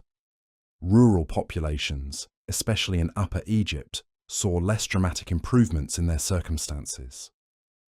These regional disparities would contribute to future political tensions as different parts of Egypt developed different interests and loyalties. The diplomatic relationships that Psamtik established with neighboring powers required constant attention and careful management.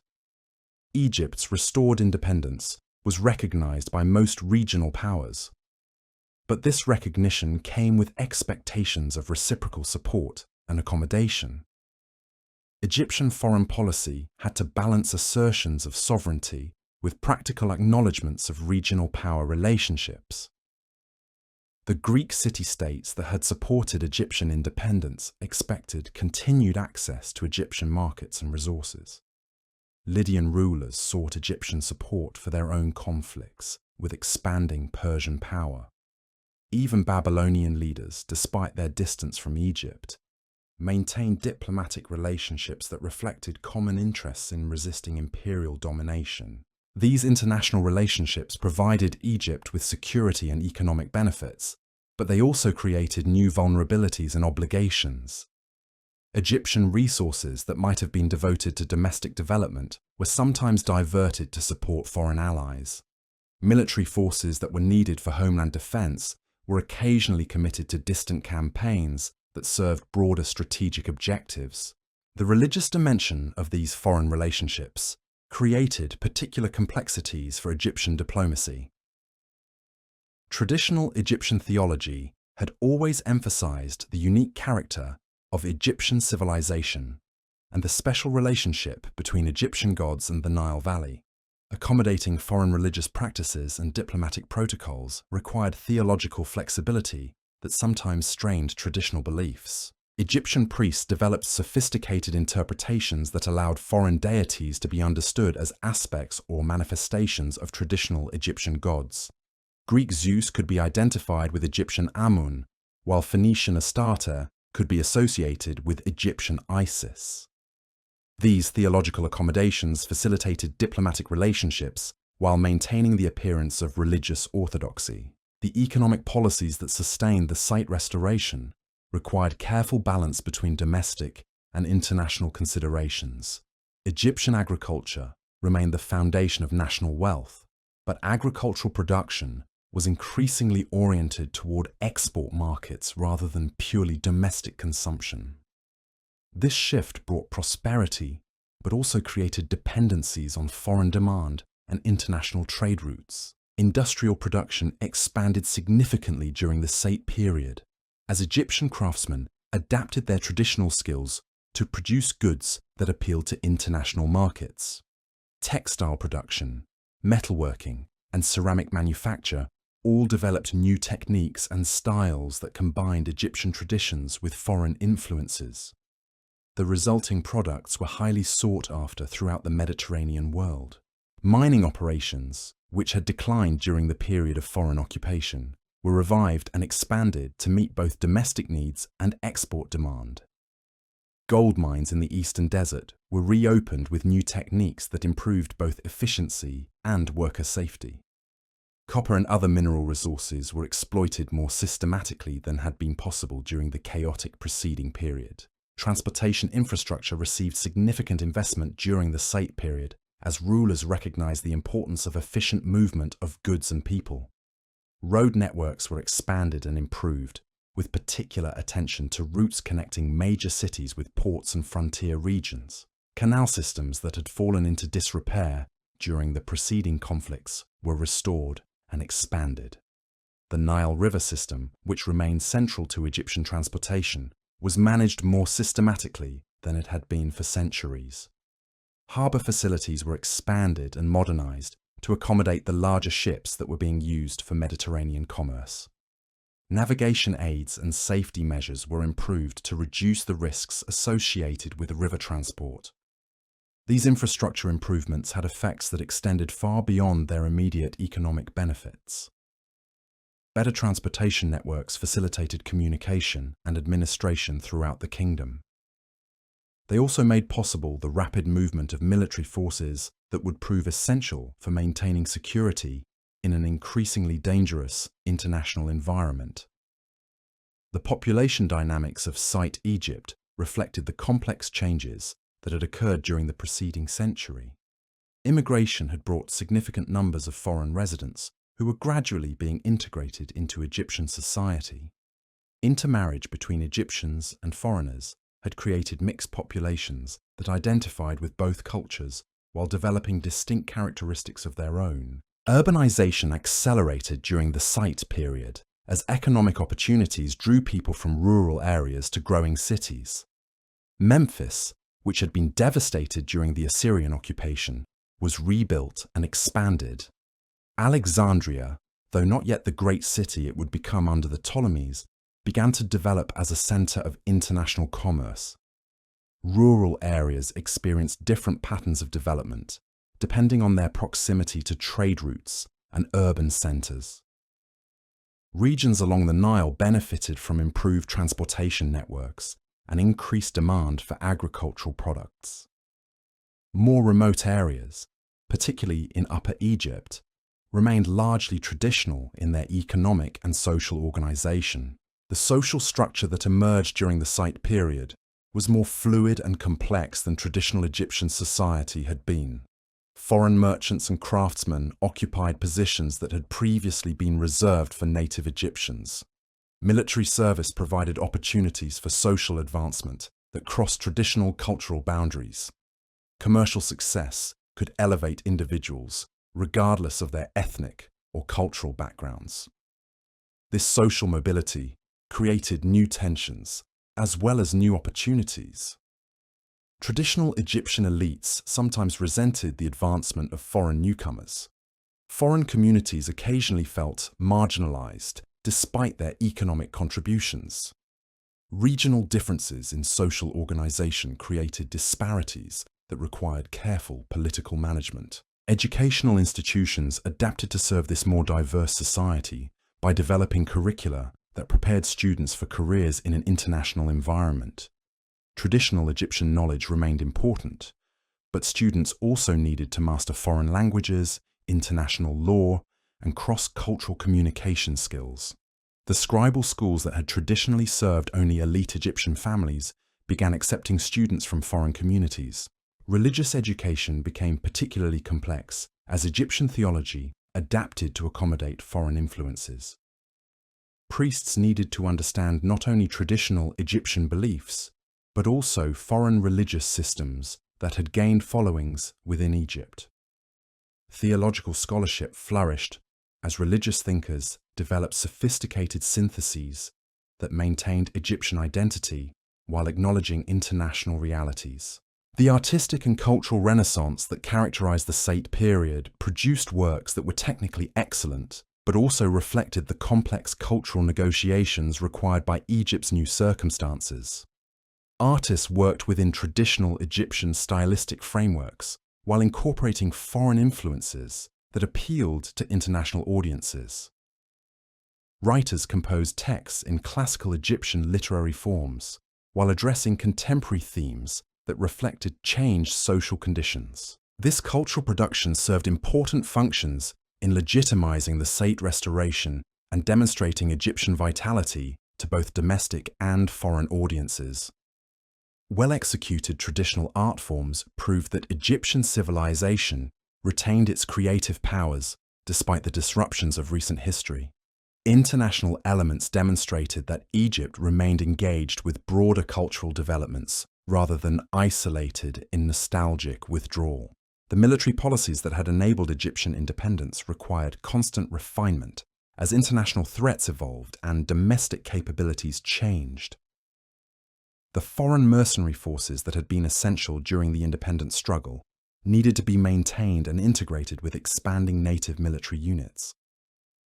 This integration required careful attention to issues of command, training, and loyalty that could affect military effectiveness. Egyptian military doctrine evolved to emphasize flexibility and adaptation rather than the rigid formations that had characterized traditional pharaonic armies.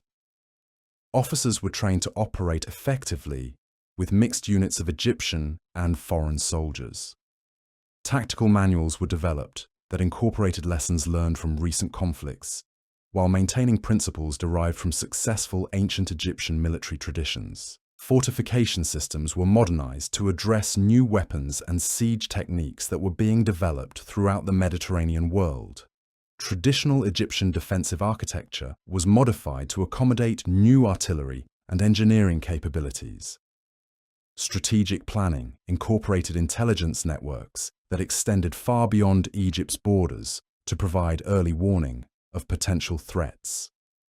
The naval capabilities that had been developed during the independence struggle continued to receive attention as Egyptian leaders recognized the importance of controlling maritime trade routes and defending against seaborne invasions. Egyptian shipbuilding incorporated foreign innovations while maintaining traditional strengths in river navigation and shallow water operations. These naval forces served both military and commercial functions, protecting Egyptian merchant ships while also projecting Egyptian power in international waters. Egyptian warships participated in joint operations with allied forces, demonstrating Egyptian capabilities while building relationships that enhanced national security. The economic success of the early Sate period created resources that enabled ambitious construction projects that demonstrated Egyptian power and prosperity to both domestic and international audiences. Temple complexes were expanded and beautified, using techniques that combined traditional Egyptian architecture with foreign innovations. Palace complexes incorporated foreign design elements while maintaining recognizably Egyptian character. Public works projects improved living conditions for ordinary Egyptians while also providing employment opportunities that helped maintain social stability. Irrigation systems were modernized to improve agricultural productivity. Urban infrastructure was expanded to accommodate growing populations and increased commercial activity. These construction projects required coordination between Egyptian and foreign craftsmen, creating opportunities for cultural exchange that enriched both communities. Traditional Egyptian building techniques were refined through contact with foreign innovations. Foreign workers learned Egyptian methods that they could apply in other contexts. The intellectual life that flourished during the Sate period reflected the cultural synthesis that characterized the restored kingdom. Egyptian scholars studied foreign texts and ideas while also preserving and interpreting traditional Egyptian knowledge. Libraries were established that collected works from throughout the Mediterranean world, alongside classical Egyptian literature. Scientific and technical knowledge expanded as Egyptian scholars gained access to foreign discoveries and innovations. Mathematical and astronomical texts incorporated foreign advances while building on traditional Egyptian foundations. Medical knowledge was enhanced through contact with foreign practitioners who brought different approaches to diagnosis and treatment. This intellectual renaissance contributed to Egyptian prestige throughout the ancient world, while also providing practical benefits for Egyptian society. Improved agricultural techniques increased food production. Better engineering enabled more sophisticated construction projects. Enhanced medical knowledge improved public health and individual well-being. The religious developments that occurred during the Sate period reflected the complex theological challenges posed by cultural diversity and international relationships. Traditional Egyptian beliefs were maintained and celebrated, but they were also interpreted in ways that could accommodate foreign influences and address contemporary concerns. Theological scholarship flourished as priests and scholars worked to develop coherent explanations for the apparent contradictions between traditional beliefs and contemporary realities. Sacred texts were studied and interpreted with new sophistication. Religious practices were refined to address the spiritual needs of increasingly diverse communities.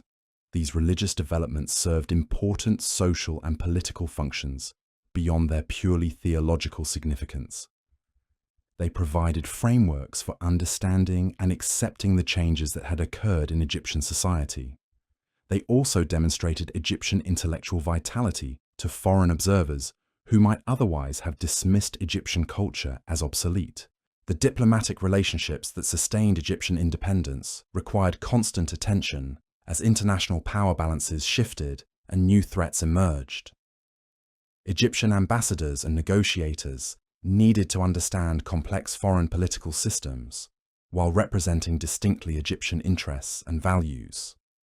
These diplomatic efforts were often successful in maintaining Egyptian security and prosperity, but they also revealed the limitations of Egyptian power in an increasingly competitive international environment. Egypt could no longer simply impose its will on neighbors through military force. Instead, Egyptian leaders needed to build coalitions, make compromises, and accept limitations that would have been unthinkable during the height of pharaonic power. The Persian threat that was gathering strength in the east represented a challenge unlike anything Egypt had previously faced. The Persian Empire was larger, more systematically organized, and more technologically advanced than any previous enemy. Persian rulers showed no interest in the kind of accommodation that had characterized Egyptian relationships with earlier foreign powers. Persian military capabilities were formidable and constantly improving through contact with diverse enemies and allies. Persian administrative systems had been refined through governing numerous conquered territories with different cultures and economic systems. Persian diplomatic networks provided intelligence and influence that reached into every corner of the known world. The Persian approach to conquest and occupation was also different from that of previous invaders. While the Assyrians had been primarily interested in tribute and submission, the Persians sought complete integration of conquered territories into their imperial system. This meant that Persian occupation would likely involve more systematic changes to Egyptian society than had occurred under previous foreign rulers. Egyptian preparations for the inevitable Persian challenge involve both military and diplomatic elements. Military forces were expanded and trained to meet the specific threats posed by Persian armies. Diplomatic relationships were cultivated with powers that might provide support, or at least neutrality, in the event of Persian invasion. These preparations revealed both the strengths and limitations of the Sate restoration. Egypt had regained significant military capabilities and international relationships that provided some security against foreign threats. But the kingdom remained smaller, less wealthy, and more dependent on foreign support than it had been during its imperial heyday.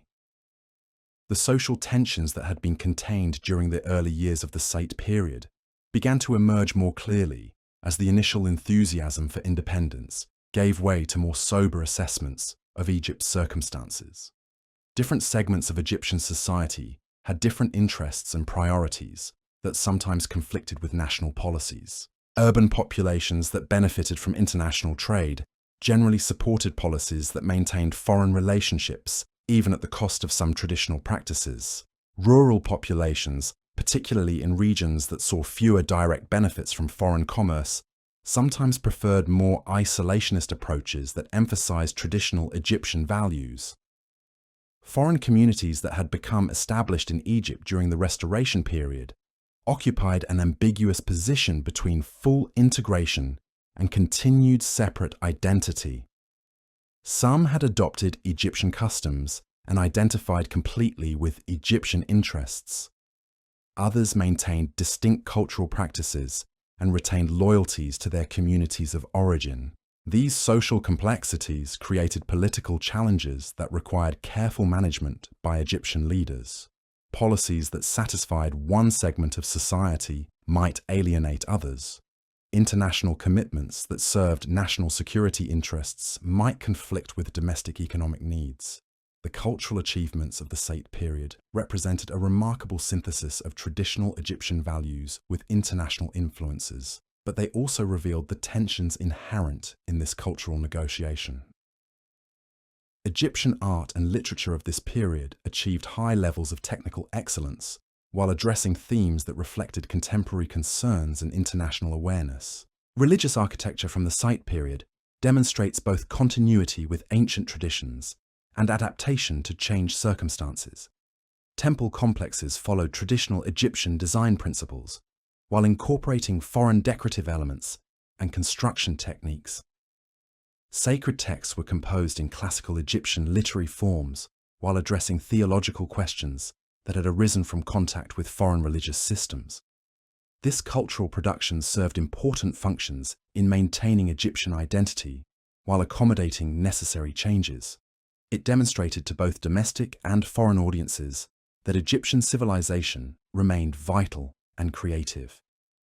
It also provided frameworks for understanding and accepting the transformations that had occurred in Egyptian society. The economic foundations that supported Saite prosperity remained fundamentally dependent on international relationships and foreign markets. This dependency created vulnerabilities that would become apparent when these relationships were disrupted by changing international circumstances. Egyptian agriculture, while still productive, could no longer support the kind of elaborate state apparatus that had characterized earlier periods of Egyptian greatness. The population was larger and more diverse, creating new demands on resources.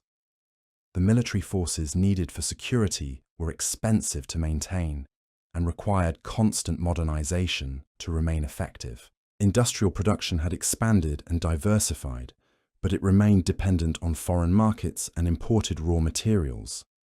Disruptions to trade networks could quickly affect domestic production and employment. Competition from foreign producers created pressures that required constant innovation and adaptation. The financial systems that managed Egyptian resources had become more sophisticated, but also more complex and vulnerable to external shocks. International commerce required credit arrangements and currency exchanges that created new risks. Government revenues depended increasingly on taxes from foreign trade that could fluctuate dramatically based on international conditions. These economic realities meant that Egyptian independence, while genuine, was constrained by practical limitations that earlier pharaohs had not faced. Policy decisions needed to consider international reactions and consequences. Domestic priorities sometimes had to be subordinated to international requirements. The military organization that had enabled Egyptian independence continued to evolve as new threats emerged and available resources changed. The balance between foreign mercenaries and native troops required constant adjustment based on recruitment possibilities, training capabilities, and operational requirements. Command structures needed to accommodate the cultural diversity of Egyptian military forces while maintaining effective coordination and discipline. Officers from different backgrounds brought different approaches to leadership and tactics that needed to be integrated into coherent military doctrine. Equipment and training programs incorporated foreign innovations while preserving Egyptian strengths and traditions. This synthesis created military capabilities that were effective but also expensive and dependent on continued access to foreign expertise and materials. Strategic planning became more complex as Egyptian leaders needed to consider multiple potential threats from different directions. The kingdom's geographic position, which had traditionally provided security through natural barriers, became more vulnerable as military technology improved and international conflicts expanded. The diplomatic relationships that provided security and economic benefits for Egypt required constant attention and careful management. Alliance commitments created obligations that might conflict with domestic interests. Commercial agreements established dependencies that limited policy flexibility. Egyptian diplomats needed to navigate increasingly complex international relationships while representing distinctly Egyptian interests and values. Success required understanding of foreign political systems, cultural practices, and strategic objectives that went far beyond traditional Egyptian knowledge. These diplomatic efforts were generally successful in maintaining Egyptian independence and prosperity, but they also revealed the extent to which Egypt's freedom of action had been constrained by international circumstances. The kingdom could no longer act unilaterally without considering the reactions of allies and trading partners. Intelligence networks became increasingly important as Egyptian leaders needed information about developments throughout the Mediterranean world that might affect Egyptian interests. These networks required resources and expertise that strained Egyptian capabilities while providing essential security benefits. The Persian threat continued to grow throughout the later Site period as Persian armies conquered neighboring territories and Persian influence expanded throughout the region. Egyptian preparations for this challenge involved both military and diplomatic elements, but the disparity in resources and capabilities remained daunting. Persian military forces were larger, better equipped, and more experienced than anything Egypt could field. Persian administrative systems were more sophisticated and extensive than Egyptian governmental capabilities. Persian financial resources dwarfed Egyptian wealth despite the prosperity of the Restoration period. The Persian approach to conquest and occupation promised to be more systematic and thorough than anything Egypt had previously experienced.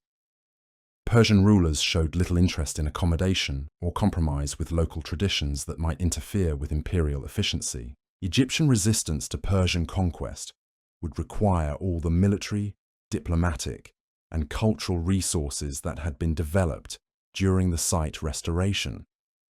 But even these considerable capabilities might not be sufficient to maintain independence against such a formidable enemy. The social and cultural foundations that had sustained the Sate restoration were also showing signs of strain as the initial enthusiasm for independence gave way to more sober assessments of Egypt's circumstances and prospects.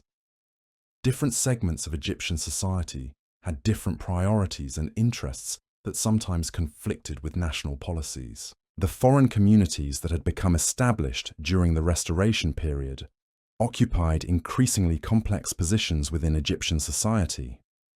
Some had integrated completely and identified fully with Egyptian interests. Others maintained distinct identities and loyalties that might complicate resistance to foreign invasion. Traditional Egyptian institutions, while strengthened during the Restoration period, remained dependent on resources and circumstances that could change rapidly. The priesthood had regained much of its traditional influence, but religious authority was increasingly shared with foreign religious systems. Regional administration had been strengthened, but local loyalties sometimes conflicted with central authority. The cultural synthesis that had characterized the Sate period was showing signs of tension as Egyptian and foreign elements sometimes proved difficult to reconcile. Artistic and literary production continued at high levels, but themes and styles reflected growing uncertainties about Egyptian identity and destiny. Educational systems had been expanded and improved, but they struggled to prepare students for an increasingly uncertain future.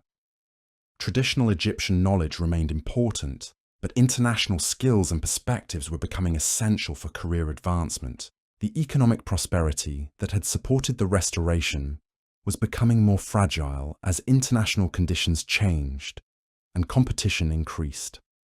Agricultural production remained substantial, but it could no longer support the elaborate state apparatus that Egyptians associated with national greatness. Industrial and commercial development had created new wealth and opportunities, but they had also created dependencies on foreign markets and materials that could be disrupted by international conflicts. The financial systems that managed these complex relationships were sophisticated but vulnerable to external shocks. Military capabilities had been significantly enhanced during the Restoration period, but they remained dependent on foreign expertise and equipment that might not be available during times of crisis. The strategic situation was deteriorating as potential enemies grew stronger and traditional allies faced their own challenges. The diplomatic relationships that had provided security and prosperity were becoming more difficult to maintain as international power balances shifted and new threats emerged. Egyptian freedom of action was increasingly constrained by alliance obligations and commercial commitments. The Persian threat represented a challenge unlike anything the restored kingdom had previously faced. Persian capabilities were formidable and growing stronger. Persian intentions appeared to include complete conquest and integration rather than the accommodation that had characterized earlier foreign occupations. Egyptian preparations for this challenge were extensive but might not be sufficient. The kingdom had regained significant capabilities during the Restoration period, but it remained smaller, less wealthy, and more dependent on foreign support than it had been during its imperial heyday. The outcome of the approaching conflict would determine not only Egypt's political independence, but also the survival of the distinctive civilization that had developed during 3 millennia of pharaonic rule.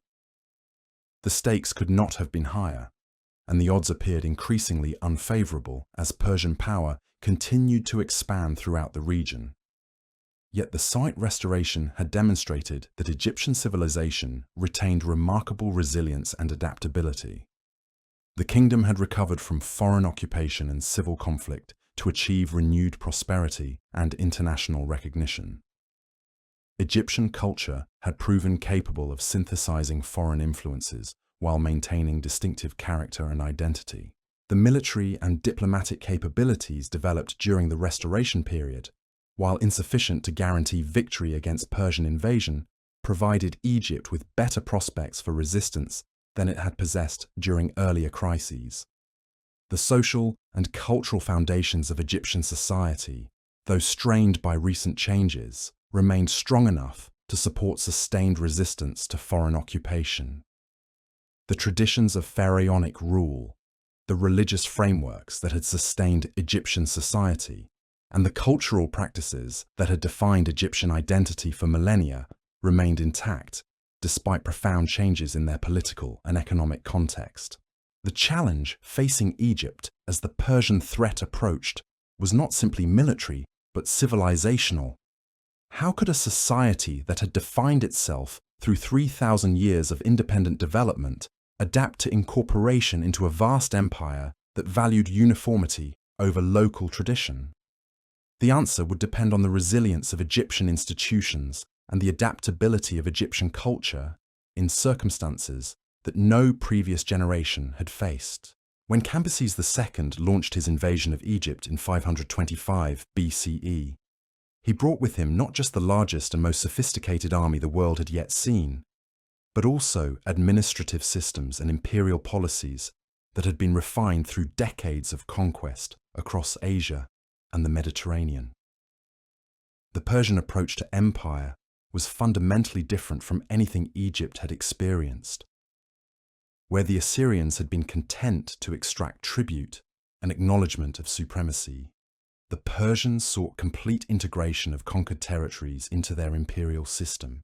The Persian military machine that crossed into Egyptian territory represented the culmination of centuries of military innovation and imperial experience.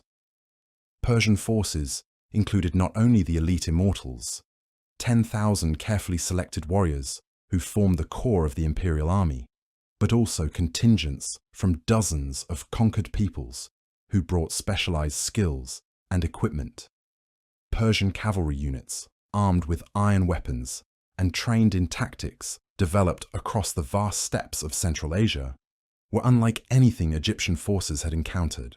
More troubling for Egyptian defenders was the Persian mastery of siege warfare. Persian engineers had perfected techniques for capturing fortified cities that made traditional Egyptian defensive strategies obsolete. They brought siege engines capable of breaching walls that had been considered impregnable, while their logistical systems could sustain prolonged sieges that would starve defenders into submission. The campaign itself unfolded with the methodical precision that characterized Persian military operations. Cambyses didn't simply invade Egypt. He systematically dismantled Egyptian resistance through a combination of military pressure, diplomatic isolation, and psychological warfare. Egyptian allies were neutralized through bribes or threats before the main Persian force even crossed the frontier. Egyptian defensive positions were bypassed or reduced through tactics that Egyptian commanders had never encountered. The decisive battle occurred at Pelusium, the fortress city that guarded the eastern approaches to the Nile Delta.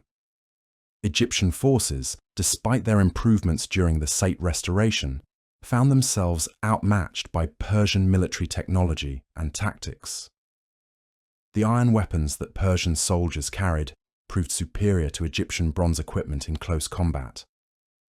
Persian archers, using composite bows that could penetrate Egyptian armor at ranges Egyptian weapons couldn't match, decimated Egyptian formations before they could close to effective fighting distance. Perhaps most demoralizing for Egyptian forces was the presence of Egyptian cats and other sacred animals in the Persian front ranks. Persian intelligence had identified Egyptian religious sensitivities and exploited them ruthlessly. Egyptian soldiers found themselves unable to fight effectively when their own sacred animals were being used as shields by enemy forces. This tactical innovation revealed the extent to which Persian commanders had studied Egyptian culture and psychology in preparation for conquest.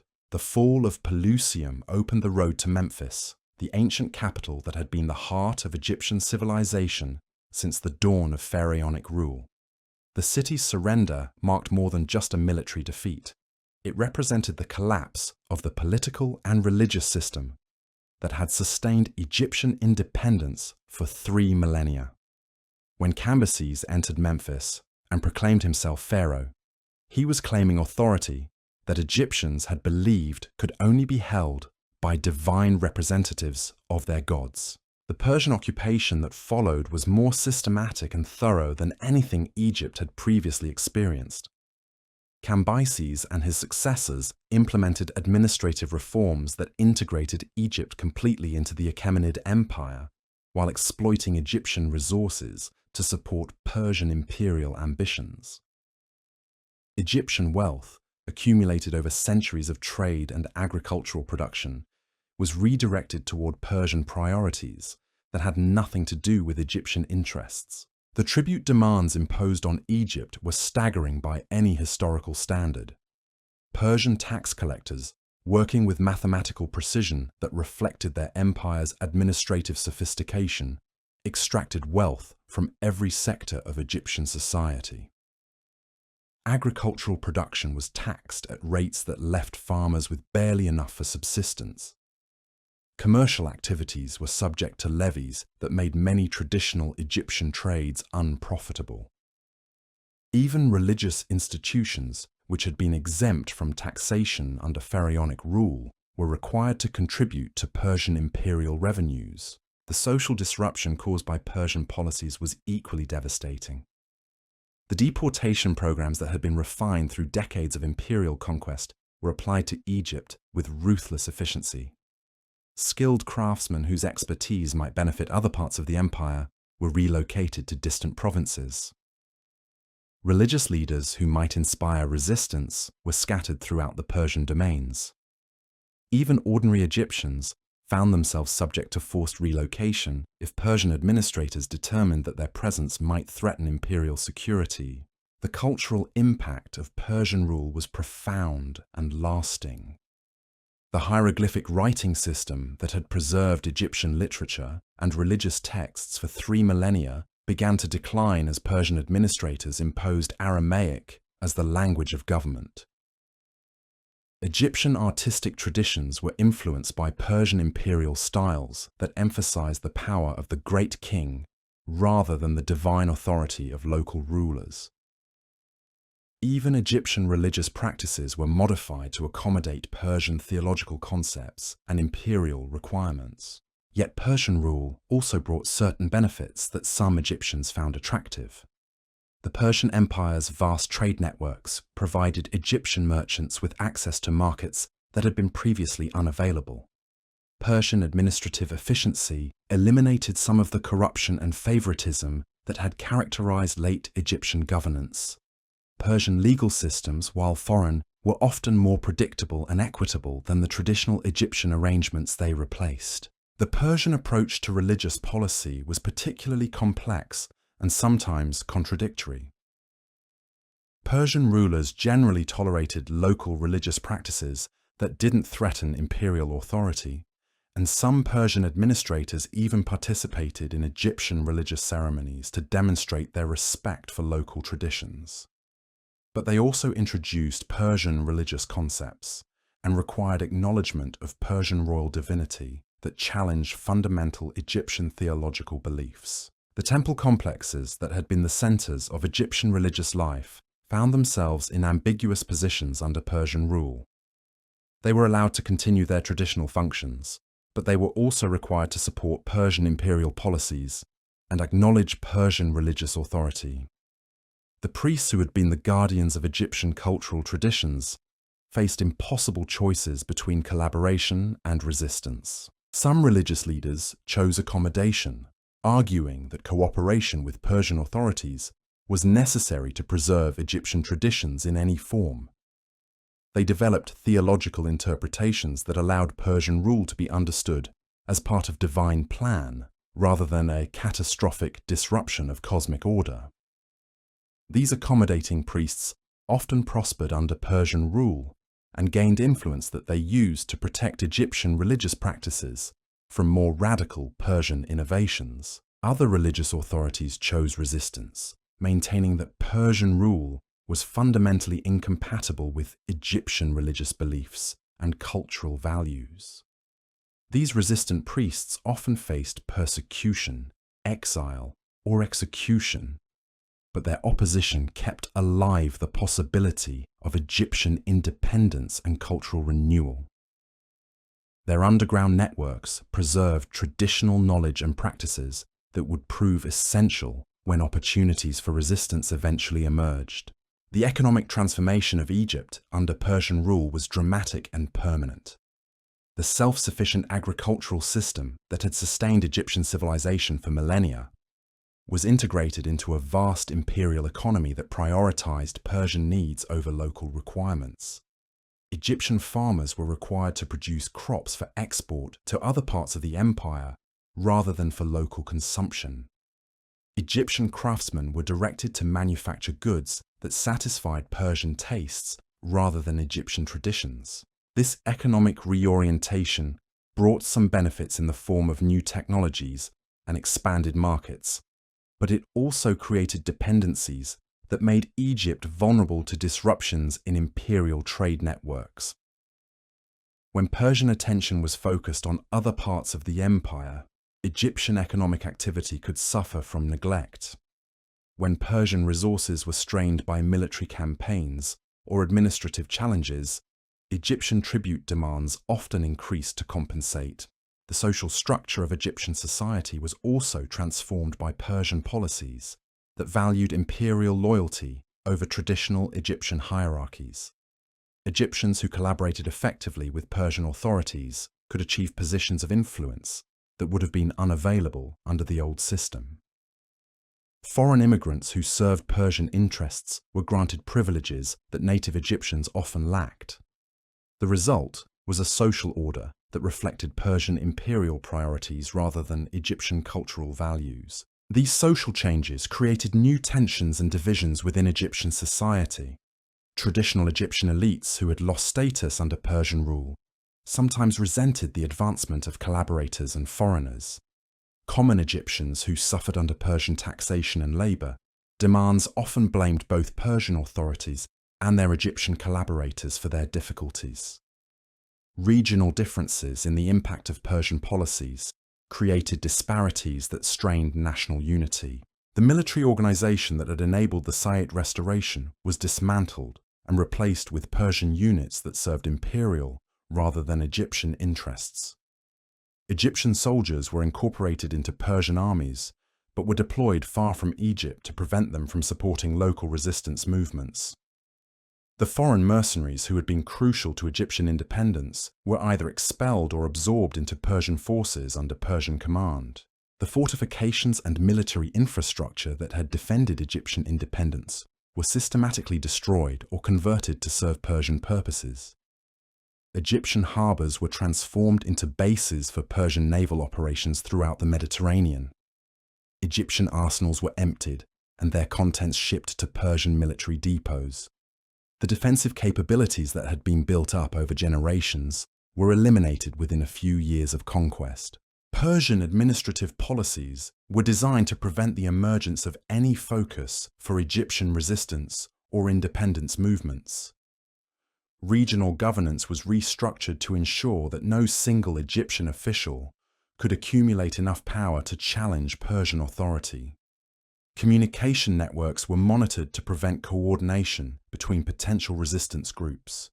Economic policies were designed to make Egyptian prosperity dependent on continued Persian rule. The educational systems that had preserved Egyptian knowledge and cultural traditions were modified to serve Persian imperial objectives. Scribal schools were required to teach Aramaic and Persian administrative practices alongside traditional Egyptian subjects. Religious education was supervised to ensure that it didn't promote ideas incompatible with Persian rule. Even artistic training was influenced by Persian preferences and imperial propaganda requirements. Despite these comprehensive efforts to integrate Egypt into the Persian Empire, resistance movements continued to emerge throughout the period of Persian occupation. These movements drew support from different segments of Egyptian society and employed various strategies ranging from passive non-cooperation to active rebellion. The persistence of resistance demonstrated that Persian policies, however sophisticated, could not completely eliminate Egyptian desires for independence and cultural autonomy. The first major uprising occurred under Darius I, just a few decades after the initial conquest. This rebellion was led by a combination of Egyptian nobles who had lost status under Persian rule, and priests who opposed Persian religious policies. The uprising received support from ordinary Egyptians who resented Persian taxation and labor demands, but it lacked the military resources and external support needed for sustained resistance.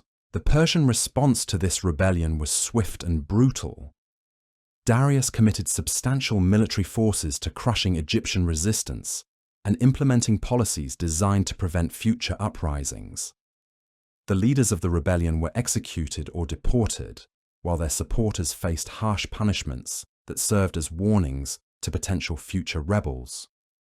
Persian administrative control was tightened to reduce opportunities for resistance organization, yet the failure of this initial rebellion didn't eliminate Egyptian resistance to Persian rule. Instead, it forced resistance movements to become more sophisticated and better organized. Underground networks developed that could preserve and transmit information about Persian vulnerabilities and opportunities for resistance. alternative leadership structures emerged that could coordinate resistance activities while avoiding Persian surveillance. The economic burden of maintaining Persian control over Egypt was substantial and grew heavier over time. The resources required to garrison Egyptian territories, suppress resistance movements, and extract tribute from an increasingly resentful population strained Persian capabilities. The administrators needed to govern Egypt according to Persian standards were expensive to maintain and often unfamiliar with local conditions that affected their effectiveness. Persian military forces stationed in Egypt faced constant challenges from climate, disease, and local hostility that reduced their effectiveness over time. The logistics of supplying and reinforcing these forces across vast distances created vulnerabilities that Egyptian resistance movements learned to exploit. The cost of maintaining Persian rule in Egypt sometimes exceeded the tribute and other benefits that the province provided to the empire. The cultural policies that Persians implemented in Egypt had mixed results that sometimes worked against imperial objectives. Efforts to suppress Egyptian religious traditions often increased their appeal and strengthened resistance to Persian rule. Attempts to promote Persian cultural practices sometimes failed because they were poorly adapted to Egyptian conditions. The result was often a strengthening of Egyptian cultural identity rather than the assimilation that Persian policies intended. The Persian Empire's attention was constantly divided among numerous frontiers and challenges that limited the resources available for governing Egypt. Conflicts with Greek city-states, rebellions in other provinces, and the constant need to defend vast borders meant that Egypt often received less Persian attention than effective governance required. These periods of relative neglect provided opportunities for Egyptian resistance movements to organize and strengthen themselves. The succession disputes and political instability that periodically affected Persian imperial leadership created additional opportunities for Egyptian resistance. When Persian authorities were uncertain about imperial policies or distracted by court intrigue, Egyptian resistance leaders could operate more freely. These periods of Persian weakness often coincided with increased Egyptian resistance activity and closer cooperation between different resistance groups.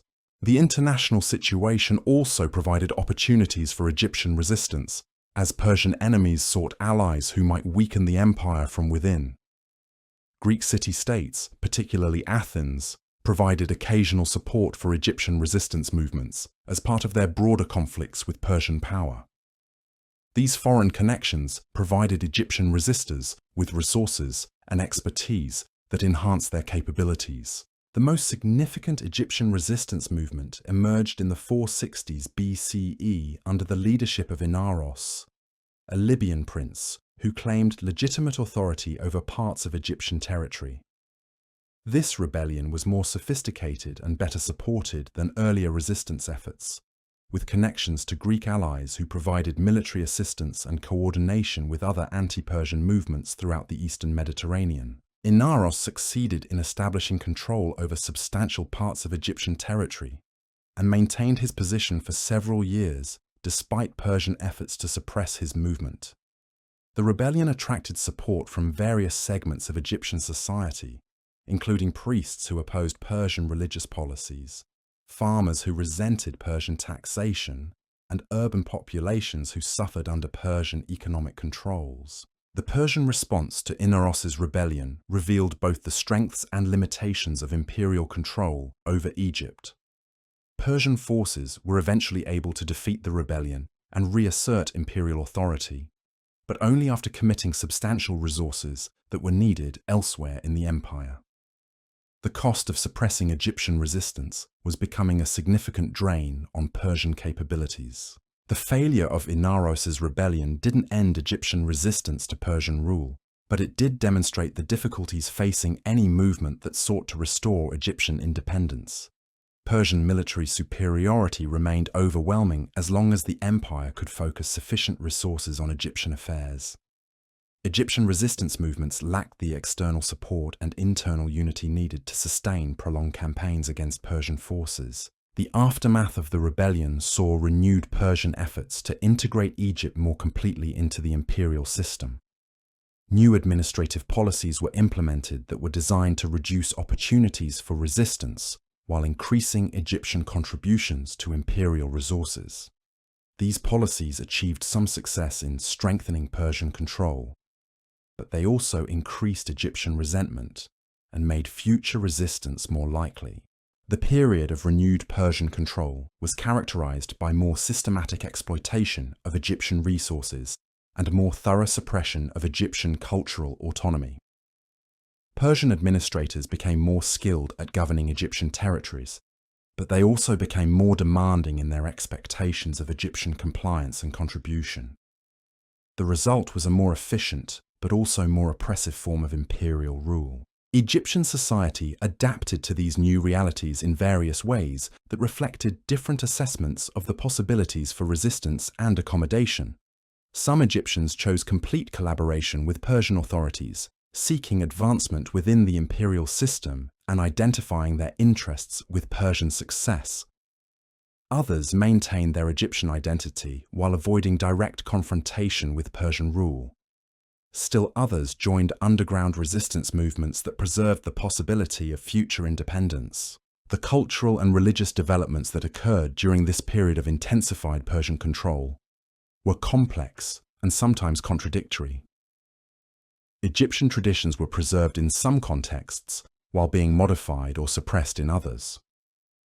Persian influences became more prominent in Egyptian art, literature, and religious practices, but they were often adapted to fit Egyptian sensibilities rather than simply imposed from above. The economic integration of Egypt into the Persian Empire continued to deepen during this period, creating new dependencies while also providing new opportunities. Egyptian participation in imperial trade networks brought prosperity to some sectors of society while imposing burdens on others. The overall effect was to make Egyptian independence more difficult while also creating interests that might support continued Persian rule. The military situation stabilized as Persian forces became more experienced in governing Egyptian territories, and Egyptian resistance movements were weakened by repeated failures. But this stability was fragile and dependent on continued Persian attention and resources that might not always be available.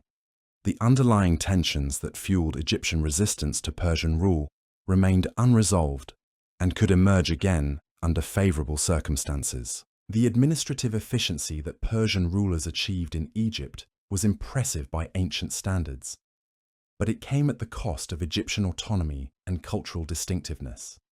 Persian policies succeeded in extracting substantial resources from Egyptian territories and preventing large-scale resistance movements, but they also created resentments that would persist for generations.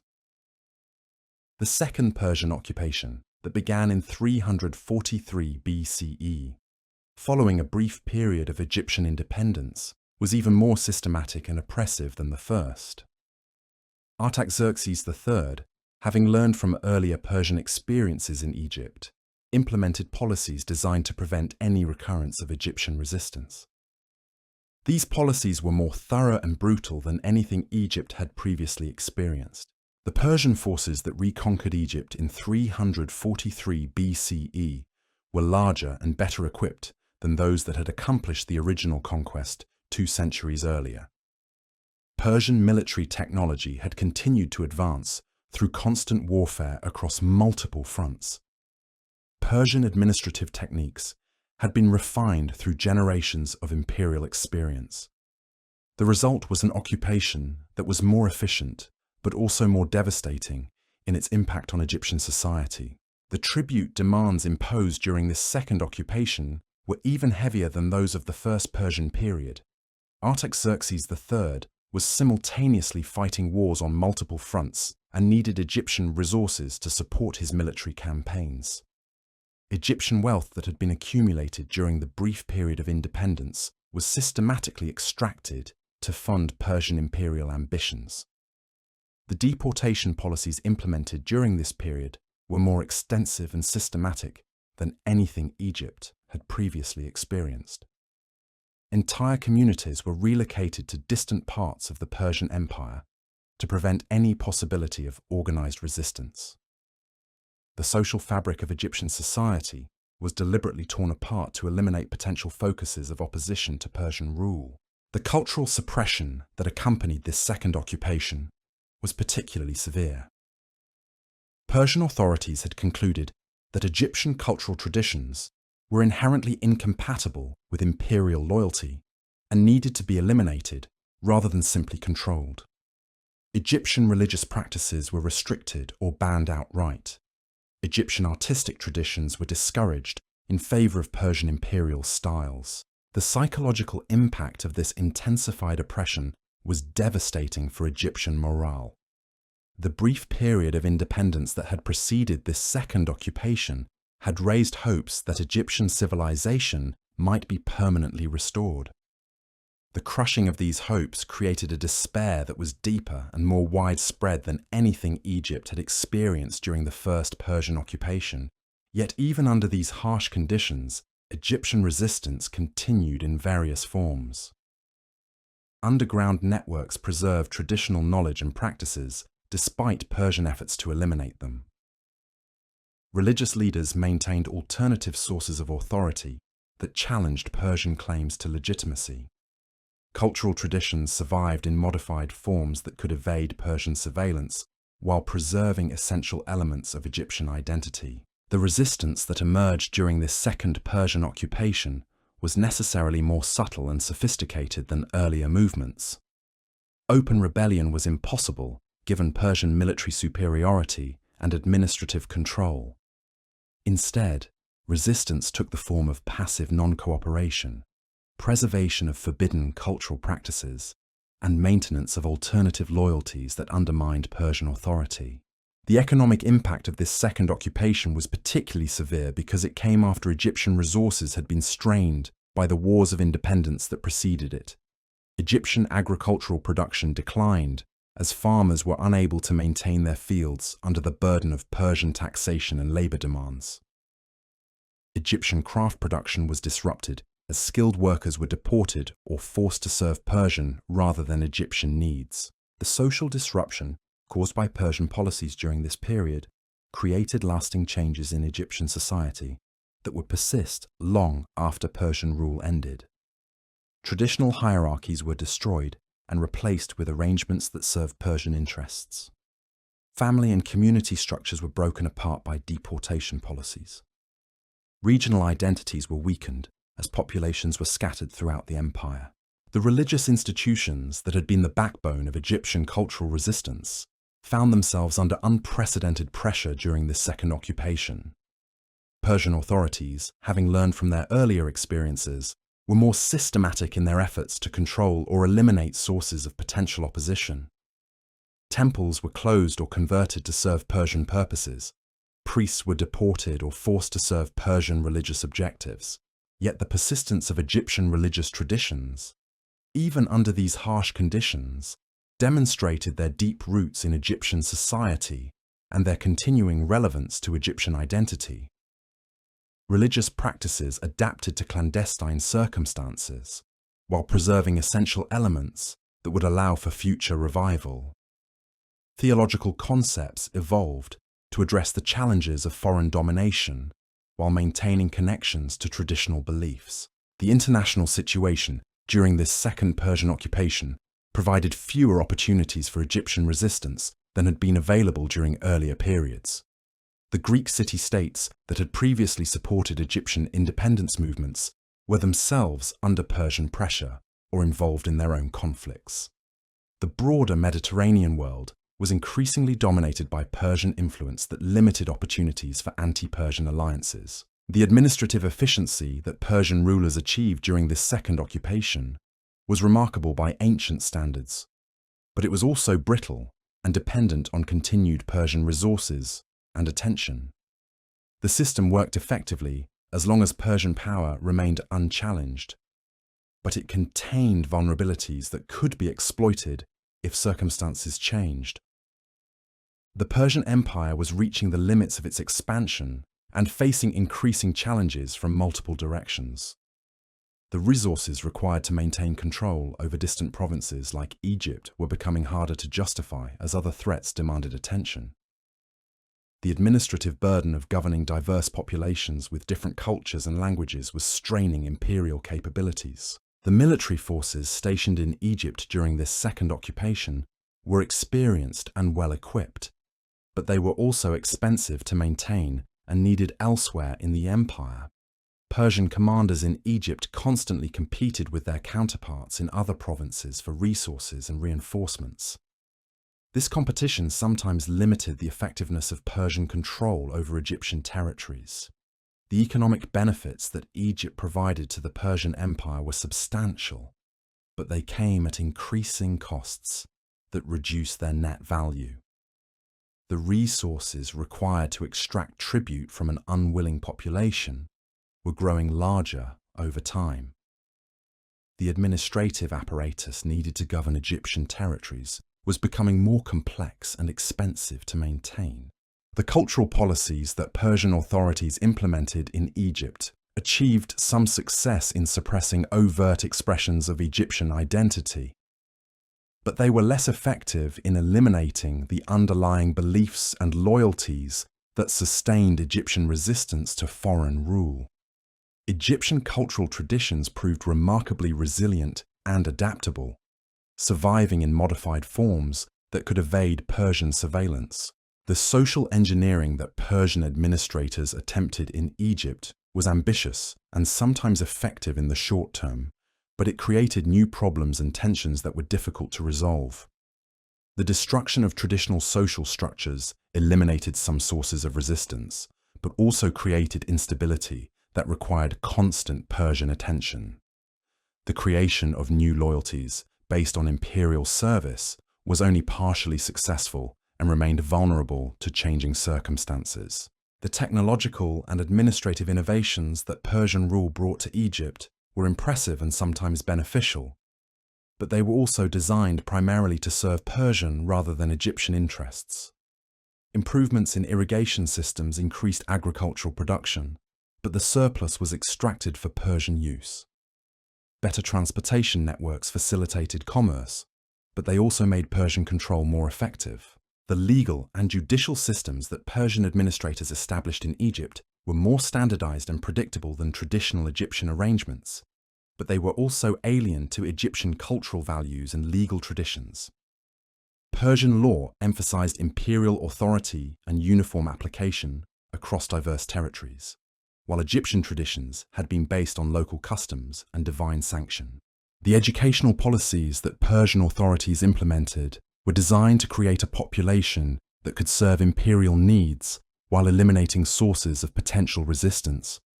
Traditional Egyptian knowledge was discouraged or forbidden, while Persian administrative and cultural training was promoted.